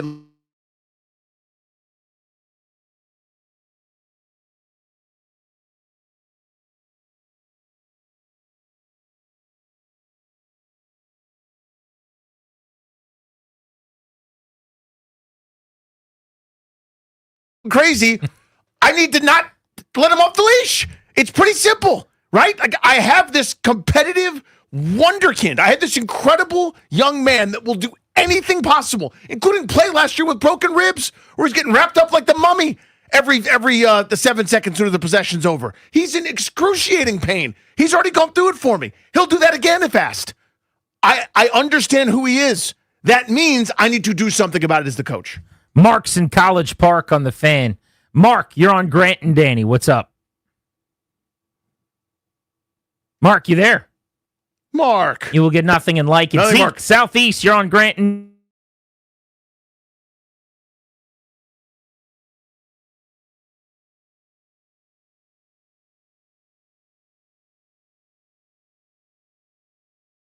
Washington 31-7.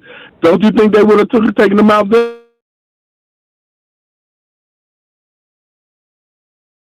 Saying if Washington was up 38-7, would Daniels have been in the game?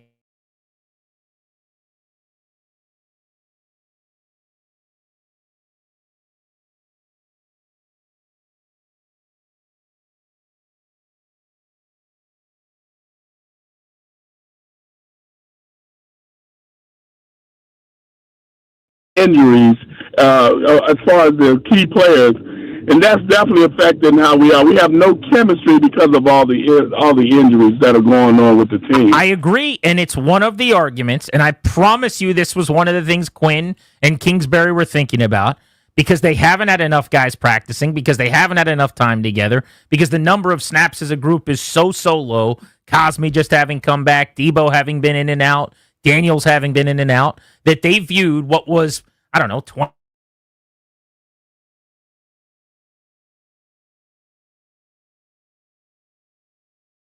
while to ideally keep him out of harm's way. You're not calling designed runs. You're not doing anything. Oh, though, backfires on you in a big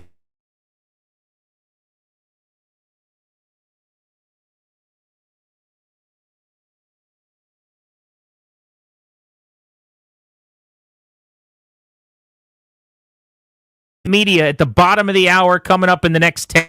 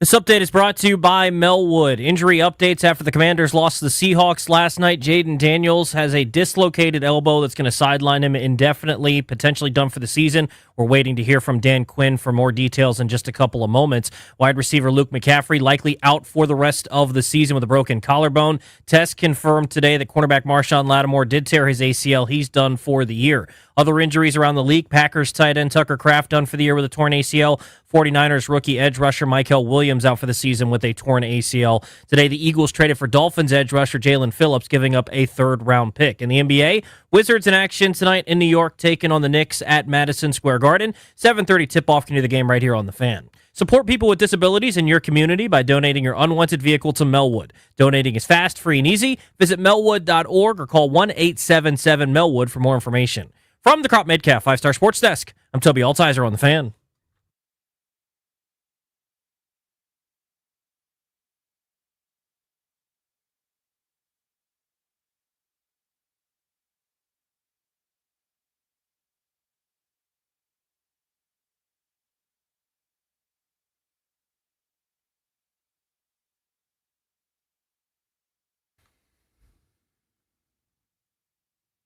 Dan Quinn's press conference should start any minute now. We're going to get you out to Ashburn as soon as it does, see if he's got any kind of timetable on the recovery or details on the injury for Jaden Daniels. But the other injury news that's trickled out via reporting today has been terrible.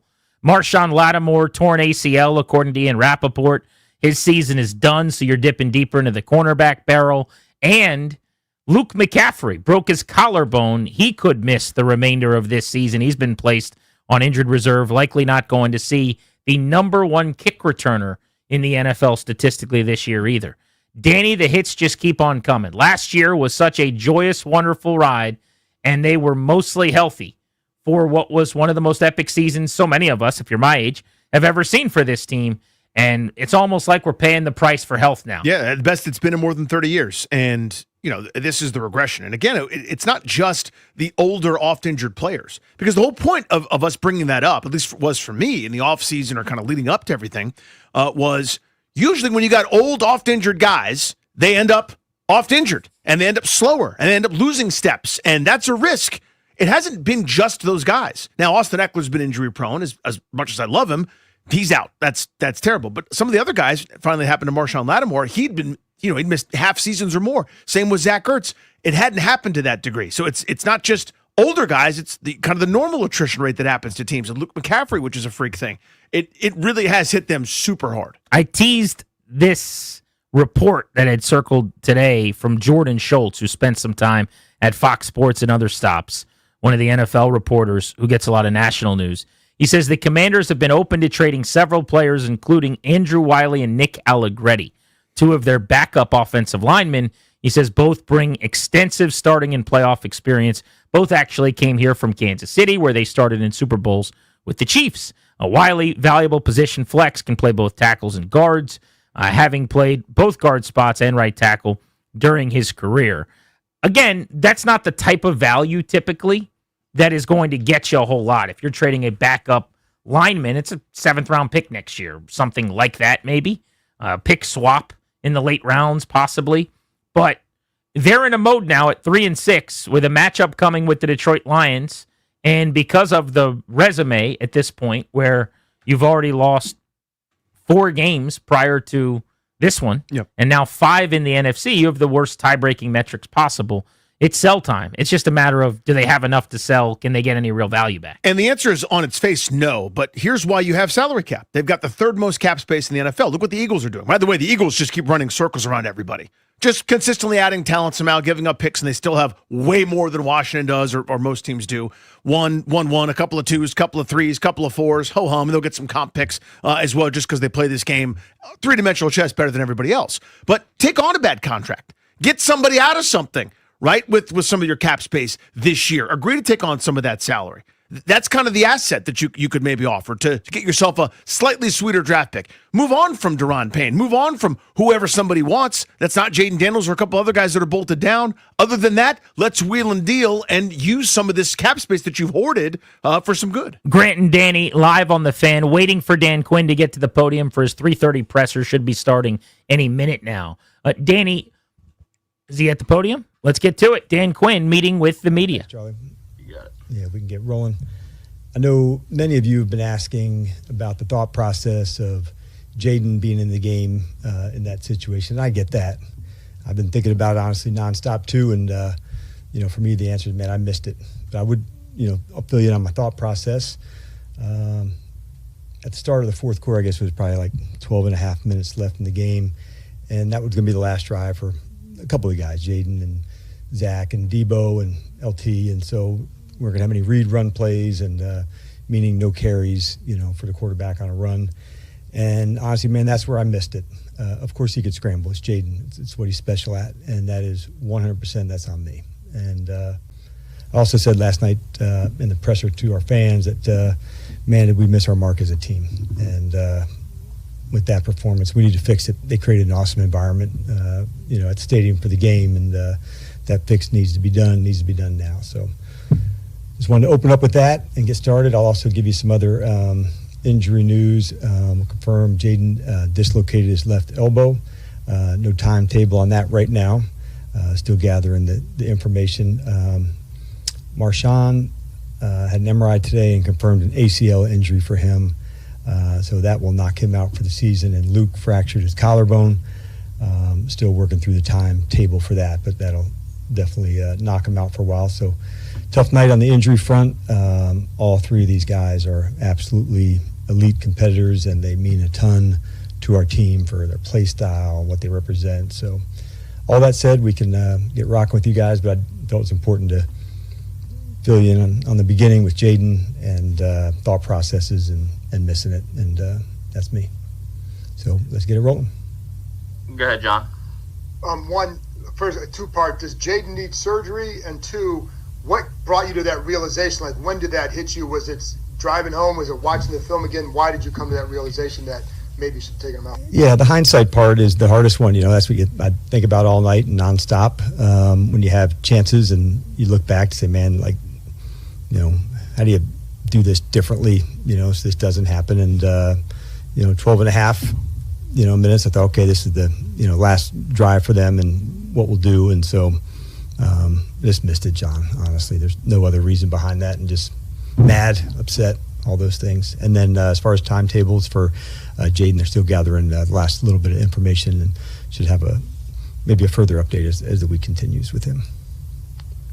And then two, the defensive struggles have continued for a while. You said you'll look at everything. Are you at the point now where you're considering any changes with your defensive staff at all?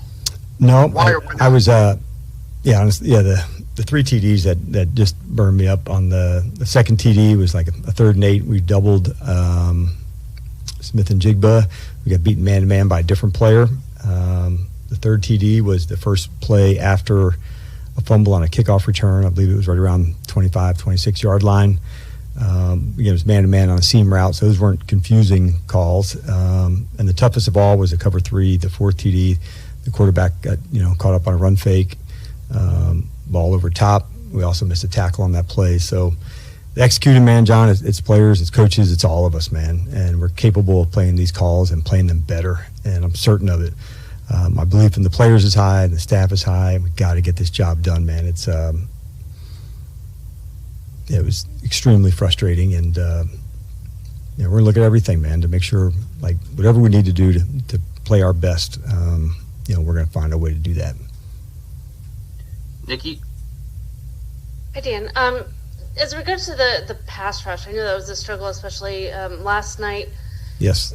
Given all the injuries, I know you guys don't want to use that as an excuse, but it's to the point now of, how do you fix that with the people you have? Do you expect changes in personnel with the deadline coming up? Adam and I would stay in constant communication regarding changes and that type of thing as it goes to the roster. We'll also have some IR spots, that are going to be, they're moving ahead just based on the roster, what happened last night.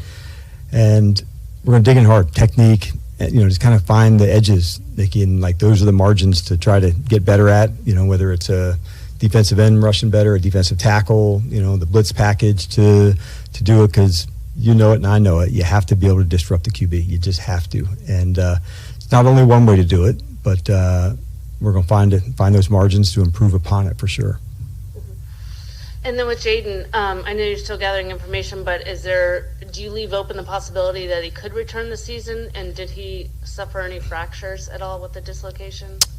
Nope, just the dislocation. So that was a good space. And like I said, I'll have a little bit more once they do all the final, checkups and opinions and that type. But, by Wednesday, Thursday, I'm sure I'll be able to update that a little bit further once, other opinions and those things are there. But it'll knock him out for a while for sure. Tom? Dan, I hate to ask a hypothetical question, but depending on the team's record, even if Jayden is healthy enough to return later in the season, can you foresee any situation where the team would hold him out even if he's healthy enough to play? Yeah. I hate that you went hypothetical too. You didn't have to. I haven't even gone there, Tom, honestly, dude. That's a way down the line space to get into. Kind of really worried about this weekend to go. So we haven't discussed any of that. We haven't had any topics on that at all. More short-term question. Can you provide any update on Terry? And does the bye week coming up and the Madrid trip, does that have changed how you're going to proceed with him at all? Yeah. We haven't gotten all the medical stuff, obviously, just with everything last night, but I don't foresee, him making it in for this weekend. And that definitely has an effect on it, Tom, of when that return to play could be. And,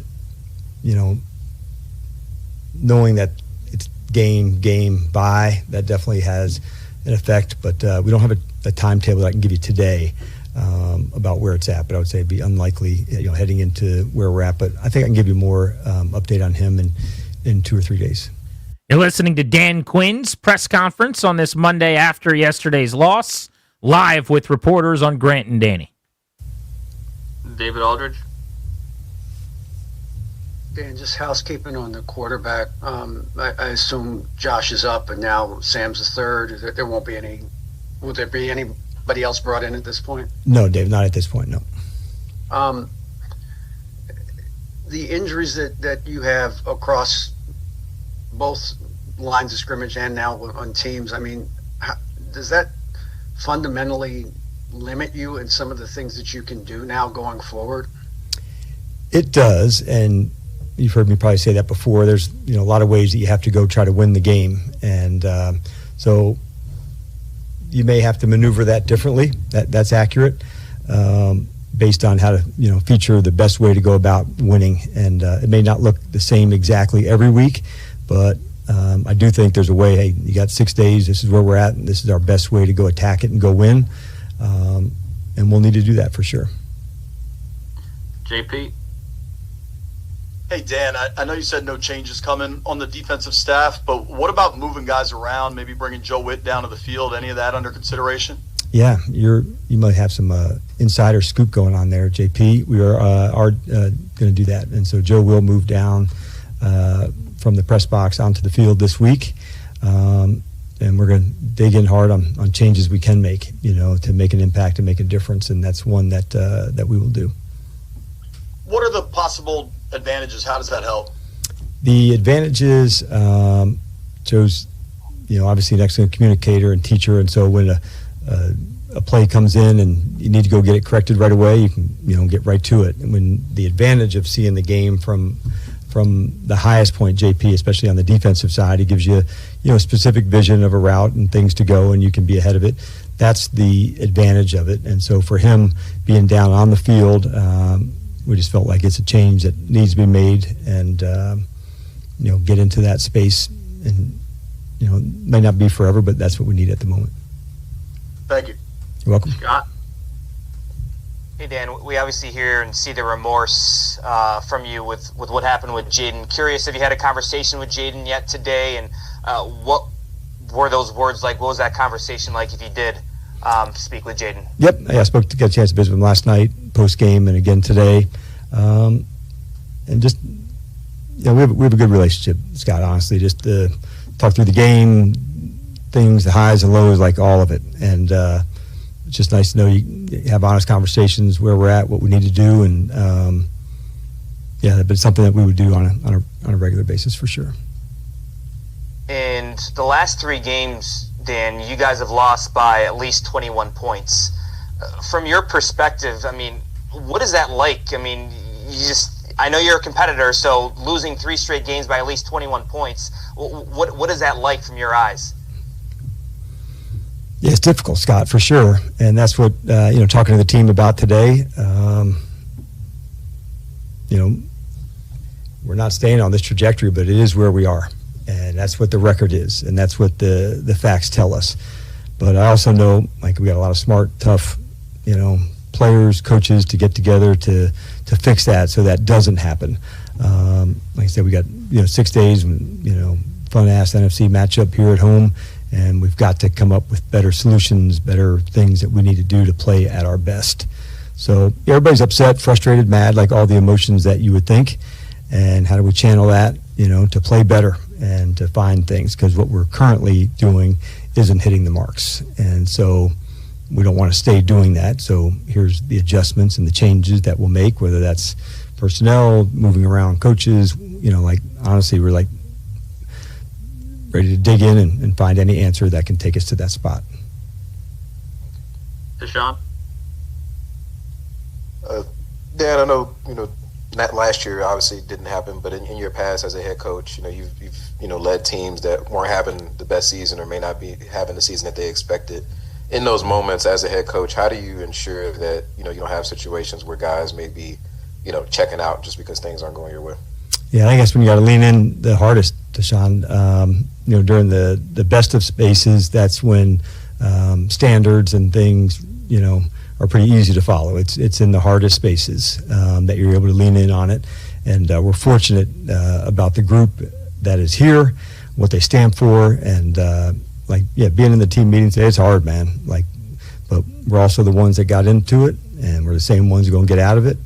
And you got to own all of it, man. That's really where we start. Like, you own it. This is not a spot to, place blame. It's a spot of, how to fix it. And so that's what we lean in on the hardest. And we know we're capable of doing that. But you just dig in one at a time, man. As cliche as it sounds, you just absolutely go for it for the next moment in the next game. Dan Quinn meeting with the reporters in Ashburn, starting his press conference, his opening statement, acknowledging that he said, I missed it. Said he should have had Jaden Daniels out of the game. We'll react to that as soon as we return on Grant and Danny.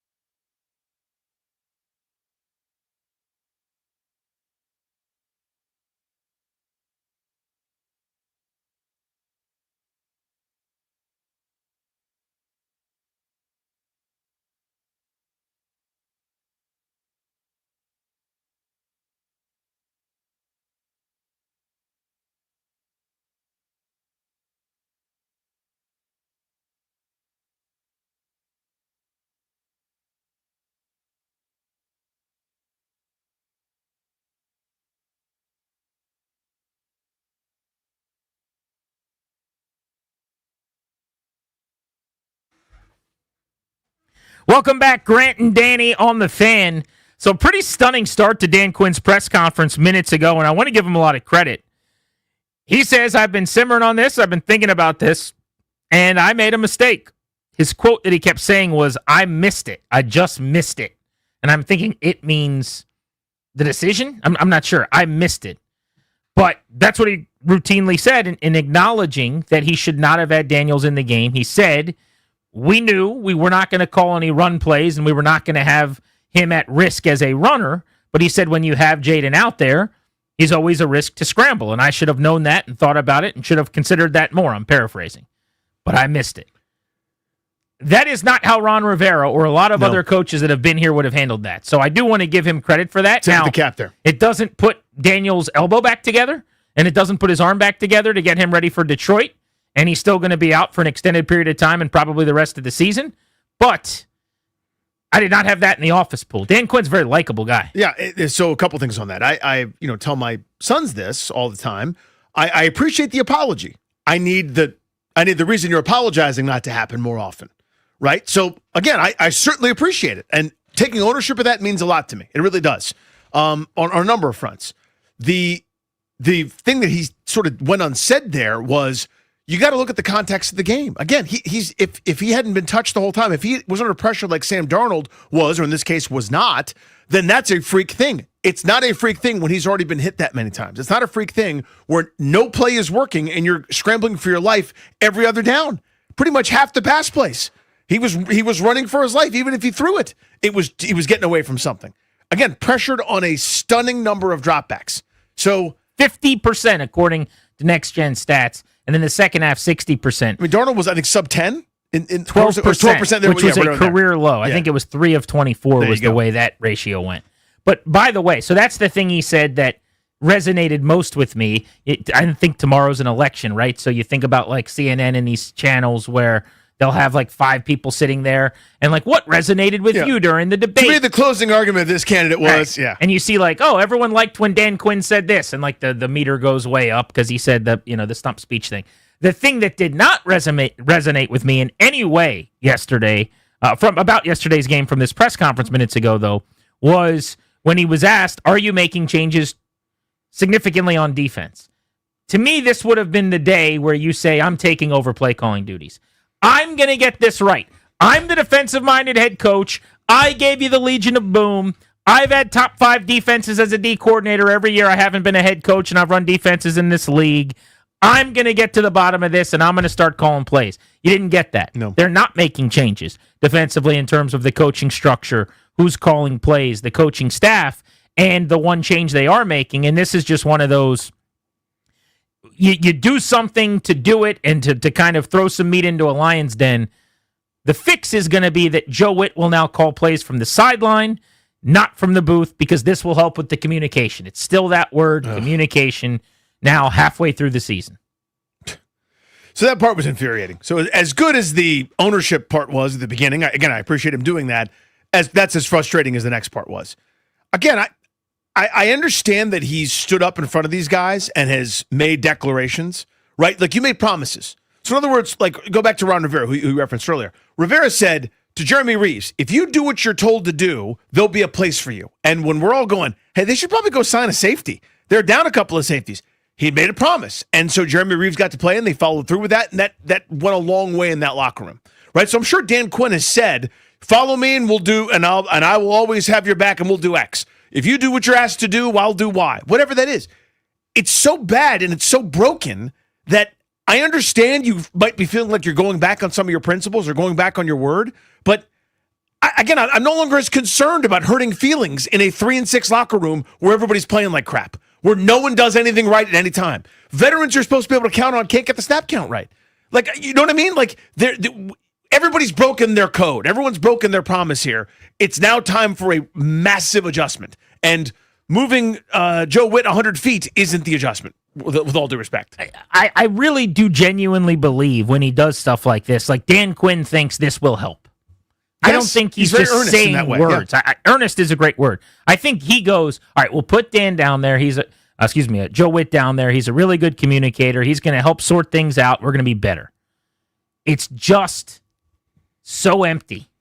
after yet another clunker where you gave up 418 yards and 8.7 per play. They've got no answers. It doesn't matter where he watches Goff throw for 350. If it's upstairs or if it's at field level. It's at my house. It's still happening.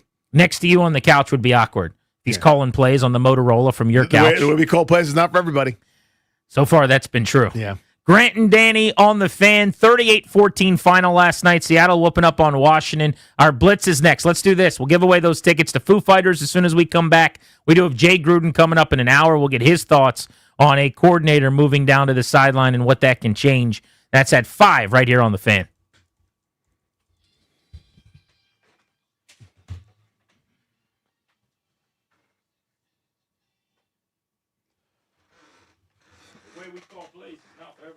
The way we arrive and do things is not for everybody.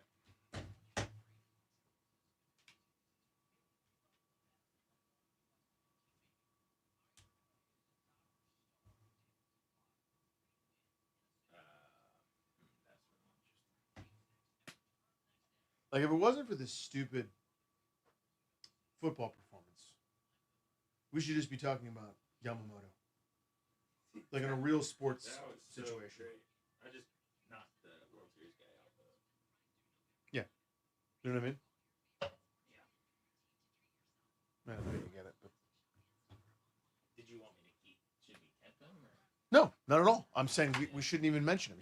We shouldn't have acknowledged that he exists. But the story is. I mean, here's what should be happening. Yeah, that's what we have to do. But like the story in sports to me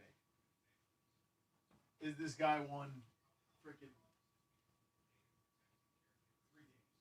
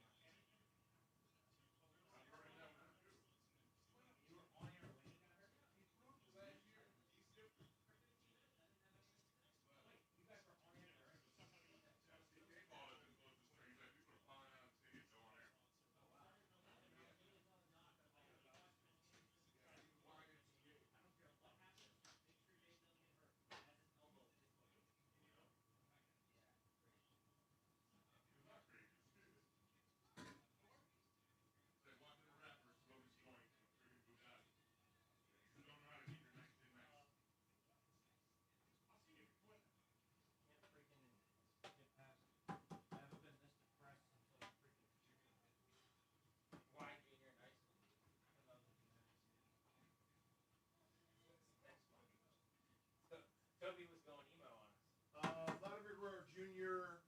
taking a breaking ball off the outside corner. Grant, go.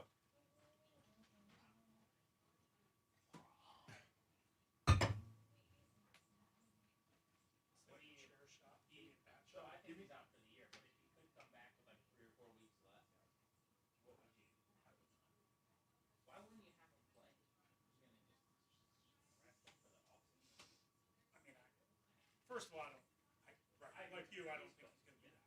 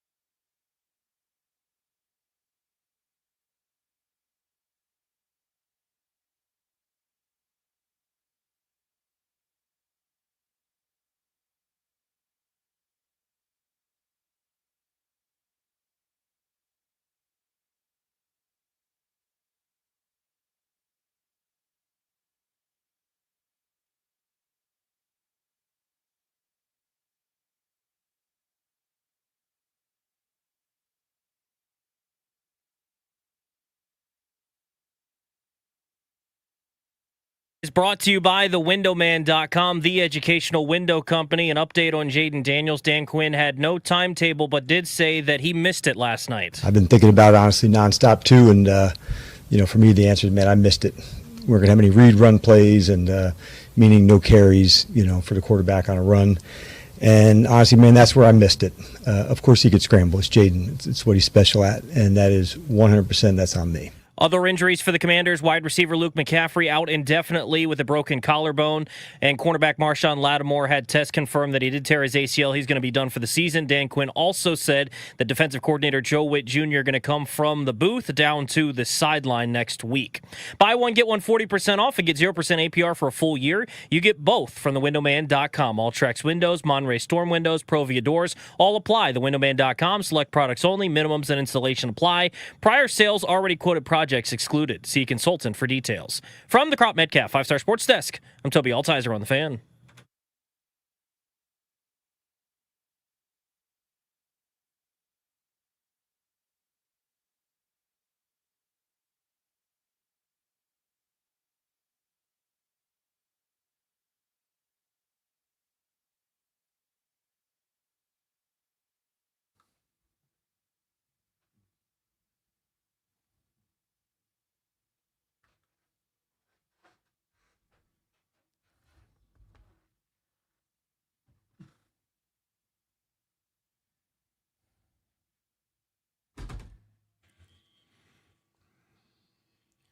G&D brought to you by the law firm Condorian Murrah. They will take care of all of your important paperwork. Last will and testament, living trust, medical power of attorney. Get a free consultation with one of their attorneys today at kmlawyers.com. And be sure to tell them we sent you so that you can get a discount. That's kmlawyers.com. They sponsored our trip to Arrowhead last week. Awesome. In December, when it's freezing cold, we're going to Minneapolis to watch the Commanders play the Vikings. We thought it was going to be a playoff preview. Yeah. Both ways, it doesn't necessarily look like that's going to be the case with Washington now. 3-6, getting ready to play Detroit. A little Minnesota, a little frisky this weekend, but beat the Lions. That was something. J.J. McCarthy looked good in the process, actually. It does indeed. We're the Beltway Blitz right now, but I owe you an apology, very briefly. Allow me to do that real quick. Eye conversation sniped really bad outside just now. You were in the bullpen. You were holding the wiffle ball bat. And I was so distracted by the wiffle ball bat. You were trying to talk to Chris Russell, whose show just finished, or his podcast just finished on The Deuce. And you guys were talking, and I totally hijacked that conversation and took it over and ruined your bit by starting my own bit, and I apologize. That was rude of me to do. I conversation sniped, and I hate when people do that to me. Don't you worry about that at all. Caller number 10 at 800-636-1067. Congratulations. You are winning 2 tickets to see the Foo Fighters and Queen on the Stone Age Take Cover Tour 2026. Monday, August 17th. It's at Nationals Park this summer. Tickets are on sale now. For tickets and more event information, go to thefandc.com. This is courtesy of Live Nation. For people just jumping in their car this afternoon, Dan Quinn met with the media. Marshawn Lattimore out for the year with a torn ACL. Did confirm Luke McCaffrey broke his collarbone. And maybe most surprisingly, Danny, acknowledged that he made a mistake by leaving Jaden Daniels in the game in the fourth quarter. That's how he opened his press conference, with a mea culpa, saying, I've thought about it a lot, and, it's not just hindsight. I missed that one. With the understanding that the context of the game, how it's going to go, knowing the player, knowing the circumstances, knowing that if he's in there, he's going to be as desperate, rightfully so, by the way, to make a play as any human has ever been. And he is at more risk. And regardless of what's called, regardless of how it ends up going, if you have him in the game, understanding that it was empty and meaningless, and if you score there, it's still meaningless. If you don't score there, also meaningless. And the risk was not worth the reward in that moment. He acknowledged that, and good for him. It certainly went terribly, backfired, and seemed like a mistake. I have chosen today to kind of go the route of, I just can't find a way to view it as bad as some are suggesting. I've seen people on television say he should be fired. I've seen people on TV suggest it's malpractice of the highest order, and this is the worst thing a coach can do, and that he doesn't respect and honor his players. I mean, those are hot, terrible takes, in my opinion. This is a guy who's beloved in the locker room, who takes very good care of his players, who cares immensely about them. I think we would all agree with that. And it was a miscalculation. If it was a mistake, if it was the wrong thing to do, and he acknowledged today that he now thinks that it was not because he was willing to put Daniels in harm's way. What he said was, I didn't think he would be in harm's way. We weren't going to have him run. What I should have considered is that he chooses to run when that's not the design from time to time. And I should have made that more of a consideration. Here's what I like about what he did, though, Danny. It is going to open you up to immense criticism. You're going to get it anyway. Yeah. But the amount of people that are going to jump on you, say that you should be fired, it's really easy to throw a retweet on a coach's quote where he says, I screwed up big time with the health of the most important, most electric talent in the organization, and then say, okay, you agree with us. You did it wrong. Let's now grab our pitchforks. So the fact that he was willing to wear it, big boy, grown-up style. Love that. I am giving him big-time credit for that. Now, as far as preparing his team for the Seahawks, as far as getting the operation ready to go for primetime, for the fourth time now where they lost, I can't give him full marks. Because take the Daniels injury, which we've really spent the day talking about largely, out of the equation. The defense was a disaster. The offense stunk. It's so hard to find redeemable elements of that game. The timeout management was bad. The coaching decisions, we've gone round and around on Daniels. Like, what about last night was NFL caliber or NFL level as you were down 28-0 at home at one point? What can you speak of? I mean, you had a gaffe everywhere, right? Special teams, another fumble. Jalen Lane, 2 straight weeks of something awful happening on a kickoff. Last week it was fumbling out of bounds at the 1. This week it's, fumbling, just giving Seattle. By the time you got back from your bathroom break, yet another touchdown. There was no area of this game that went well for them. None. All right, let's get your Beltway Blitz started. We're going to go NFL and then Commanders here on Grant and Danny. And we'll start with our buddy Mark Schofield. Mark, I always like getting a national perspective on the Commanders' headlines of the day. What was the take for you watching the game last night with Daniels hurt late? Did you think that was egregious coaching decision-making to have him in the game, or did you understand why he was out there? Oh, great to be with you guys. I'm more along the lines of that was egregious to have him out there at that point in the game. You're down 31. It's midway through the fourth quarter. Seattle's got their backups in the game. And while I understand what Coach Quinn said last night, saying they tried to be conservative, they called a play where, if you call it 50 times, 49 times, he's going to hand it off or throw quickly to the flat. The NFL is uncontrollable chaos. Strange things happen on plays. This is your franchise quarterback. You're hoping to put together a late season run to get into the playoffs. You're going to need him for that. Maybe 49 times out of 50, nothing will happen, but that 50th time is what happened last night, and now you're pondering potentially being sellers here by tomorrow's deadline because you don't have your starting quarterback for at least a couple of weeks, if not the rest of the season. I think his comments in the past hour or so say that, look, he missed it. It's a window to the idea that, okay, yeah, he should not have been out there. But from where I sit, he should not have been in the game at that point. Let's go around the rest of the league. Biggest surprise for you yesterday was? I think Indianapolis just getting... I know they closed late to make that a closer game, but that was not a close game against Pittsburgh. I was very surprised to see Indianapolis, with their offense, the way that they've been playing and the way the Pittsburgh defense has struggled at times, to turn the ball over as many times as they did, to gift the Steelers a couple of extra possessions in that game. That was a very surprising result to me. And I think if you were one of the people that looked at the Colts and said, look, they're kind of fraudulent, they haven't really beat anybody, that game is sort of evidence you're going to have when you make those arguments. And now the Colts have one of the tougher schedules remaining among all the AFC contenders. And so it's great that they started 7-1, but now we can start to wonder if what we saw yesterday from Indianapolis is a sign of things to come. Mark, yesterday for the Lions, who come here to D.C. next, was a bit of a clunker. And this was the Minnesota team I think a lot of us expected this year. They were really good defensively. They held Detroit on 12 third down attempts. They held them to under 5 yards per play. I know McCarthy started out great and in the end played well enough to win, but they didn't really do anything offensively in the second half, and they still found a way to win the football game. Yeah, and I think from Detroit's perspective, this is a bit worrisome because you mentioned that third down. There were like 5 of 17 on third downs. A turnover in that game as well.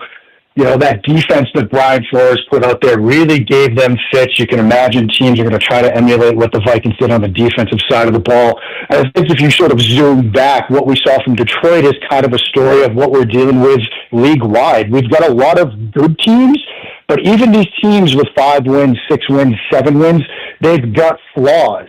Detroit's banged up in the secondary. That offense was exposed a little bit yesterday. And yes, they're still probably a good team and going to be in the playoffs and all of that. But there's a clear recipe to beat Detroit, and it's a sign of the bigger picture in the NFL where even the good teams are going to lay some clunkers here from week to week. NFC West has a chance to go 4 for 4, although I don't really take the Cardinals seriously. If they win tonight, great. If they don't, who cares? But the rest of the NFC West, Rams, Seahawks, who we just saw up close, and San Francisco kind of getting away with it here with some of those injuries. But that division might be the best in football, Mark. It might be the best in football, and I think from what I saw earlier today, depending on what side it is, ESPN or others, those 3 teams you just mentioned all have an 80% or better chance of making the playoffs. San Francisco's done a very good job with Mac Jones, keeping them afloat while Brock Purdy comes back. The Rams, yes, they beat New Orleans. I don't think that's a quality win, but they've looked very good. And what we saw last night from Seattle in Washington was a team that was fired on all cylinders, offensively, defensively, even on special teams. Those 3 teams are very good football teams, and you might look at, they have some questions to answer, the health of Brock Purdy. Do you really believe in Sam Darnold? How healthy is Matthew Stafford down the stretch? What about Puka? He had an injury yesterday. But those 3 teams look very good. That might be, like you said, the best division in football. The Broncos play terrible football for a quarter or 2 every week and spot their opponents, and then Bo Nix just flips a switch.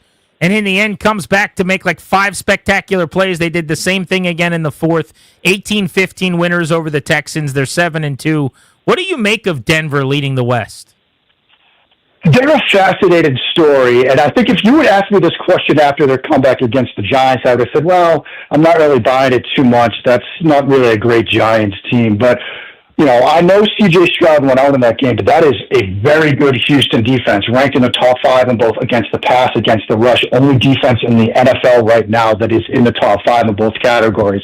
So that comeback, that win, even though they had a slow start, I think shows you that this is a team that is finding ways to win. It makes you believe in them a little bit more. And then you zoom out, Kansas City still has some questions to answer. So the Chargers are dealing with some injuries. With the way the Broncos are playing and the way that they're finding ways to win, that's sort of a young team that's starting to believe in themselves that could be very dangerous down the stretch. Mark, always appreciate you. One quick note before I let you go. There's another Mark in my life, and I call him Mac because of how you talk. Like, that's how big an influence you've had on me. Well, I'm glad to hear that, but I apologize to your friend because, the flagrant Boston accent, it can be a little tough at times on the ears.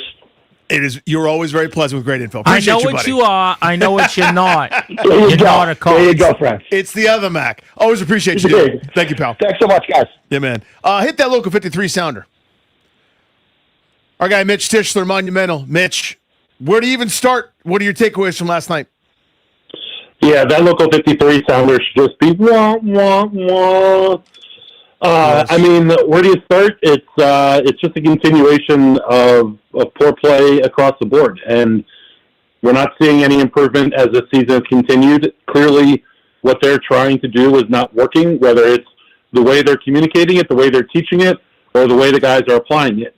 And the fact that we're 9 weeks into the season and are still dealing with these basic communication issues, and quite frankly, it's on both sides of the ball, is a problem. Their players don't have answers when something they're not prepared for is thrown at them, and if that can't be the case with a NFL franchise with all the consistency they had from last year, this year on the coaching staff, and amongst key players on this team. It's mind-boggling that we're at this point. Mitch, you're about 6 seats to my left, or maybe fewer, in the press box last night, but we did not get a chance to chop it up on this after the game. 1 to 10, 10 being you got to be kidding me, fire him now. 1 being you guys are overblowing this. It's the perfectly right decision. Where were you on Daniel still being in the game when he got hurt? So certainly not a 10. I guess I'm probably at a 5. Right at the end of the third quarter, start of the fourth quarter, granted it was a 4th and 14, but they're at the 50-yard line, and they punted the ball away. And if you legitimately think that you may have a comeback in you, you're not punting the ball in that situation. Your defense hasn't stopped a running nose since, the beginning of the season, or since the Chargers game, or whatever you want to say. So why is Jayden back in the game at that point? Particularly the fact that I think last night was the first time that we really saw Jayden press since he's been in Washington. It felt like he had to put the team on his shoulders, and he was trying to do so. And the amount of pressure that the Seahawks were getting, the lack of ability to move the football consistently or within rhythm tells you that he's going to have to be escaping the pocket. And when you punt from the 50-yard line, you're telling your team, you're telling your fans, and you're telling yourself, whether you want to believe it or not, that you're giving up on this game. And you have a quarterback who now has 3 separate injuries in 3 games that he's played. And at that point, you got to pull him. You just have to do it.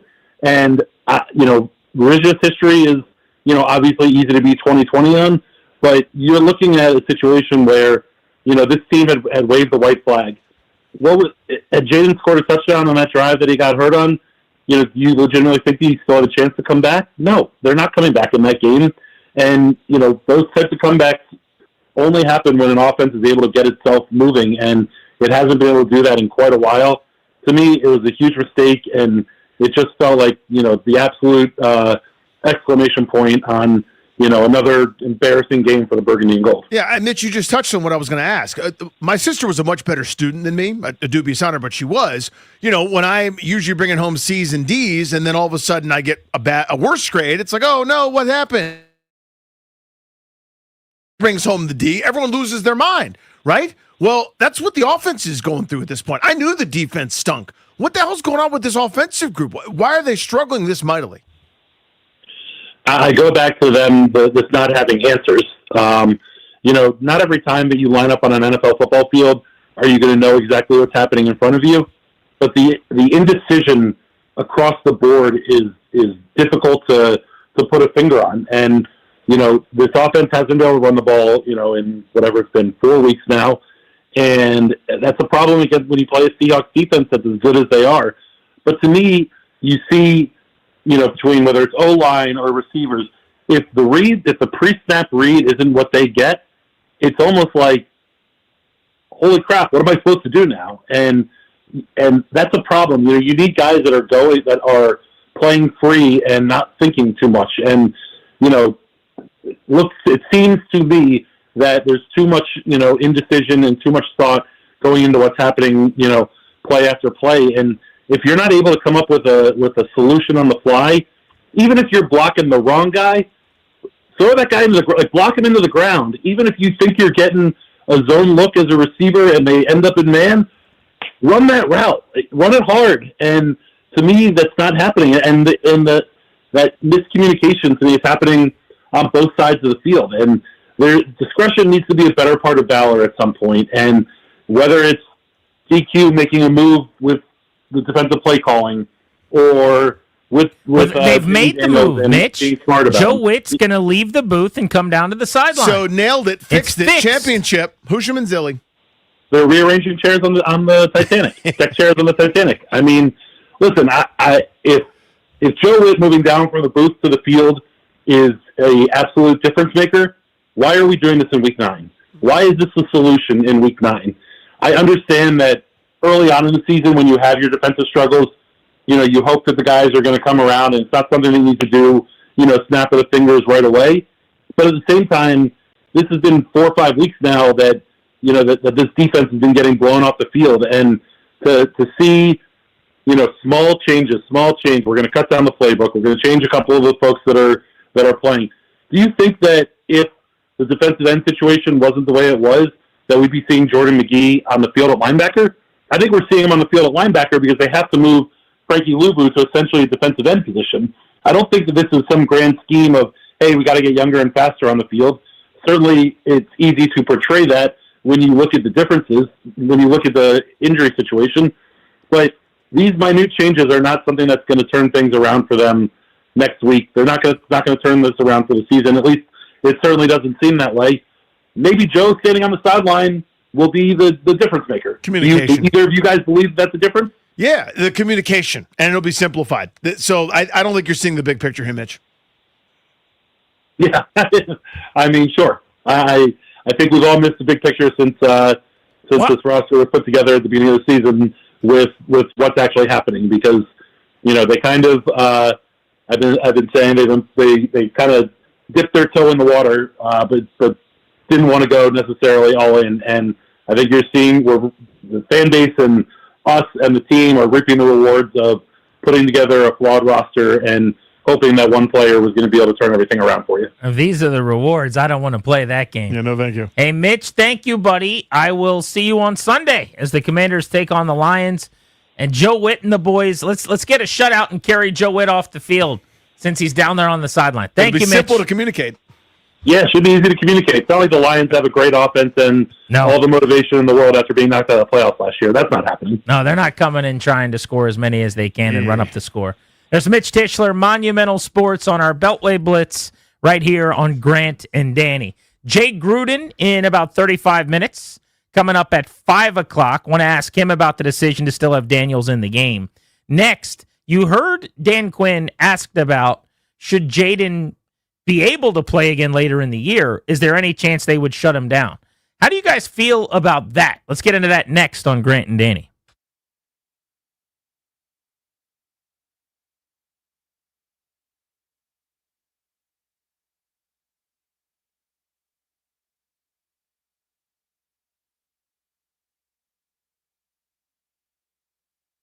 What's up, guys? Danny Rouillet here. Let's take a look at the latest pro football injury report presented by Fanatics Sportsbook for tonight's Monday Night Football action. Arizona, Kyler Murray is questionable with a foot. There is some talk that he might play, may be involved in some way, but maybe limited. It is a difficult situation to predict, to be honest with you. He was ruled out at one point, but now looks like he might be coming back. TBD tonight. You already know, no Trey Benson or James Conner, as both are on injured reserve. That means probably more Zonovan Knight versus a bad Dallas defense, question mark. And for Dallas, no Trayvon Diggs, no Malik Hooker, or no Donovan Wilson, all members of that secondary.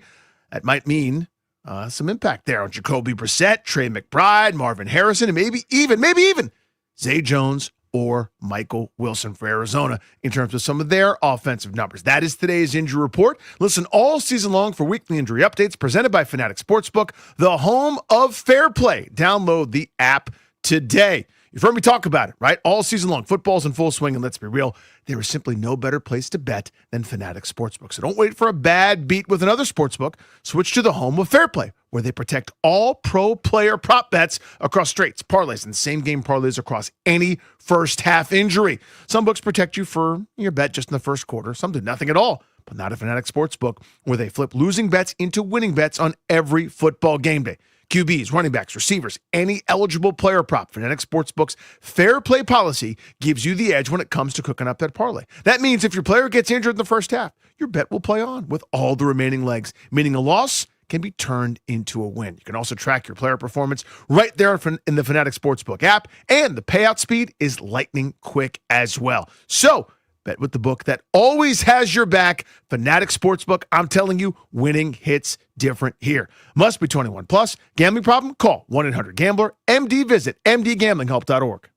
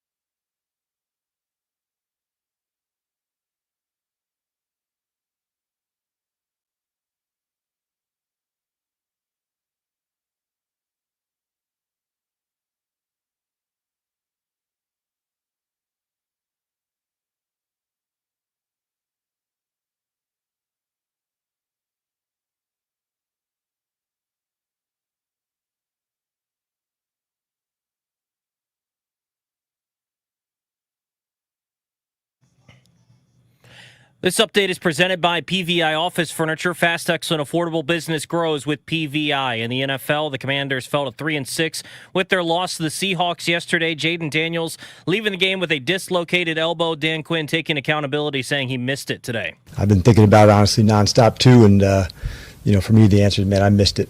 We're going to have any read run plays and meaning no carries, for the quarterback on a run. And honestly, man, that's where I missed it. Of course, he could scramble. It's Jaden. It's what he's special at. And that is 100% that's on me. Dan Quinn had no timetable on his return. Wide receiver Luke McCaffrey also out indefinitely with a broken collarbone, and tests confirmed that cornerback Marshawn Lattimore has a torn ACL and is done for the season. Dan Quinn also said that Joe Witt will be coming down from the booth to the sideline. Great and Danny will discuss all these things with Jay Gruden coming up at 5 o'clock. If your office setup is looking like a busted play, call the pros at PVI Office Furniture. They'll come to you to help design a game plan that actually works. No hassle, no stress, just a game-changing upgrade. Score big when you call today to score 15% off your purchase. Get your office in championship shape at PVI.com. From the Crop Metcalf 5-Star Sports Desk, I'm Toby Altizer on The Fan.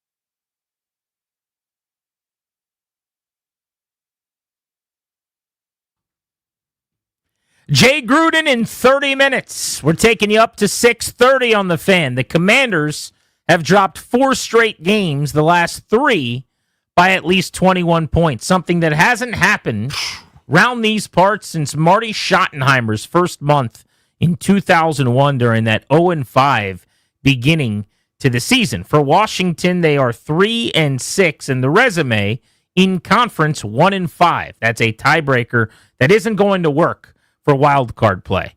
So your lone hope would be the division, but we are putting all conversations about the postseason and any kind of meaningful play in December on hold as a show for right now. Number one, because they can't do anything right on defense. And number two, because the offense for the moment looks pretty broken. Number three, because they haven't been competitive in any of their last 3 games. And now, number 4, and maybe this is where we should have started the list, because Jaden Daniels appears out for an extended period of time and possibly the remainder of the season. I found it very interesting, though, Danny. I brought this up to you a couple breaks back after we listened to the Quinn press conference. He was asked by one of the Washington Post reporters today if Jaden can come back toward the end of the year, but the season's going badly enough that you're already mathematically eliminated, is there any way that he just wouldn't play? Because I've heard a lot of fans suggest this. Just shut him down. Don't bring him back in December for a few games and ask him to play if the season is over. And I said, what would be your thought on that? And you basically said, I'm going to let you expound upon this, but you said, oh yeah, bring him back and play him, which I find kind of diametrically opposed to what you're talking about in game, where you're saying, well, the game is over, don't risk injury.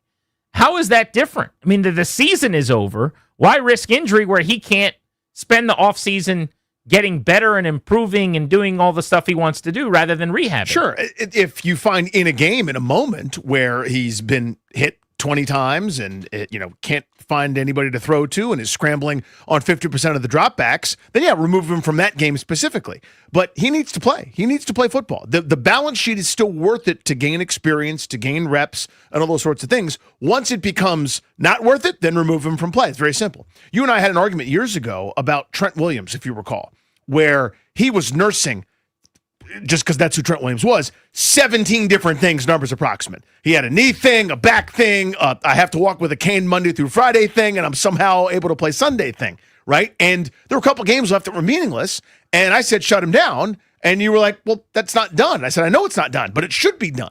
And we had a nice back and forth. This was 8 years ago, something like that. Remember when Trent Williams played here before he got traded? Were we talking about the 49ers or the No, Redskins? this is Washington. Okay. This was for way undervalued that they lost one of the best players in football. And it was a great move by Bruce Allen. Good stuff. They won the staring contest. Congrats on everything there. But the point of the dude's story is, if it's that situation, like if he's got to get his hamstring wrapped up, or if he's got a strained knee that's being held together with a brace, then no thank you. But if he's back and I'm assuming health and he's good to go, then yeah, he needs some of the reps. And maybe you treat it like a preseason game to some degree, but you need to go out there and do it. There's, of course, an inherent risk, but he still needs some time on the grass this year because this right now is a lost second season when a lot of guys are making leaps. It hasn't happened for him, and there's been a million reasons for that. Injuries are probably the biggest one, but the second biggest is not enough time on the grass. So I'm going to take that in consideration. Yeah, so for me, I would play him, and I'm guessing I'll be in the minority. I'm surprised you're with me, but we're in lockstep on this. I just think that he needs to play football. Now, here's where I would be open to the possibility, I guess, of shutting him down. If this thing goes really, really badly, so let's say they lose to Detroit, they're 3-7. I'll say that they beat the Dolphins, but then they lose to Denver and Minnesota, and they're like 4-9 or something like that going into the last month. And he's able to come back for Giants, Eagles, Cowboys, Eagles. And at that point, their injury situation currently, which is already a disaster and awful, has gotten worse. And you're throwing to guys at receiver that aren't going to be factors next year, or there's just not enough on the offense. It's like playing him in a preseason game with the second string, essentially, in a December game that means nothing. You could convince me that there's nothing to be gained by bringing him back for that. But assuming Terry McLaurin is playing and Deebo Samuel is playing and Ja'Cory Krosky-Merritt's on the field and your starting offensive line is mostly intact and together, then I do think that experience and those reps are significant and invaluable and can help make up for some of the lost time. Because as you said, this has to be a developmental season if you can make it that at the end of this year. Now, for the record, I think there's a really good chance we don't see him again this year based on how awful and gruesome that looked. But that's what a dislocation is sometimes. So if there's no ligament damage, then maybe he's able to make a pretty miraculous recovery, and God willing, it's better than we think. It'd be a different story if this was the Chiefs. It'd be a different story for me if this was the Bills, and their season was wrecked and over. Think Bengals or whatever. They should not be rushing Joe Burrow back if they're continuing on their current train. Right, talking about the Bengals. If they're 6 games under 500 with 3 to play and they can't make the postseason, please don't rush him back. Let's move on to next year. There's enough pelts on the wall. Daniels, wonderful rookie year. This year's not gone according to plan. Not enough pelts on the wall for me to just go, let's just not risk anything at any point in time. In fact, I'd rather pick lower. To me, I'll trade a couple spots in the draft if it means Daniels, wins a game that they shouldn't against the Giants or something like that, right? Well, let's face it. I mean, whatever's best for Daniels is more important than picking 2 picks higher. And that's my point. Or just about anything else in this organization. Essentially, that's it. Which does go back to last night in a lot of ways, I guess, which is to say every decision you make should be about what's best for Daniels. Dan Quinn, in the moment, decided that getting those extra reps with an offense on the field together collectively that doesn't get to practice much, that didn't get enough game time together, was worth it. And obviously that ended up not being the case and backfiring. Let's go to Al, who's in Hyattsville on Grant and Danny. Al, if Daniels can come back for the final few weeks of the season in a lost year, should they consider playing him again or no? Not in the slightest. They need to bench him for the rest of the year. I mean, even if he's healed and can come back and say, oh, he's great. No, leave him alone. Reason being, as a guy who experienced this himself firsthand, joint injuries are some of the hardest things to come back from. Reason being, I dislocated my toe back when I was 16. My toe hasn't been right since. I am now 51. It is, of course, I didn't have all of the doctors, but it is difficult. I can still use the toe joint like I want to, but it's not like it was before. Those joint injuries are so hard to come back from, and for him to just fall awkwardly once, and we're right back to where we started from. Let him heal. So let him get his hamstring. Let me jump in super quick because it's a really good call, and it's a good bit of firsthand, and I appreciate you making it. If there's he's at risk, I'm not doing it. I want to be clear about that. Like if this is all it takes is that one fall and he's at risk, but he's quote unquote cleared, and we've done that dance a million times. I'm assuming clean bill of health. He's no more or less likely to have something his whatever joint in his elbow explode again if he puts his hand down. The hypothetical is obviously they have waited 2 weeks longer than they need to. Totally. It's 110% health. He's going to look like Jaden Daniels moving around, and doctors have told them, he's not at more risk. And by the way, if that's not the case, then the decision's made for you. Yep. Really, really easy. We don't see him again this season. Have a great offseason and get ready for a big training camp and hopefully some play in the preseason and a huge third year. And by the way, the most important thing they can do is just get him into the offseason as healthy as possible so that he's not rehabbing, all spring and summer. But let's get your thoughts on this next at 800-636-1067. Dan Quinn was asked this question today. It's why it's front of mind. If the news on Daniels is good, we already know there's no fractures. We are skeptical of and still awaiting word on the ligaments, and that damage would mean maybe the end of the season, but they have not announced a timetable. In a world where he's able to come back at the end of the year for a couple of games, would you have him play even if you're out of playoff contention, or would you just completely shut him down? Do you think it's important that he gets back on the field? That's the question on Grant and Danny.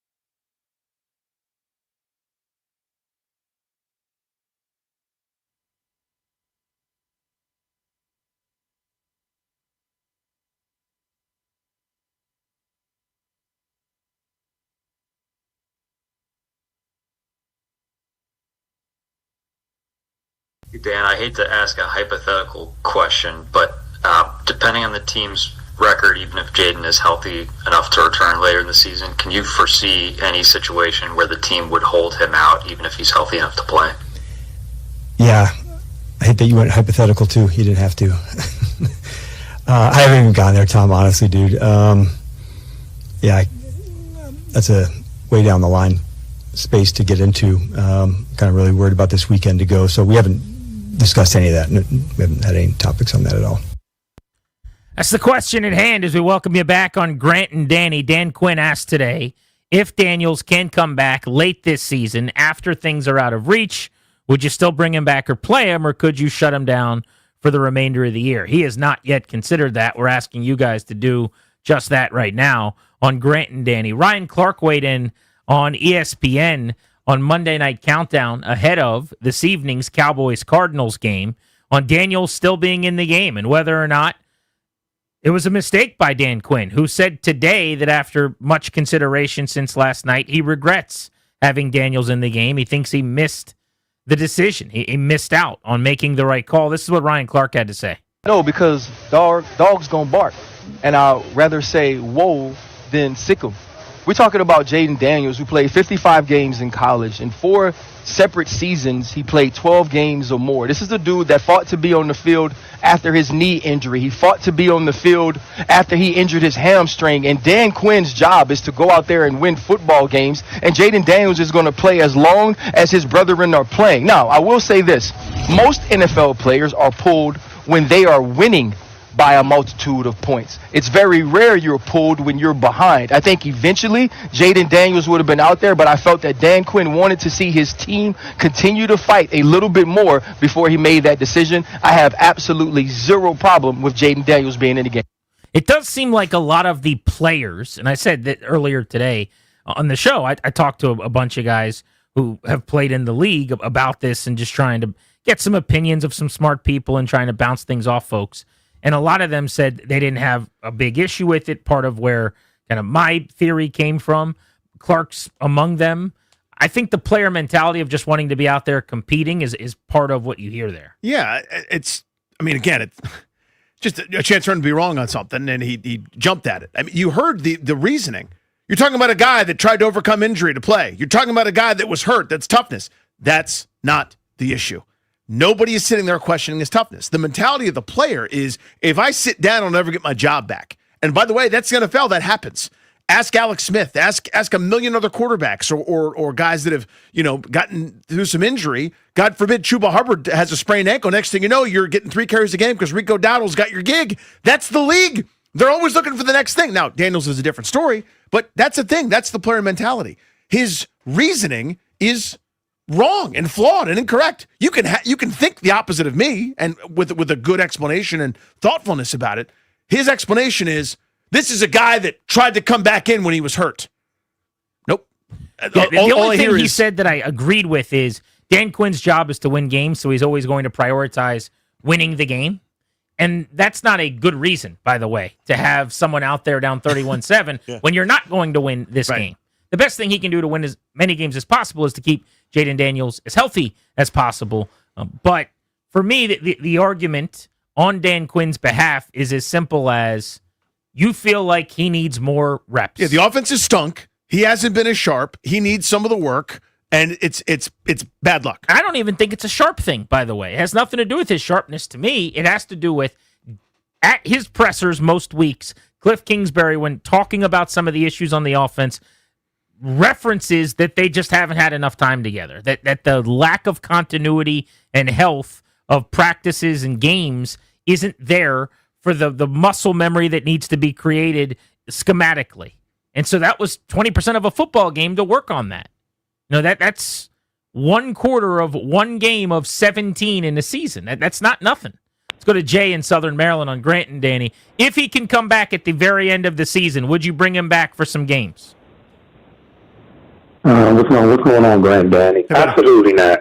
No, yeah, absolutely not. So for me, I want the draft picks. I want us to have a top 7, top 5-ish pick, and we can trade back because we need assets. We need to get younger and faster on both sides of the ball. I like that receiver out of Ohio State, Jeremiah Smith. So, I mean, he's not coming out this year. I'm pretty sure he doesn't come out till next year. Okay. Well, we need or Nick Harbour out of South Carolina, somebody like that. We just need faster and better weapons around Jaden on both sides of the ball. No doubt, speed, youth, weapons, all in. And by the way, it won't be long now before we're doing some draft conversations. Yeah, man. Here on Grant and Danny, and I got to tell you, right now they have the 10th pick in the draft. I would love a skill guy on offense. A tight end, I haven't looked at the crop, don't know what's in that range, but like an elite tight end, somebody like Tyler Warren, what he's doing in Indianapolis for Daniel Jones, would be a game changer. A wide receiver who could be their X and their number one wideout, and then you get Terry back next year to basically be a 2, and whether Debo's here or not, somebody like him as a gadget guy. Like all of a sudden, this offense looks very, very different. The lack of a star at wide receiver. You saw it last night what it did for Seattle. The easy button of Jackson Smith and Jigba just torching this defense. Lined them up 30 different places and threw it to them, 30 different times. Chuck's in Arlington on Grant and Danny. Hello, Chuck. How are you? Hey, guys. Good to talk to you. Just a reminder, I called you last year. I was the guy that walked out of the no-hitter, if you might remember that call. Oh, no. I don't remember that. I don't remember it specifically, you but oh my God. Do that. Yeah, I remember I was. They had a no-hitter at the Washington Nationals, and Dylan Cease no-hit him. Yes, and I was not paying attention, and I walked out in about the 8th I do inning. remember this. Home early. Yeah, in the 8th inning, you had no idea there was a no-hitter going on. That's tough. Yeah, that's right. That's me. Anyway, that's not why I called. I hadn't heard anybody really talking about this, but Jaden Daniels' body type doesn't really look like he's meant to take the kind of punishment that he's going to take when he runs and scrambles the way he does. So I'd like to see him not come back and make sure that they bulk him up a little bit in the off season, because I think he's not a Josh Allen type. He's not going to be, but he needs a little bit of muscle on his frame, I think, to help him avoid injury. What do you think about that? So we talked about that a lot. I don't know where you've been. I appreciate you calling. That's when he's coming out of the draft. It was my only reservation. It's my only fear that the amount of contact he takes is more dangerous for him than it's going to be for Josh Allen or for a Baker Mayfield or for somebody that's thick, hardy, and stout. Right? The frame scares me. He's more often injured. Now we've got 3 injuries in 5 games. Okay, but did last night's injury have anything to do with his body type? Yes, to me. You think so? Yeah. How so? Thrown down like a rag doll, going down in a position where he's not in control, where someone who's strong in the core, who's bigger and more stout, can just kind of land on the shoulder or doesn't get thrown down that way. So, okay, because that's fair, like a Josh Allen or a Cam Newton or one of these giant. Now, I know those guys got hurt too, or especially Cam Newton with all the hits. I think of C.J. Stroud, who I would design in a laboratory as like my quarterback in the pocket, strong-armed, whatever. He got destroyed with contact and knocked out of the game yesterday while running. But yeah, I guess so. But with what actual size he could put on, he's never going to look like Josh Allen or Cam Newton. Is 10 or 15 more pounds going to prevent Jaden Daniels from that? I'm not sure. I do think there have been times like the knee injury this year. The hamstring's a soft tissue thing that anybody could have to deal with. But the broken rib, perhaps you could make the case as a durability frame thing. I think last night was a really fluky thing that his body type wasn't a factor on for me necessarily. But if the question is, would it be nice if he could add 15 pounds? Yes. I think go back to day 1, day 2 of training camp this year. One of the big storylines was how much thicker he looked. Remember? Yes, I do. I think he did add some weight, has added some muscle. Would you like more? Sure. Does it slow him down a little bit? Okay, I'll trade that in as someone who's going to eventually live more and more in the pocket and can win from the pocket. We've seen that. He is able to do that. Yeah, I would make that trade. I don't know how realistic it is. I mean, not everyone can just add weight to the frame. Right, yeah, frames are frames. I mean, his maximum is not going to be this. He'll never look like Aaron Donald, and he shouldn't, by the way. You know what I mean? Like, that's or Luan Landry. That's not who he is. But that frame, to me, is the part that's scary about him. And now, again, we've seen multiple injuries. Hard for me to believe it's a coincidence. He's Danny. I'm Grant. This is The Fan. We're taking you up to 6:30. Jay Gruden, former head coach in town, joins us next on G&D.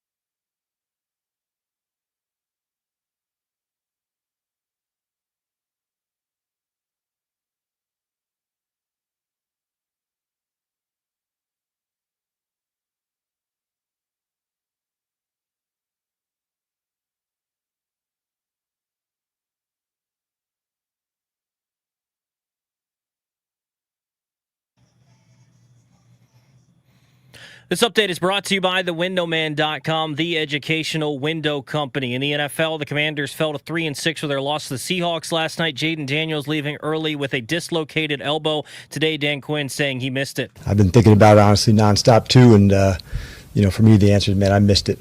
We're going to have any read run plays and meaning no carries, for the quarterback on a run. And honestly, man, that's where I missed it. Of course, he could scramble. It's Jaden. It's what he's special at. And that is 100% that's on me. DQ did not have a timetable on Jaden Daniels for his potential return. Wide receiver Luke McCaffrey out indefinitely with a broken collarbone, and cornerback Marshawn Lattimore done for the season with a torn ACL. He also said that Joe Witt will be coming down to the sideline from the booth. Grant and Danny going to chat with former Washington head coach Jay Gruden about some of these changes and Jaden Daniels still being in the game next here on The Fan. Buy one, get one 40% off, and get 0% APR for a full year. You get both from thewindowman.com, Ultrex Windows, Monterey Storm Windows, Provia Doors, all apply. Thewindowman.com, select products only. Minimums and installation apply. Prior sales, already quoted projects excluded. See consultant for details. From the Crop Metcalf 5-Star Sports Desk, I'm Toby Altizer on The Fan.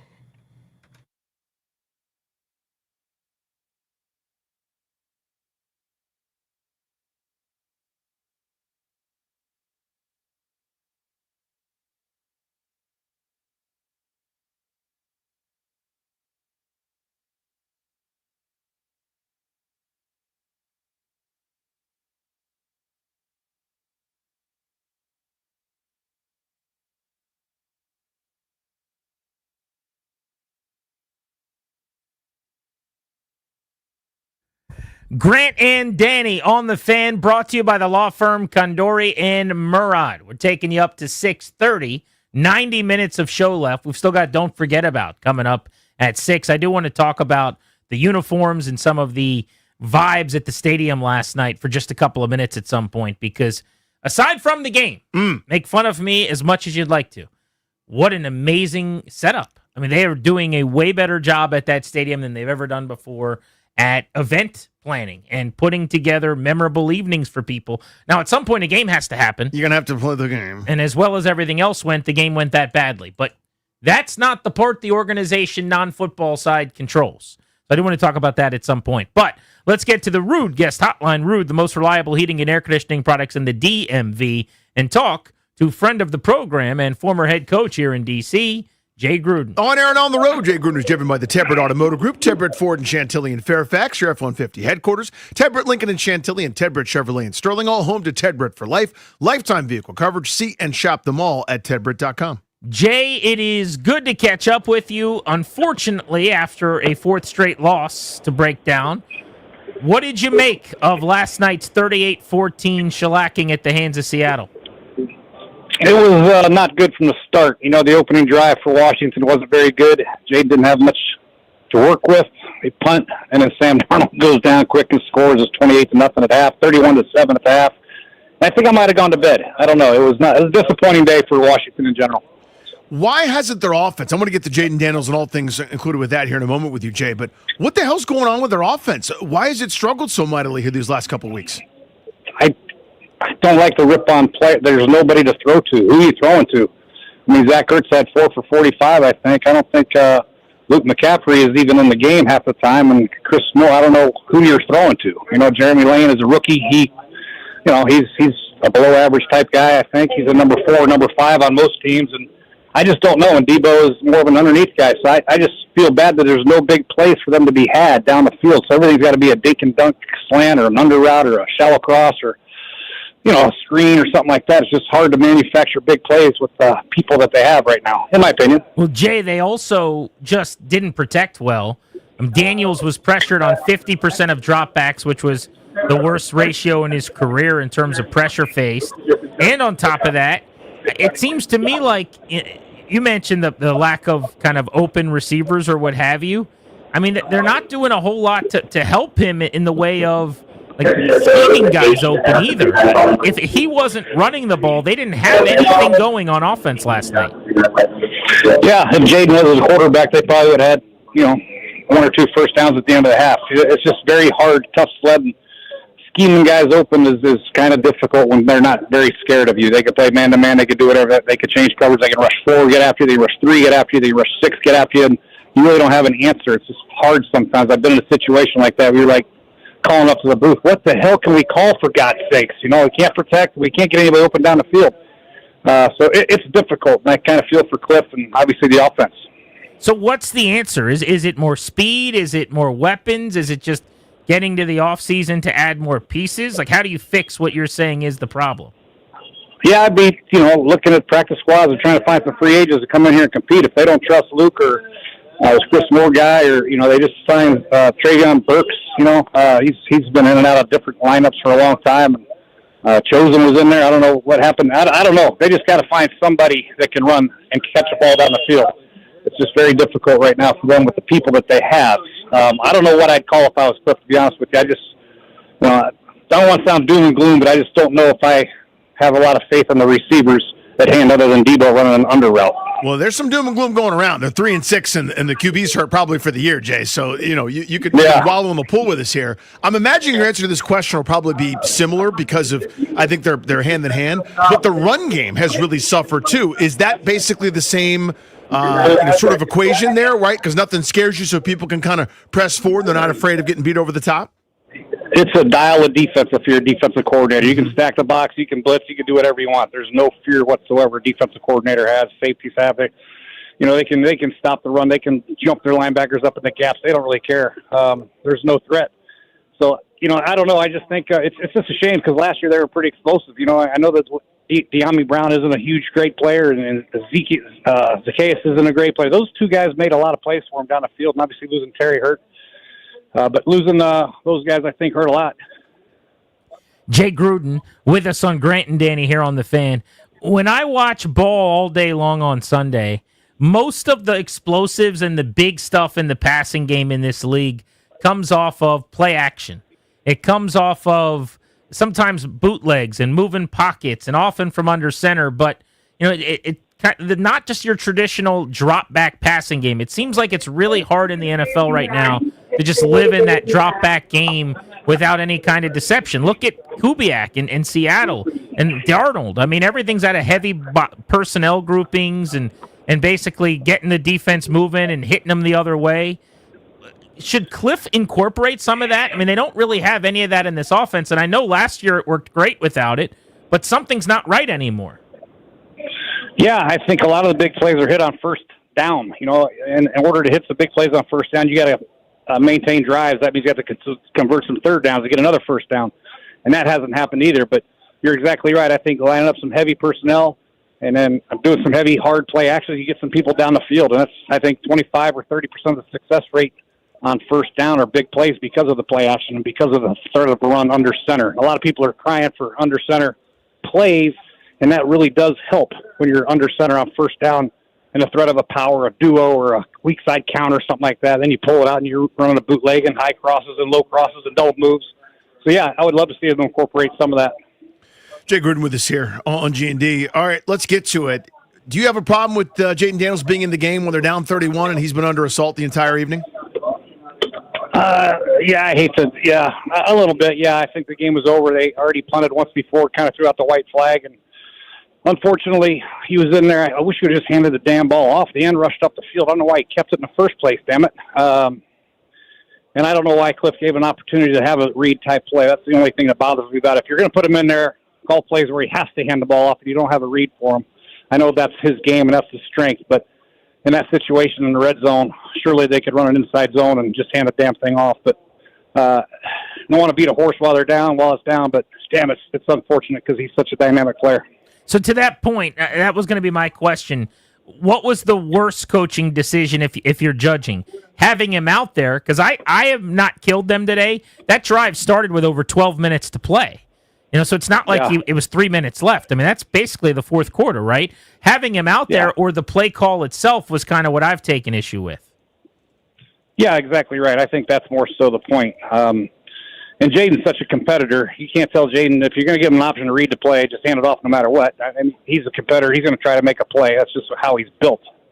Unfortunately, he made a bad decision on that play. He should have handed it off. But read the end came up the field, and he kept it anyway, made the end miss, and then the pursuit got him. But I probably have a bigger problem with the play call, just giving the opportunity to read a player down there. in terms of, but also knowing the player, right? I mean, that's kind of been my angle. And looking at the course of the game, looking at that he was pressured, according to the fancy people's numbers, 50% of his dropbacks, Jay, which is insane compared to right around 10% for Darnold last night, just to give you an idea of the disparity. Knowing the player, knowing he's going to try to do that sort of stuff, I got to protect him from himself right there. A 10-year vet, maybe not, but my second-year player that is so desperate to make a play, I got to know that. And I got to make a decision there if I'm the coach. Your thoughts? Yeah, you're exactly right. I mean, this is rookie of the year last year. He's trying to make a play. He wants to get back in the groove. He missed some time with some injury, with a hamstring injury, to knee injury. He wants to go out and prove himself that he is the player that everybody thinks he is. Everybody's talking about the second-year slump bull crap. He's injury-prone and all this stuff, and he wants to go out there and make a play. That's a competitive guy that he is. Unfortunately, it wasn't the right time or place to do it. Jay Gruden on Grant and Danny here on The Fan. So today, Dan Quinn met with the media for the day after presser, and he actually started it, came out, and said, "Yeah, I've thought about this a lot, and I actually think I made a mistake. I think I missed it." He said, we weren't going to call anything where he could run the football.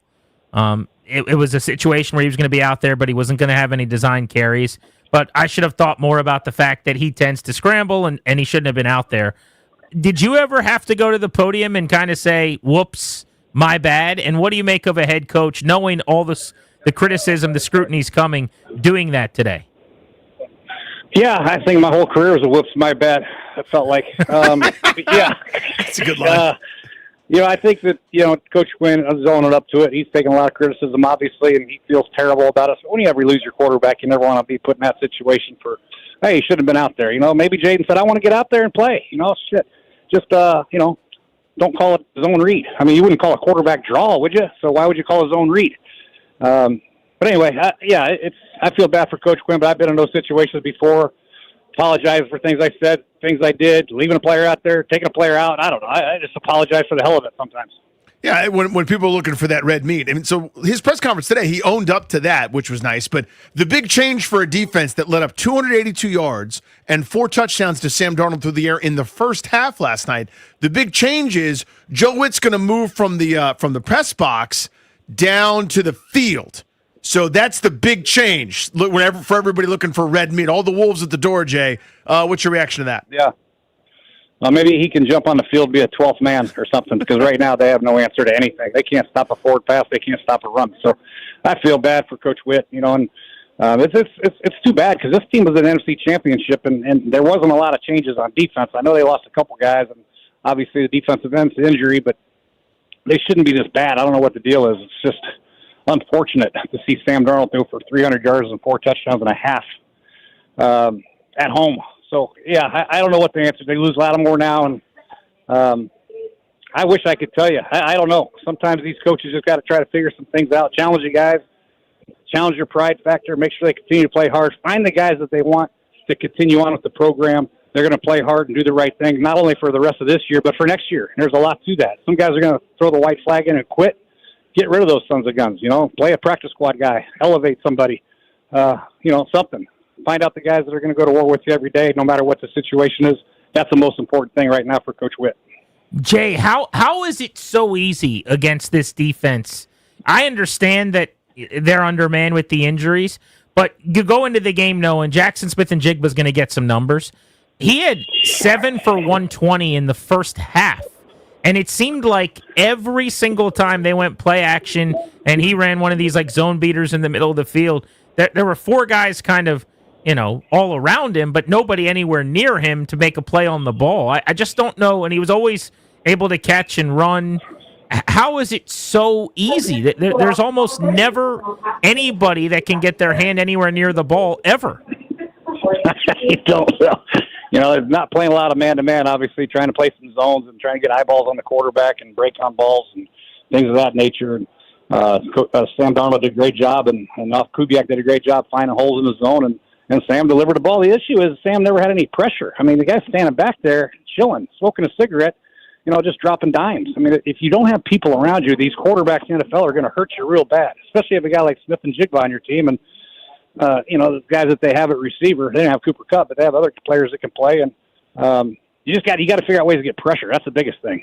Jay, I want to go back to your coaching experience over the years. I always think this is hard, where you got to do all the pomp and circumstance in OTAs and the mini camps and the training camps, and you do that fire everybody up speech where you have to you were like, men, I want you to sacrifice everything for the team and the headbutt everyone and fight and chew and all that kind of stuff, right? That every coach has to do, and you got veterans that are trying to carry that out. Well, when the veteran is screwing up, when the veteran's part of the problem, how do you handle that? You know what I mean? Where it's almost like this, it's like everyone notices that Zach Ertz couldn't get the snap count right a couple times. How do you handle something like that where a guy that you need that's part of your culture that you've stood up for so many times is also botching it? Like, I just picked on him, but there's a million examples.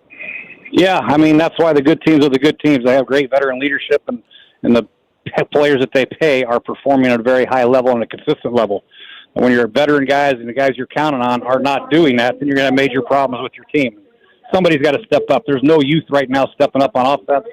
The rookie running back, he's kind of gone to the wayside. He went to Rodriguez last night, which he had some good hits. But, you just got to continue to stay with the ship and stay positive and try to get on these guys and let them understand there's still half a season left or 8 games left, whatever it is. And it ain't going to get any easier. So they got to just come to work, put their mouthpiece in at practice and start hitting and trying to sacrifice and get better and try to dig themselves out of the hole.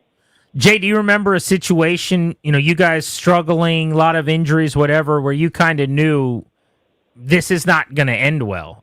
Like the upcoming game or this stretch or whatever. You've got the Lions coming in here next, and Dan Campbell and them, they're furious still from the postseason, and that's one of those teams that holds grudges and tries to score as much as they can.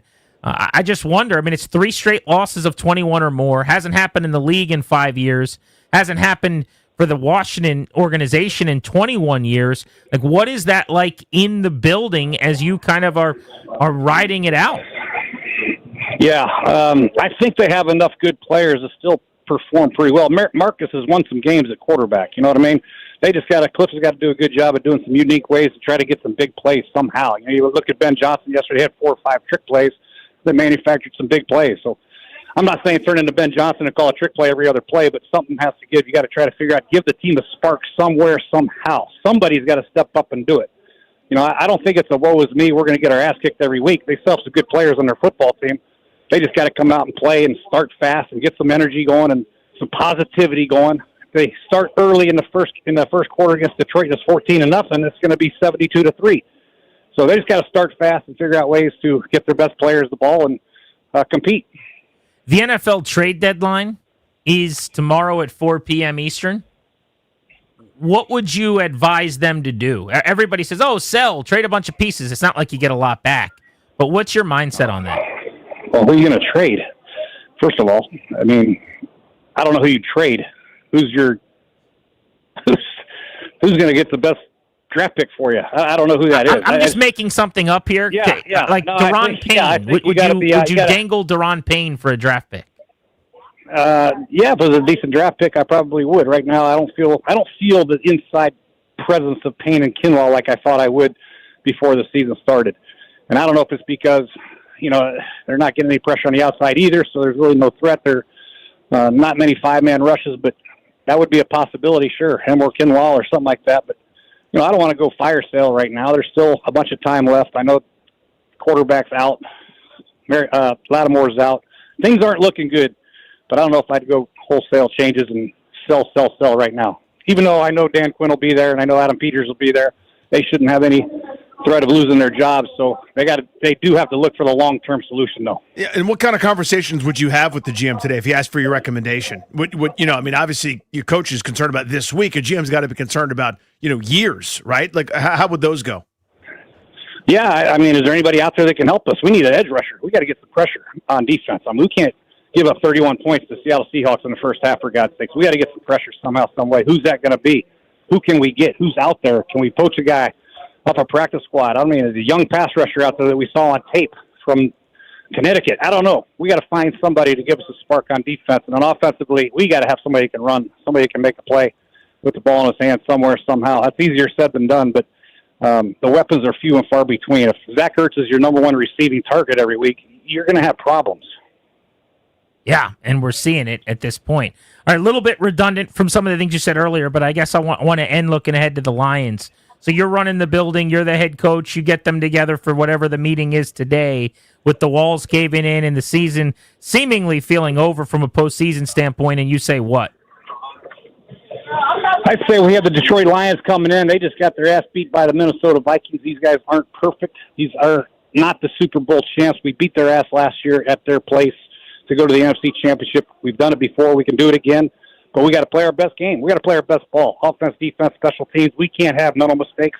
We can't have pre-snap penalties. We can't have holding calls and substitution issues. We got to play our perfect game and have our most prepared game. So get your asses in the meeting, pay attention, let's go have a good day of practice. Jay, what was the most surprising thing to you about the weekend as you kind of look at some of the results? A bunch of upsets happened, but what game was most surprising to you? Green Bay, it's Carolina. Carolina just got run over by Buffalo the week before, and Green Bay with Josh Jacobs, I thought that'd be an easy win for him. And, of course, Jordan Love has one of his ups and downs, one of his down games, and they lose. And Minnesota was a big surprise, too. J.J. McCarthy, playing his third game ever, played pretty well, and they handled Detroit pretty easily. I feel like the Detroit loss is actually worse for Washington than had they have won that game. I would have rather Detroit win by 50 than lose. Exactly. Agreed. Yeah, I was watching that going, oh, no, I know how this ends. Hey, I think the last team you were working for just a couple seasons ago was the Rams. If they keep Stafford healthy, it feels like they're a Super Bowl contender. He throws for 280 and 4 yesterday. Nakua came back, went for 95 They made that yards. look easy. They shut it down with about 20 minutes to play. What do you make of the Rams at 6-2? Well, let's talk about the Rams. They got a Hall of Fame quarterback. They got a Hall of Fame receiver. Puka Nakua is on his way to the damn Hall of Fame. They got an excellent back tandem. Kyron Williams and the other guy. His name's Blake Corum. Yeah. And their defense is young and upcoming. They've done a great job at drafting good defensive players, and they traded for a corner the other day. So this team doesn't have a lot of holes. They can stop you on defense, and they can score you. They can run the ball. Their play actions are sick, and they got a trigger man just as good as anybody's ever played. So, yeah, they're going to be in it till the end. Jay, great as always, man. We'll talk to you next week. You got it. Thanks. Be good. There's Jay Gruden with us each and every week, right at 5 o'clock on Mondays. He breaks the game down. On air and on the road, Jay Gruden is driven by the Ted Britt Automotive Group, Ted Britt Ford in Chantilly and Fairfax, your F-150 headquarters, Ted Britt Lincoln in Chantilly, and Ted Britt Chevrolet in Sterling, all home to Ted Britt for life. Lifetime vehicle coverage. See and shop them all at tedbritt.com, and you sleep on the fact that Emmanuel Forbes had a pick yesterday for the Rams. I did sleep on that. You sleep. Attaboy, Manny You Forbes. sleep hard on that. I did not see that coming. Next on Grant and Danny, trade deadline is tomorrow. What's actually realistic for Washington? This is the Fan.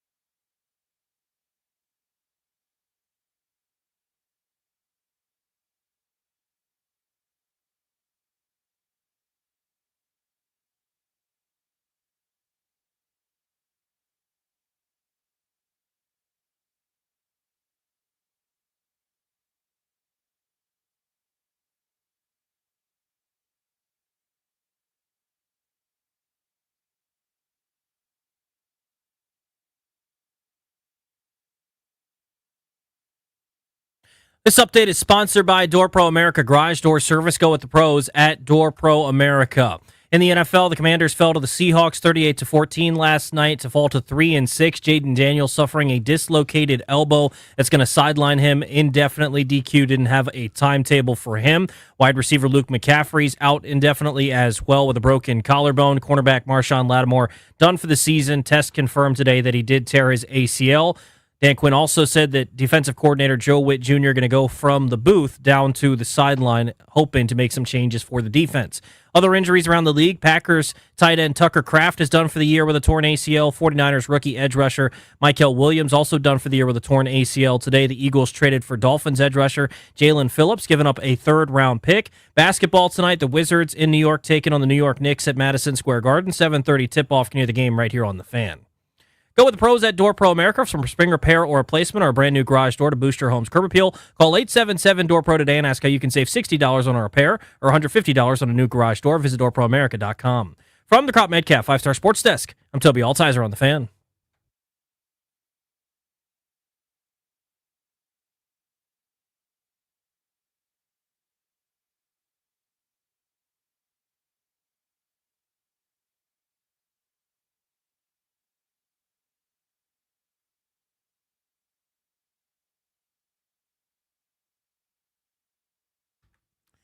The Seahawks social team has been trolling the Commanders since, 10 minutes into the game or so last night, probably. Yeah. But not surprisingly, this was a lock if they were going to have their way with Washington's defense, which most of us saw coming. They posted the clip of Daron Payne saying, I don't think he actually meant this, but he wasn't familiar with the work of Jackson Smith-Njigba, or I guess it was that he's not overly concerned. He was basically saying, I'm a defensive tackle. He's a wide receiver. We talked about this on Friday. I hated it because I thought it'd be bulletin board material. Not sure if Njigba saw it, Seattle saw it, or not. I think he would have been the focal point of their offensive plan one way or the other, and Darnold would have heavily featured him. But the point is, Danny, that they post that clip and then all of Njigba's catches and yards. And there are plenty of them. Of which there were many. He had 7 for 119 in the first half, but they've just been poking at Washington for a day. I think Seattle's a team that I should hate more than I do. Between the playoff loss of the Todd Collins in for Jason Campbell year that ripped out my heart and my childhood back in 2007. You remember that? Of course I do. That was post the death of Sean Taylor. They won 4 in a row after that 2-timeout Buffalo game after Jason Campbell got hurt and Todd Collins came in. And they had a great chance to beat Seattle in that game, if memory serves, by the way. Carlos Rogers dropped what would have been a pick six. He would have walked in. Given them a huge advantage. In fact, now that I think about it, in 2005, they got eliminated by Seattle as well. That is correct, 20-10. They got to the playoffs. They beat the Tampa Bay Bucks, and then they went to Seattle. What I remember about that game is Max Strong, the fullback, when I think Sean Alexander, their running back, got hurt in the game. LeVar Arrington knocked him out of the game. And then Sean Alexander, who's unavailable to play, meant they didn't have a tailback, and you're like, oh, maybe this is a big break. And then their fullback, Max Strong, ended the game with like a 27-yard run or something just to put it on ice. 3 attempts, 40 yards, including a long of 32, which iced the game. That's infuriating. That is the story. So that was 2005. Then 2007 happened, which I just mentioned. That was the Carlos Rogers fiasco. Never really had a shot. Then there was 2012. I don't need to remind anybody about 2012, but FedEx Field, after the 7-game winning streak, to get to the playoffs as division champions, Washington led 14-0 and lost that game. And then you had last night's debacle on national TV and the Jaden Daniels injury. So good on Seattle at this point for a little while. They have spoiled a lot of things. So if we go to the playoffs, we lose to Seattle generally, and it ends in horrific fashion. Right. Or if it's a very important game, your star quarterback gets hurt. Like, I do not want to see them. That's a good organization. They do a really good job with that a former team, this year's Redskins team, executive they too. are so good. Yes, they are. We talked about it all week. Number 3 in offense, number 3 in defense. Really well coached. They look like all of those things last night. Which year was the year where Washington actually recovered a kickoff? Not an onside kick. Recovered a kickoff, went backwards several yards, and then missed the field goal. Was that the 2007 loss or the 2005 loss? I don't remember that. I'll be honest. It's one of my single most infuriating sequences where, again, two Seattle returners looked at each other, weren't sure what to do. The ball just sort of bounces up. Washington catches it, goes into the end zone, but you can't advance it. You can just get it right so there. They got a special teams takeaway. But you got, it's goal to go, no problem. And they backed up several yards and then missed the field goal. It's one of the single worst sequences in the history of the sport. Would that have been Sean Sweezum? I can't remember. I'm trying to remember which year it was, if that was the 05 or 07. Well, Again, there's so many losses. 05, 07, and 12, they all kind of run together at this point. Yeah. I want to talk trade deadline with you for a second here. Tomorrow's show will be more about this as we go up to the deadline. But there is that report from Jordan Schultz that the Commanders are willing to listen on some of their players. He speculates lineman Andrew Wiley, now a backup who hadn't played in a couple of weeks, and lineman Nick Allegretti, who started last year and is a backup. Neither of those guys are going to get you much. Maybe a pick swap in the late rounds this year. I don't know, 6th or 7th next year or something like that, potentially from the right suitor, maybe. But I almost hesitate with the topic and opening up the phones because I think it's pretty much everyone in lockstep on this, right? I mean, does anyone really think that they shouldn't trade a veteran if they can get a pick? As long as you could do okay in the return. I'm not suggesting you trade Daron Payne for a 7th or something, but if you can get a good return on a quality player or any return at all on a backup veteran player on this team right now, does anyone disagree that that should absolutely be what they do tomorrow? I think that's easy money. I think that's obvious. So to me, the tactic is you do a little bit of what they do in the NBA or with Major League Baseball. You got to be willing to take on a contract. What you're doing here, in effect, is buying picks. That's what Washington should be the business of, acquiring picks. Even if it's not a sexy pick, even if it's a 6th rounder, another 7th rounder, those are part of packages to move up in your horse trading. You're going to take 2 7ths to turn into a late 6. You take your 2nd, 6th pick, maybe get a compensatory pick if somebody walks, and you package that together to move up for a 4th rounder, which is another player. And then you have 3 4th rounders. You end up with another one somehow. That's what they should be doing. They should be waving the white flag in a major way about this season and unloading for as many picks as possible. I know none of them will be 1st rounders or 2nd rounders or probably 3rd rounders unless you take on some terrible contract or something, but I don't think that's realistic. To me, they don't have assets that are desirable, right? There's a couple of guys that I think could be rotational pieces and play for some teams. Daron Payne is one that comes to mind mostly. I don't think he's part of their plans beyond this year. He is a good player and would fit a lot of teams. He would get a lot of snaps for some people. That's your best asset, but it's not just limited to him. To me, again, anything not bolted down for a team that needs to really get younger. If somebody's excited about, name that player that's not Jaden Daniels or a couple of the other guys on rookie deals like Trey Amos and company, I think you need to consider it. I wonder if you guys out there, anybody has a thought on the realistic nature with which Washington should operate tomorrow. Does anybody disagree on trading pieces and why? 800-636-1067. And what do you think is an actual authentic blueprint for tomorrow? Does anything actually happen? Can they get a pick or two? I keep bringing this up, and I will continue to until I'm blue in the face. Last year, they had the fewest picks in the NFL. This year is not scheduled to be a whole lot better. If you look at this year's draft, where Washington currently picks 10th, by the way, after losing 4 in a row, they have the 10th pick, then they don't have a 2nd-round pick, and they pick at 74 in the 3rd round. Then they don't have a 4th-round pick, and they pick again in the 5th round. So they have 2 picks before what would be the 150th pick in the draft, which is in the middle of the 5th round. That's it. 10 and 74. Very, very light. You could get a elite edge, potentially, who could get to the quarterback at 10. You could get an excellent tight end or wide receiver, one of the best in America, possibly, at number 10. If you go with a defensive starter like an edge at number 10, and everybody knows they need that, you come back at 74. In round 3, and you could get a wide receiver who could start for you pretty quickly. But they'll have so many needs. We'll talk more about the draft coming up, but the more picks that you can add, the better off just for wheeling and dealing. I know they're not going to get a 2. I know they're not going to get a 3 probably. Not everything has to be. If you could add 3 5th-round picks by trading 4 veterans tomorrow, or as you said, maybe even just taking on a couple contracts and someone puts a clothespin, like sending someone to school or something with a note for a teacher. They just clothespin it to the shirt of their little kid. clothespin with this terrible contract of mid 5th round pick. I could turn a couple 5s maybe into a really late 4 on draft day. I could turn a couple 5s this year and next year into an earlier 5th this year. Help myself.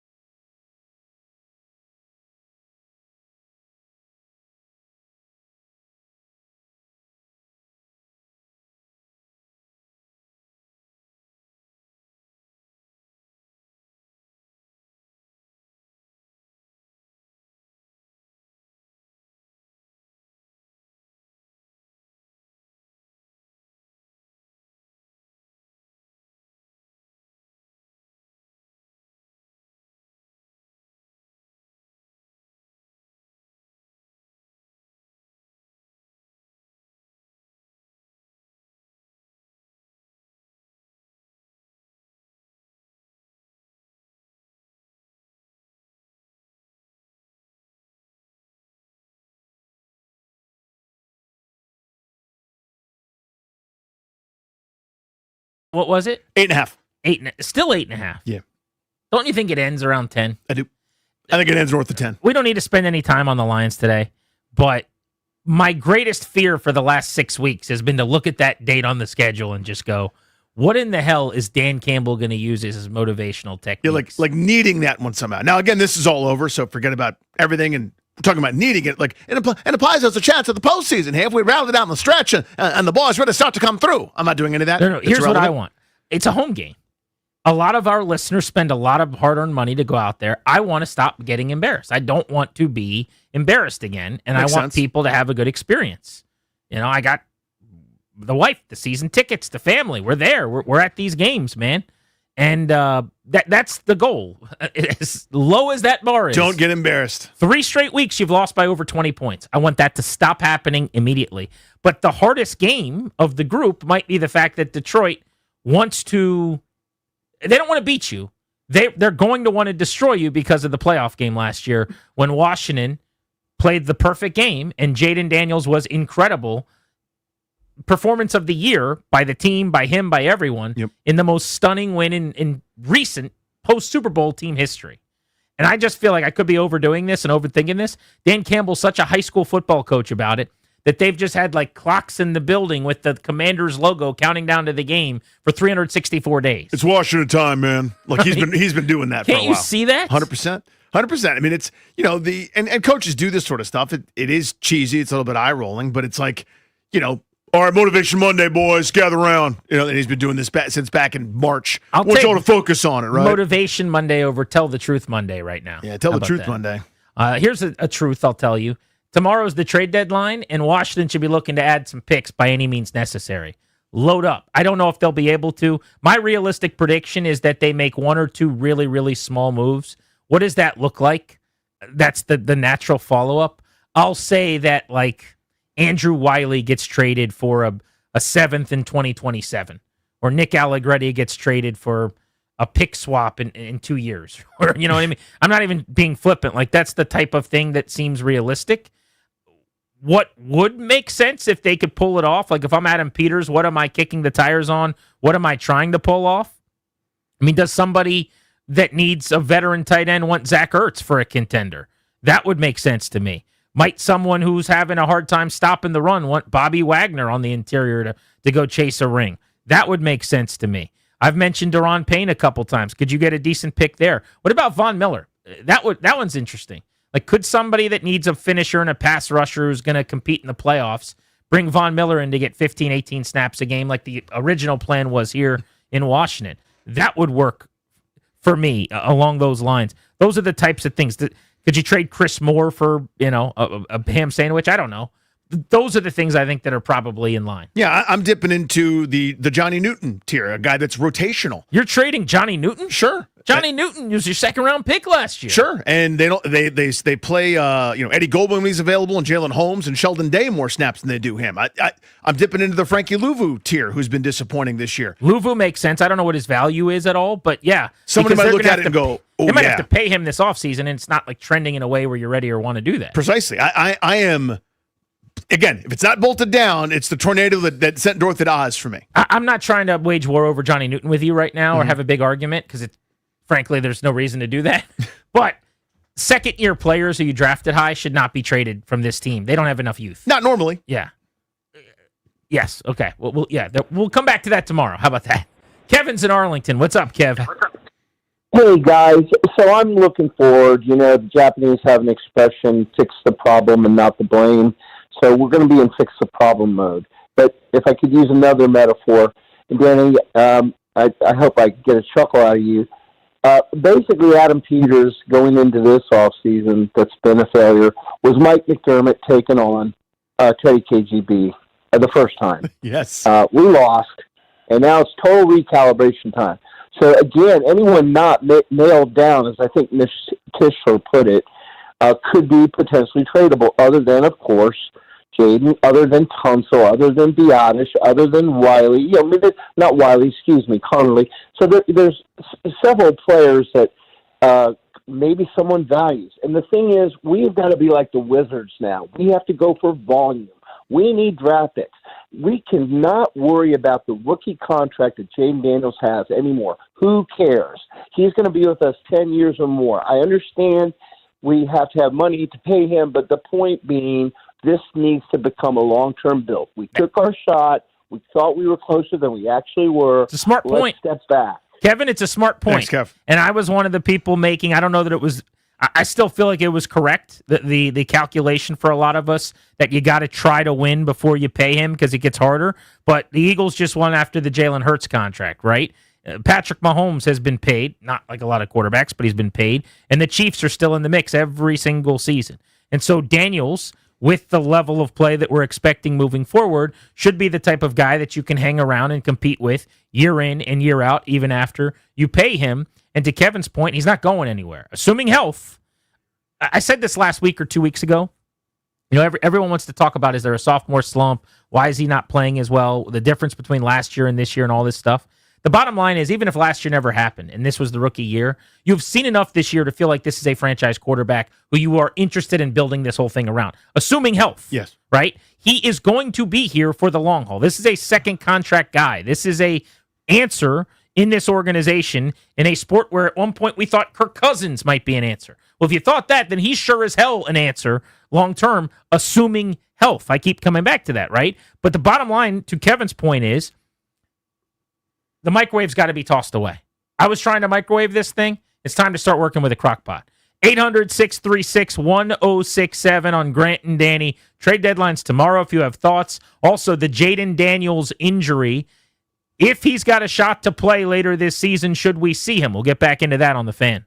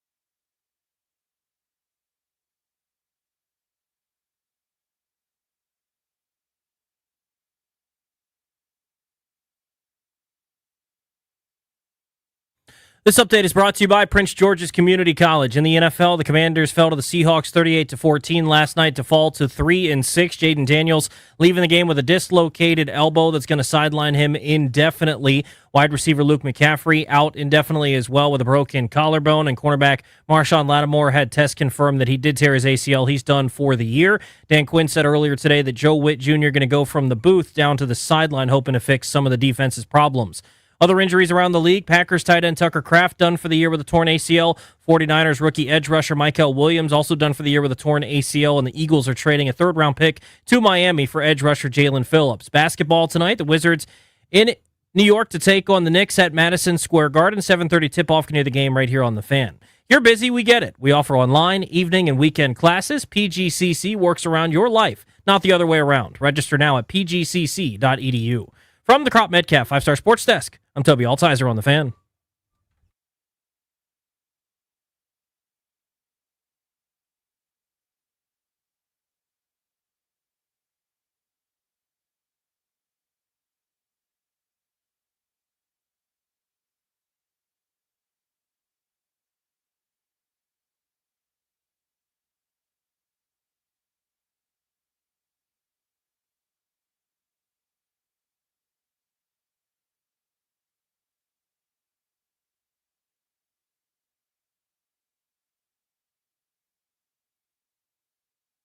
Welcome back, Grant and Danny on The Fan, taking you up to 6:30 tonight.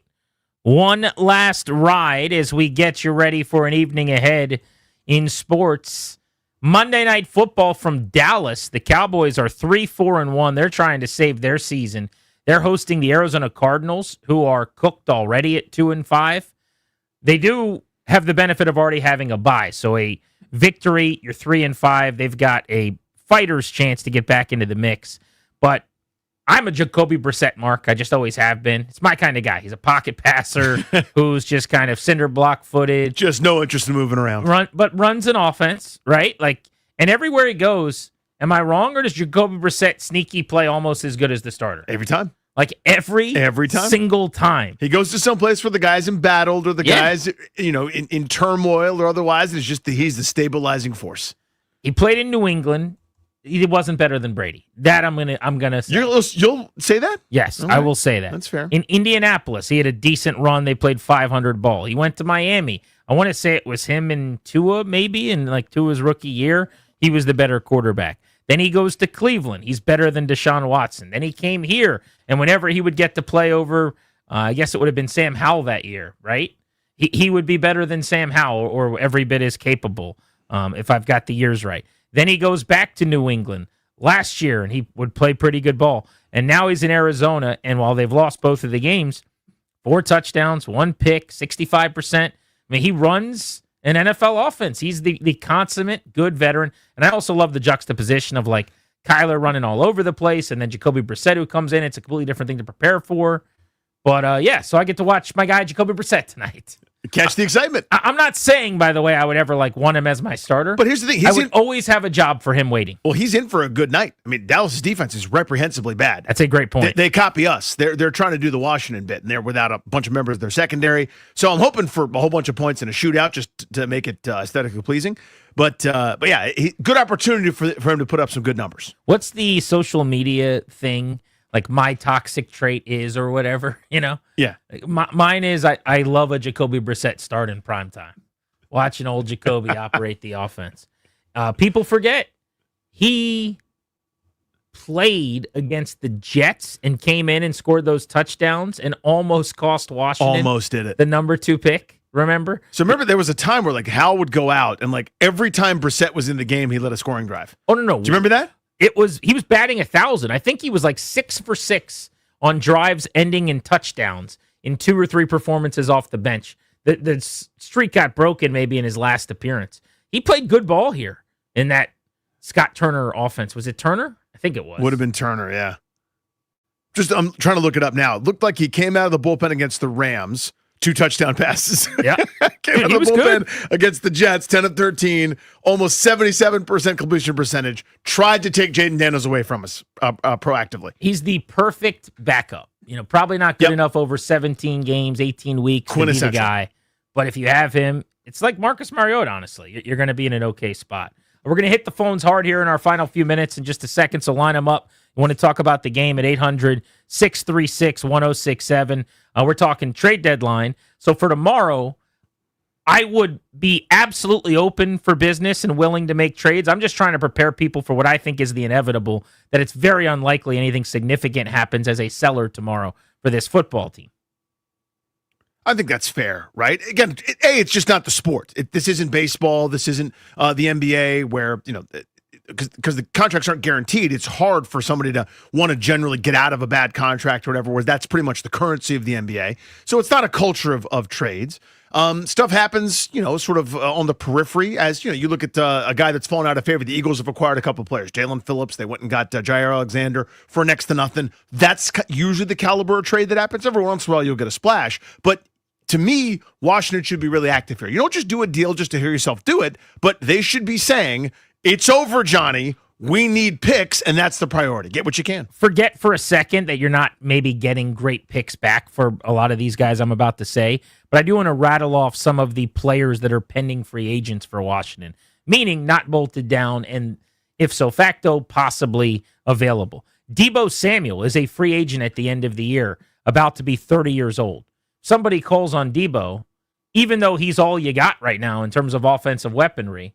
The point is you're mailing it in, and now if Jaden's not out there, like, I'd be unwilling to part with Deebo if Jaden's playing in all these games, because I need to help develop and just protect. I don't mean with pass protection, but with some outlets. The Jaden Daniels future of this season.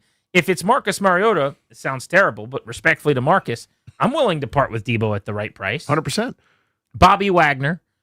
You can't trade Mariota because he's your starting quarterback right now. Ertz, I think both Wagner and Ertz make sense. I'd put Von Miller's in the same category. Yes. Like super old football-wise. 35 years old, 36 and change.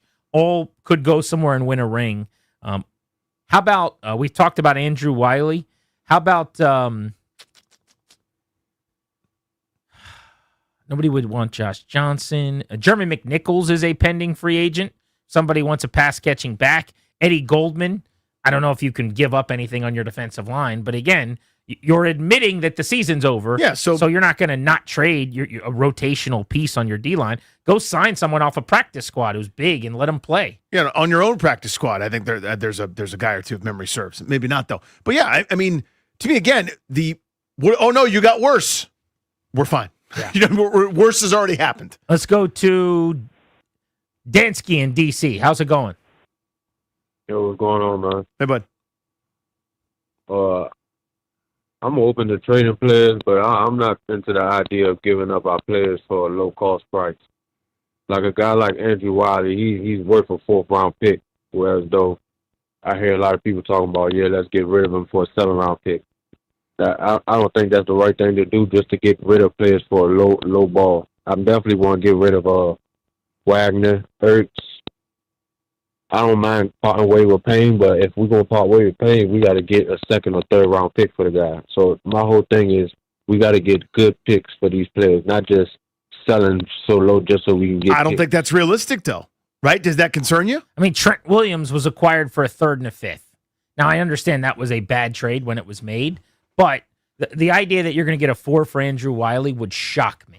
He's not even starting on this team that gave up a 50% pressure rate yesterday. Yeah, I mean, to me, again, this is if I get 3/5, 3 sixth-round picks or whatever, a number of picks that are late, I then think about just acquiring enough stock that I can use that to horse trade go from paperclip to car, right, where you go to the swap market. I mean, that's what you're doing here. You're grabbing the currency for a lost season. It's going to be sticker shock. People are going to go, wait, they traded him for that? The point is, if they do it, be prepared for that, right? It's not going to be the value that you think or want, because I got news. A team that's this bad, your guys aren't as in demand as you'd like them to be. Ed Ingram, the Houston Texans acquired the guard from the Vikings for a 6th-round pick.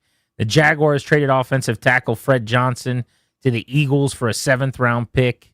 The Rams traded offensive lineman KT Leviston to the Browns in exchange for a 7th-round pick. I'm just looking up random O-lineman trades, but some of the recent ones that pop up in a quick search. Let's go to IKEA and Suitland on Grant and Danny. What's up? All right. Hey, what's happening, man? Hey, bud. Hey, I like to say, man, that we don't do a fire sale. I mean, you don't get rid of Payne. That was a first-round pick. You're not going to get another Payne for that pick. True. So you can't get rid of the people that we got. I think what happened, man, was the hangover. We got like Ertz to teach Sano. We got Bobby Wagner to bring in McGee. We got everybody that we got. They did good last year, so we didn't even play out. We don't know what we got in Sano. We don't know what we got in McGee. Every time he on the field, he running around. Bobby Wagner kind of standing in cement, man. His brain's still there, but the movement not. Well, he's still awesome downhill right at him. Yeah, in the box, confined space, he's as good as there is. He is we saw so it up close good. in Kansas City, He's man. second in the league in tackles because he doesn't miss any. And yeah, if he's coming right at you, he will absolutely drop you and get you to the ground and fight through blocks. But the problem is you get him moving sideways. Everybody knew it coming into the year, and teams have been able to. I'm just looking up Daron Payne's financials here for people. So Payne is in the third year of a 4-year deal for $90 million. They could get out of his contract after this year and have $11.2 million in dead money to spread out over a couple seasons. Or they could keep him around next year at a cap hit of $28 million, which is a huge figure. 9% of the salary cap for your defensive tackle. Now, here's what they've got to decide. Is Daron Payne someone that they want on the roster next year? If they're willing to pay him $28 million, which I have no problem doing, he's had some huge games for them.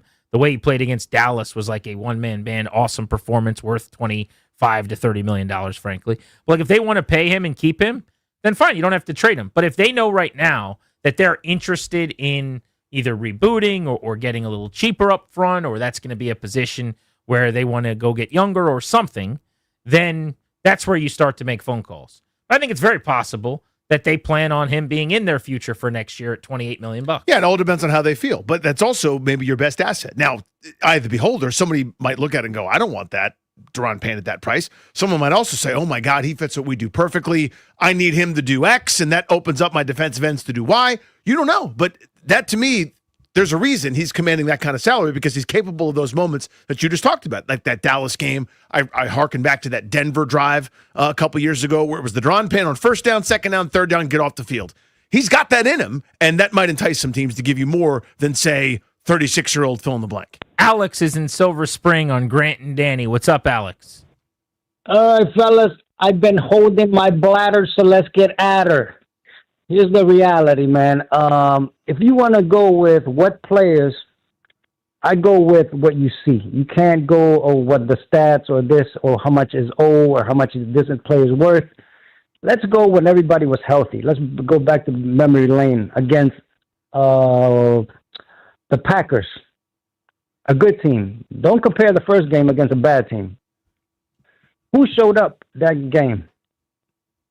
Very few people. They were Debo. bad. It was a long time ago, but not many. You. That's my whole point. Is don't the players, no matter how they got drafted, it's just like a car. You buy a car even brand new, but once you leave the lot, it's no longer like if you drafted this players got drafted on the first round, second round. Now they're fifth. I hear other people talking about a third round or something crazy for a certain individual. The only one realistic trade that we would get some crazy would be for JD5, which is not going to happen. Yeah, you're not trading your franchise quarterback. They need to figure out, number one, you got to rehab him and get him healthy. Let's start there. And then number two, there's going to have to be some major adjustments to get him ready for next football season in a way that the summer goes better than this year did. I think it's not a Jaden point, it's an everybody point. Training camp's going to have to be a little different. Preseason's going to have to be a little bit different. You would think so? They're going to spend millions of dollars on this, I'm sure. They got to figure out how all these injuries happen, too. You didn't do anything differently, probably, than you did last year when nobody got hurt. So I'm not suggesting you need to do something different with what you're eating and what you're serving and your training staff or anything. But you do have to spend some money and try to get to the bottom of this as best you can, because you don't want to turn into San Francisco where just year in and year out you have 15 big injuries. Yeah, we need the Rails-Ein Magic Johnson Sports Performance Injury Center. Right. Let's get to the bottom of it. Josh in Philadelphia, listening on the Odyssey app. What's up, Josh? Hey, what's up, guys? How's it going? Hey, dude. I got two things here. Number one, I mean, I don't even necessarily know who it should be, but I don't know how, after this past game and the Dallas game, how somebody on the defensive staff doesn't get canned. And number two, I think Joe Witt moving to the sideline now when the season's basically over and they're 3-6 and everything's falling apart is pretty laughable, in my opinion. It is insane. I'm glad you brought that up. Like the moving to the sideline thing in and of itself, whatever. You know, you're trying to pull a string and you don't want to take the play calling duties away, which I think should have happened today. And you're not going to fire him, which I wouldn't probably, if I'm being honest right now anyway. Certainly not going into this Detroit game for the first new play caller to have to deal with. Yeah, interim Ivan doesn't need that one. Exactly. That said, Danny, this move now? Yeah. You've been bad. You've had that covered. Like, we've been asking. I say we're not out there. We're sitting here. But fans have been asking. The media has been asking for a month. What are you going to do differently? And the answer's been, we're going to play differently. This adjustment, which is just an adjustment in name only, essentially, this is like we're doing something. You're 28th in yards per game, 30th in yards per play, 29th in EPA. You're 32nd in net yards per pass attempt. You're 29th in passing yards per game. You should have done, if this helps, which Dan Quinn today made the case as to why they're going to be so much better because of this. Where the hell was this a month ago? Yeah, then? do that after the Atlanta game. If that's true, that this is actually going to help, and you really believe it's going to make, why didn't you do this 3 to 5 games ago? That's when you needed to do this. Precisely. It's over now. Again, it's infuriating. I mean, this is one of those, again, Dan Quinn's such an admirable guy. He's a great dude. That's obvious. And it shines through. Loyal to a fault, probably, in this case. This needed to be somebody loses something.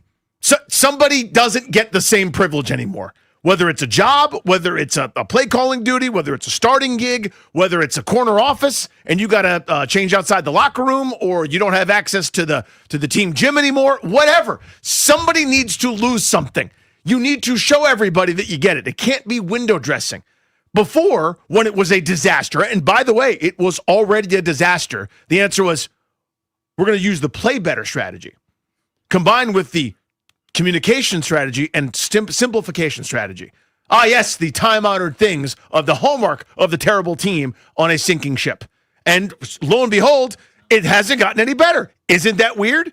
Now he's going to leave the booth and come on down to the sideline to make bad calls. And by the way, there's nothing he can do. There's no good answer on the play sheet at this point. Well, all the calls are bad because none of them are going to work. Yesterday, Sam Darnold... Yeah, it's all feeding out of the same problem. He was nearly perfect against man, and he was nearly perfect against zone because he had 3 incompletions all game because you couldn't do anything. It doesn't matter what he called. Now, everyone, when I tweeted something to that effect, took it to be some great defense of Joe Witt, which was not my point. My point is just, I'm not saying he's doing a good job. I'm saying I don't care who calls what in that game. Sam Darnold feasted on it. There wasn't a right thing to call. Yeah, throw a dart. But this is the, when after the iceberg, you've already hit it, it's going down, and you're like, not only rearranging a deck chair, but you're like, you know what? Actually, I would like to tilt the deck chair up slightly. not even rearranging it, but like, I don't like the angle of it. I'm going to have a lesser recline, more upright. I like it more comfortable that way. Anyway, I'm going to dive overboard now. Like, everyone needed more. We didn't get it. It is a misery Monday on Grant and Danny after a 24-point loss, 38-14 at home to Seattle. 4 straight losses for Washington. We always end these Monday shows with Don't Forget About.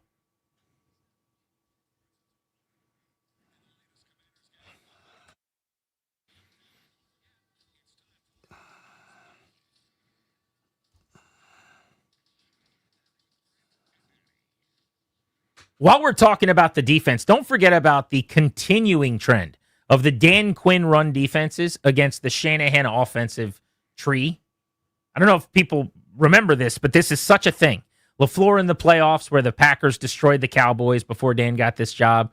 Then the Packers earlier this year. You think about last night, a Kubiak, a Shanahan disciple.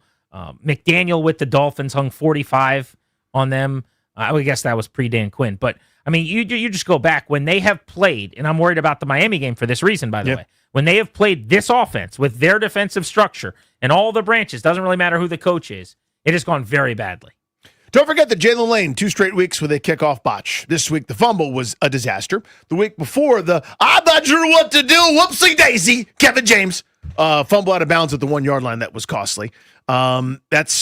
He's overmatched. I'd like to not see him for a while. Let's sit him down, let him observe some other people. I don't care how slow the kickoff return is. Put Chris Moore back there, put a lineman back there, put a linebacker back there. I don't care what you do. I need 83 to take a nice extended timeout, please. Don't forget about the fact that they've stopped being able to run the ball. Yeah. They were the best rushing offense in the NFL through 5 weeks of football. And in the last 4 games, 3.2 from running backs against the Bears per carry, 3.7 per carry against the Cowboys, 2.6 against the Chiefs, and then last night in the first half, 3.8, I think it was, before about 4 for the game, when they were down 24 and running it against some soft looks. And they have not averaged over 4 yards per carry in a month's worth of games. I don't know how this happened. I don't know why this happened. We can ask Bill about it tomorrow. He'll be on the show at 5. I don't really think it's a running back issue from what I'm seeing, but Chris Rodriguez yesterday had more success in the second half. They got him going a little bit. He went 12 for 60. But, Danny, it's been a month since they could run the ball well. Don't forget about the fact that they still can't get timeouts right. This is the hallmark of an overmatched coaching staff. This is a hallmark of a disorganized, dysfunctional, and, frankly, borderline incompetent coaching staff. This is a thing that is a staple among coaching staffs, that the things are moving too fast, especially for someone that's not calling plays on either side of the football. It's too complicated sometimes. And don't forget, this is a bonus, this sequence. Jaden Daniels in the first half scrambles, this was the theme of the night, to the right for 1 yard. Timeout by your Washington 53. Followed up. False start, Zach Ertz. Ladies and gentlemen, your 2025-26 Washington fart noises. I'm livid. The penalty out of the timeouts has been almost a weekly occurrence. People got mad at me yesterday because I was saying they've used 2 timeouts in the third quarter. We're not even into the fourth quarter, and people are going, they're not going to come back. Who cares? Because it's systematic, because it is indicative of a weekly problem. They do this every week. I still don't know. The defensive timeout they called in the red zone, in the low red down in there, the goal line. Remember that one last night? Oh, yeah, of course. What was that? Like, why and how? That's a I great didn't one. understand that was at a all. great one. Well, can I just finish this real quick? This is just fun for me. So, timeout by Washington, okay? 6:40 to go. False start, Zach Ertz. Yeah! But we come out of that, so no play. That's a sack right after that. Okay, so that's sack on second down. And then third down, all right, you get pass incomplete to Jalen Lane. That's a penalty. Jeremy McNichols chop block, 15 yards back, but that's decline anyway. Fourth down doesn't happen. So there's your sequence post timeout. Calm down, get organized, figure out what's what. What's that? We went backwards and committed another penalty and then lost it. Don't forget, as we take injury inventory, Jaden Daniels is the guy we're worried about, and fingers are crossed, and everyone think about hopefully a best-case scenario for him, whatever that looks like. But they also lost their best kick returner, and the best kick returner in the league, Luke McCaffrey, last night on the opening kickoff, broken collarbone, and Marshawn Lattimore, depth at corner. I know he's been a punching bag, and everyone has decided that he can't play and he's terrible. They had decided that he was one of their best corners, and now he's gone, and that injury is going to linger the rest of this season. Who knows? Into the offseason, into next year, makes that trade even tougher pill to swallow at this point, and it's a very serious injury for a human being that's been playing hard, and that's sad. So that's really tough, and a long recovery ahead for him. They lose 2 more, at least, maybe 3 more key starters last night to significant possible season-long injuries. And then finally, don't forget about, and I'm going to bookend this, I mentioned this in the first segment very briefly, the Commanders all week long, non-football, did everything well. The jerseys looked amazing. Tell me they didn't, Danny. They look good. Tell me that those jerseys aren't what they should wear every game. They should. They looked pristine. They looked clean. They were awesome. The atmosphere was great. The show beforehand and the video that they played and the lights going off and everything that they did was a 10 out of 10. Now, eventually the game had to start and everything got ruined. Then at halftime, it was great again. They did this really cool show and Art Monk comes out and he's honored. And again, they hit a home run, 10 out of 10. And then the game has to start. So the game part I'm going to separate, but my goodness, was yesterday a smashing success for the business part of the team, a win off the field, if you will. And I will allow that. Yes, thank you. But for the people, their job is, let's make sure the fans have fun with this ceremony. And damn if they didn't hit that out of the park. It's going to be forgotten. But don't forget about the fact we've got a real life stadium presentation now. It's all they can do is that part of it. They can't control everything else that happens. For Danny, I'm Grant saying so long. Thanks for listening to the show as always. Big thanks to Ryan, Toby, Metal Chris behind the glass today. Darius was under the weather. Hopefully we see Dad tomorrow. Enjoy your evenings. Enjoy Monday Night Football. Toby's got Tobver time coming up next.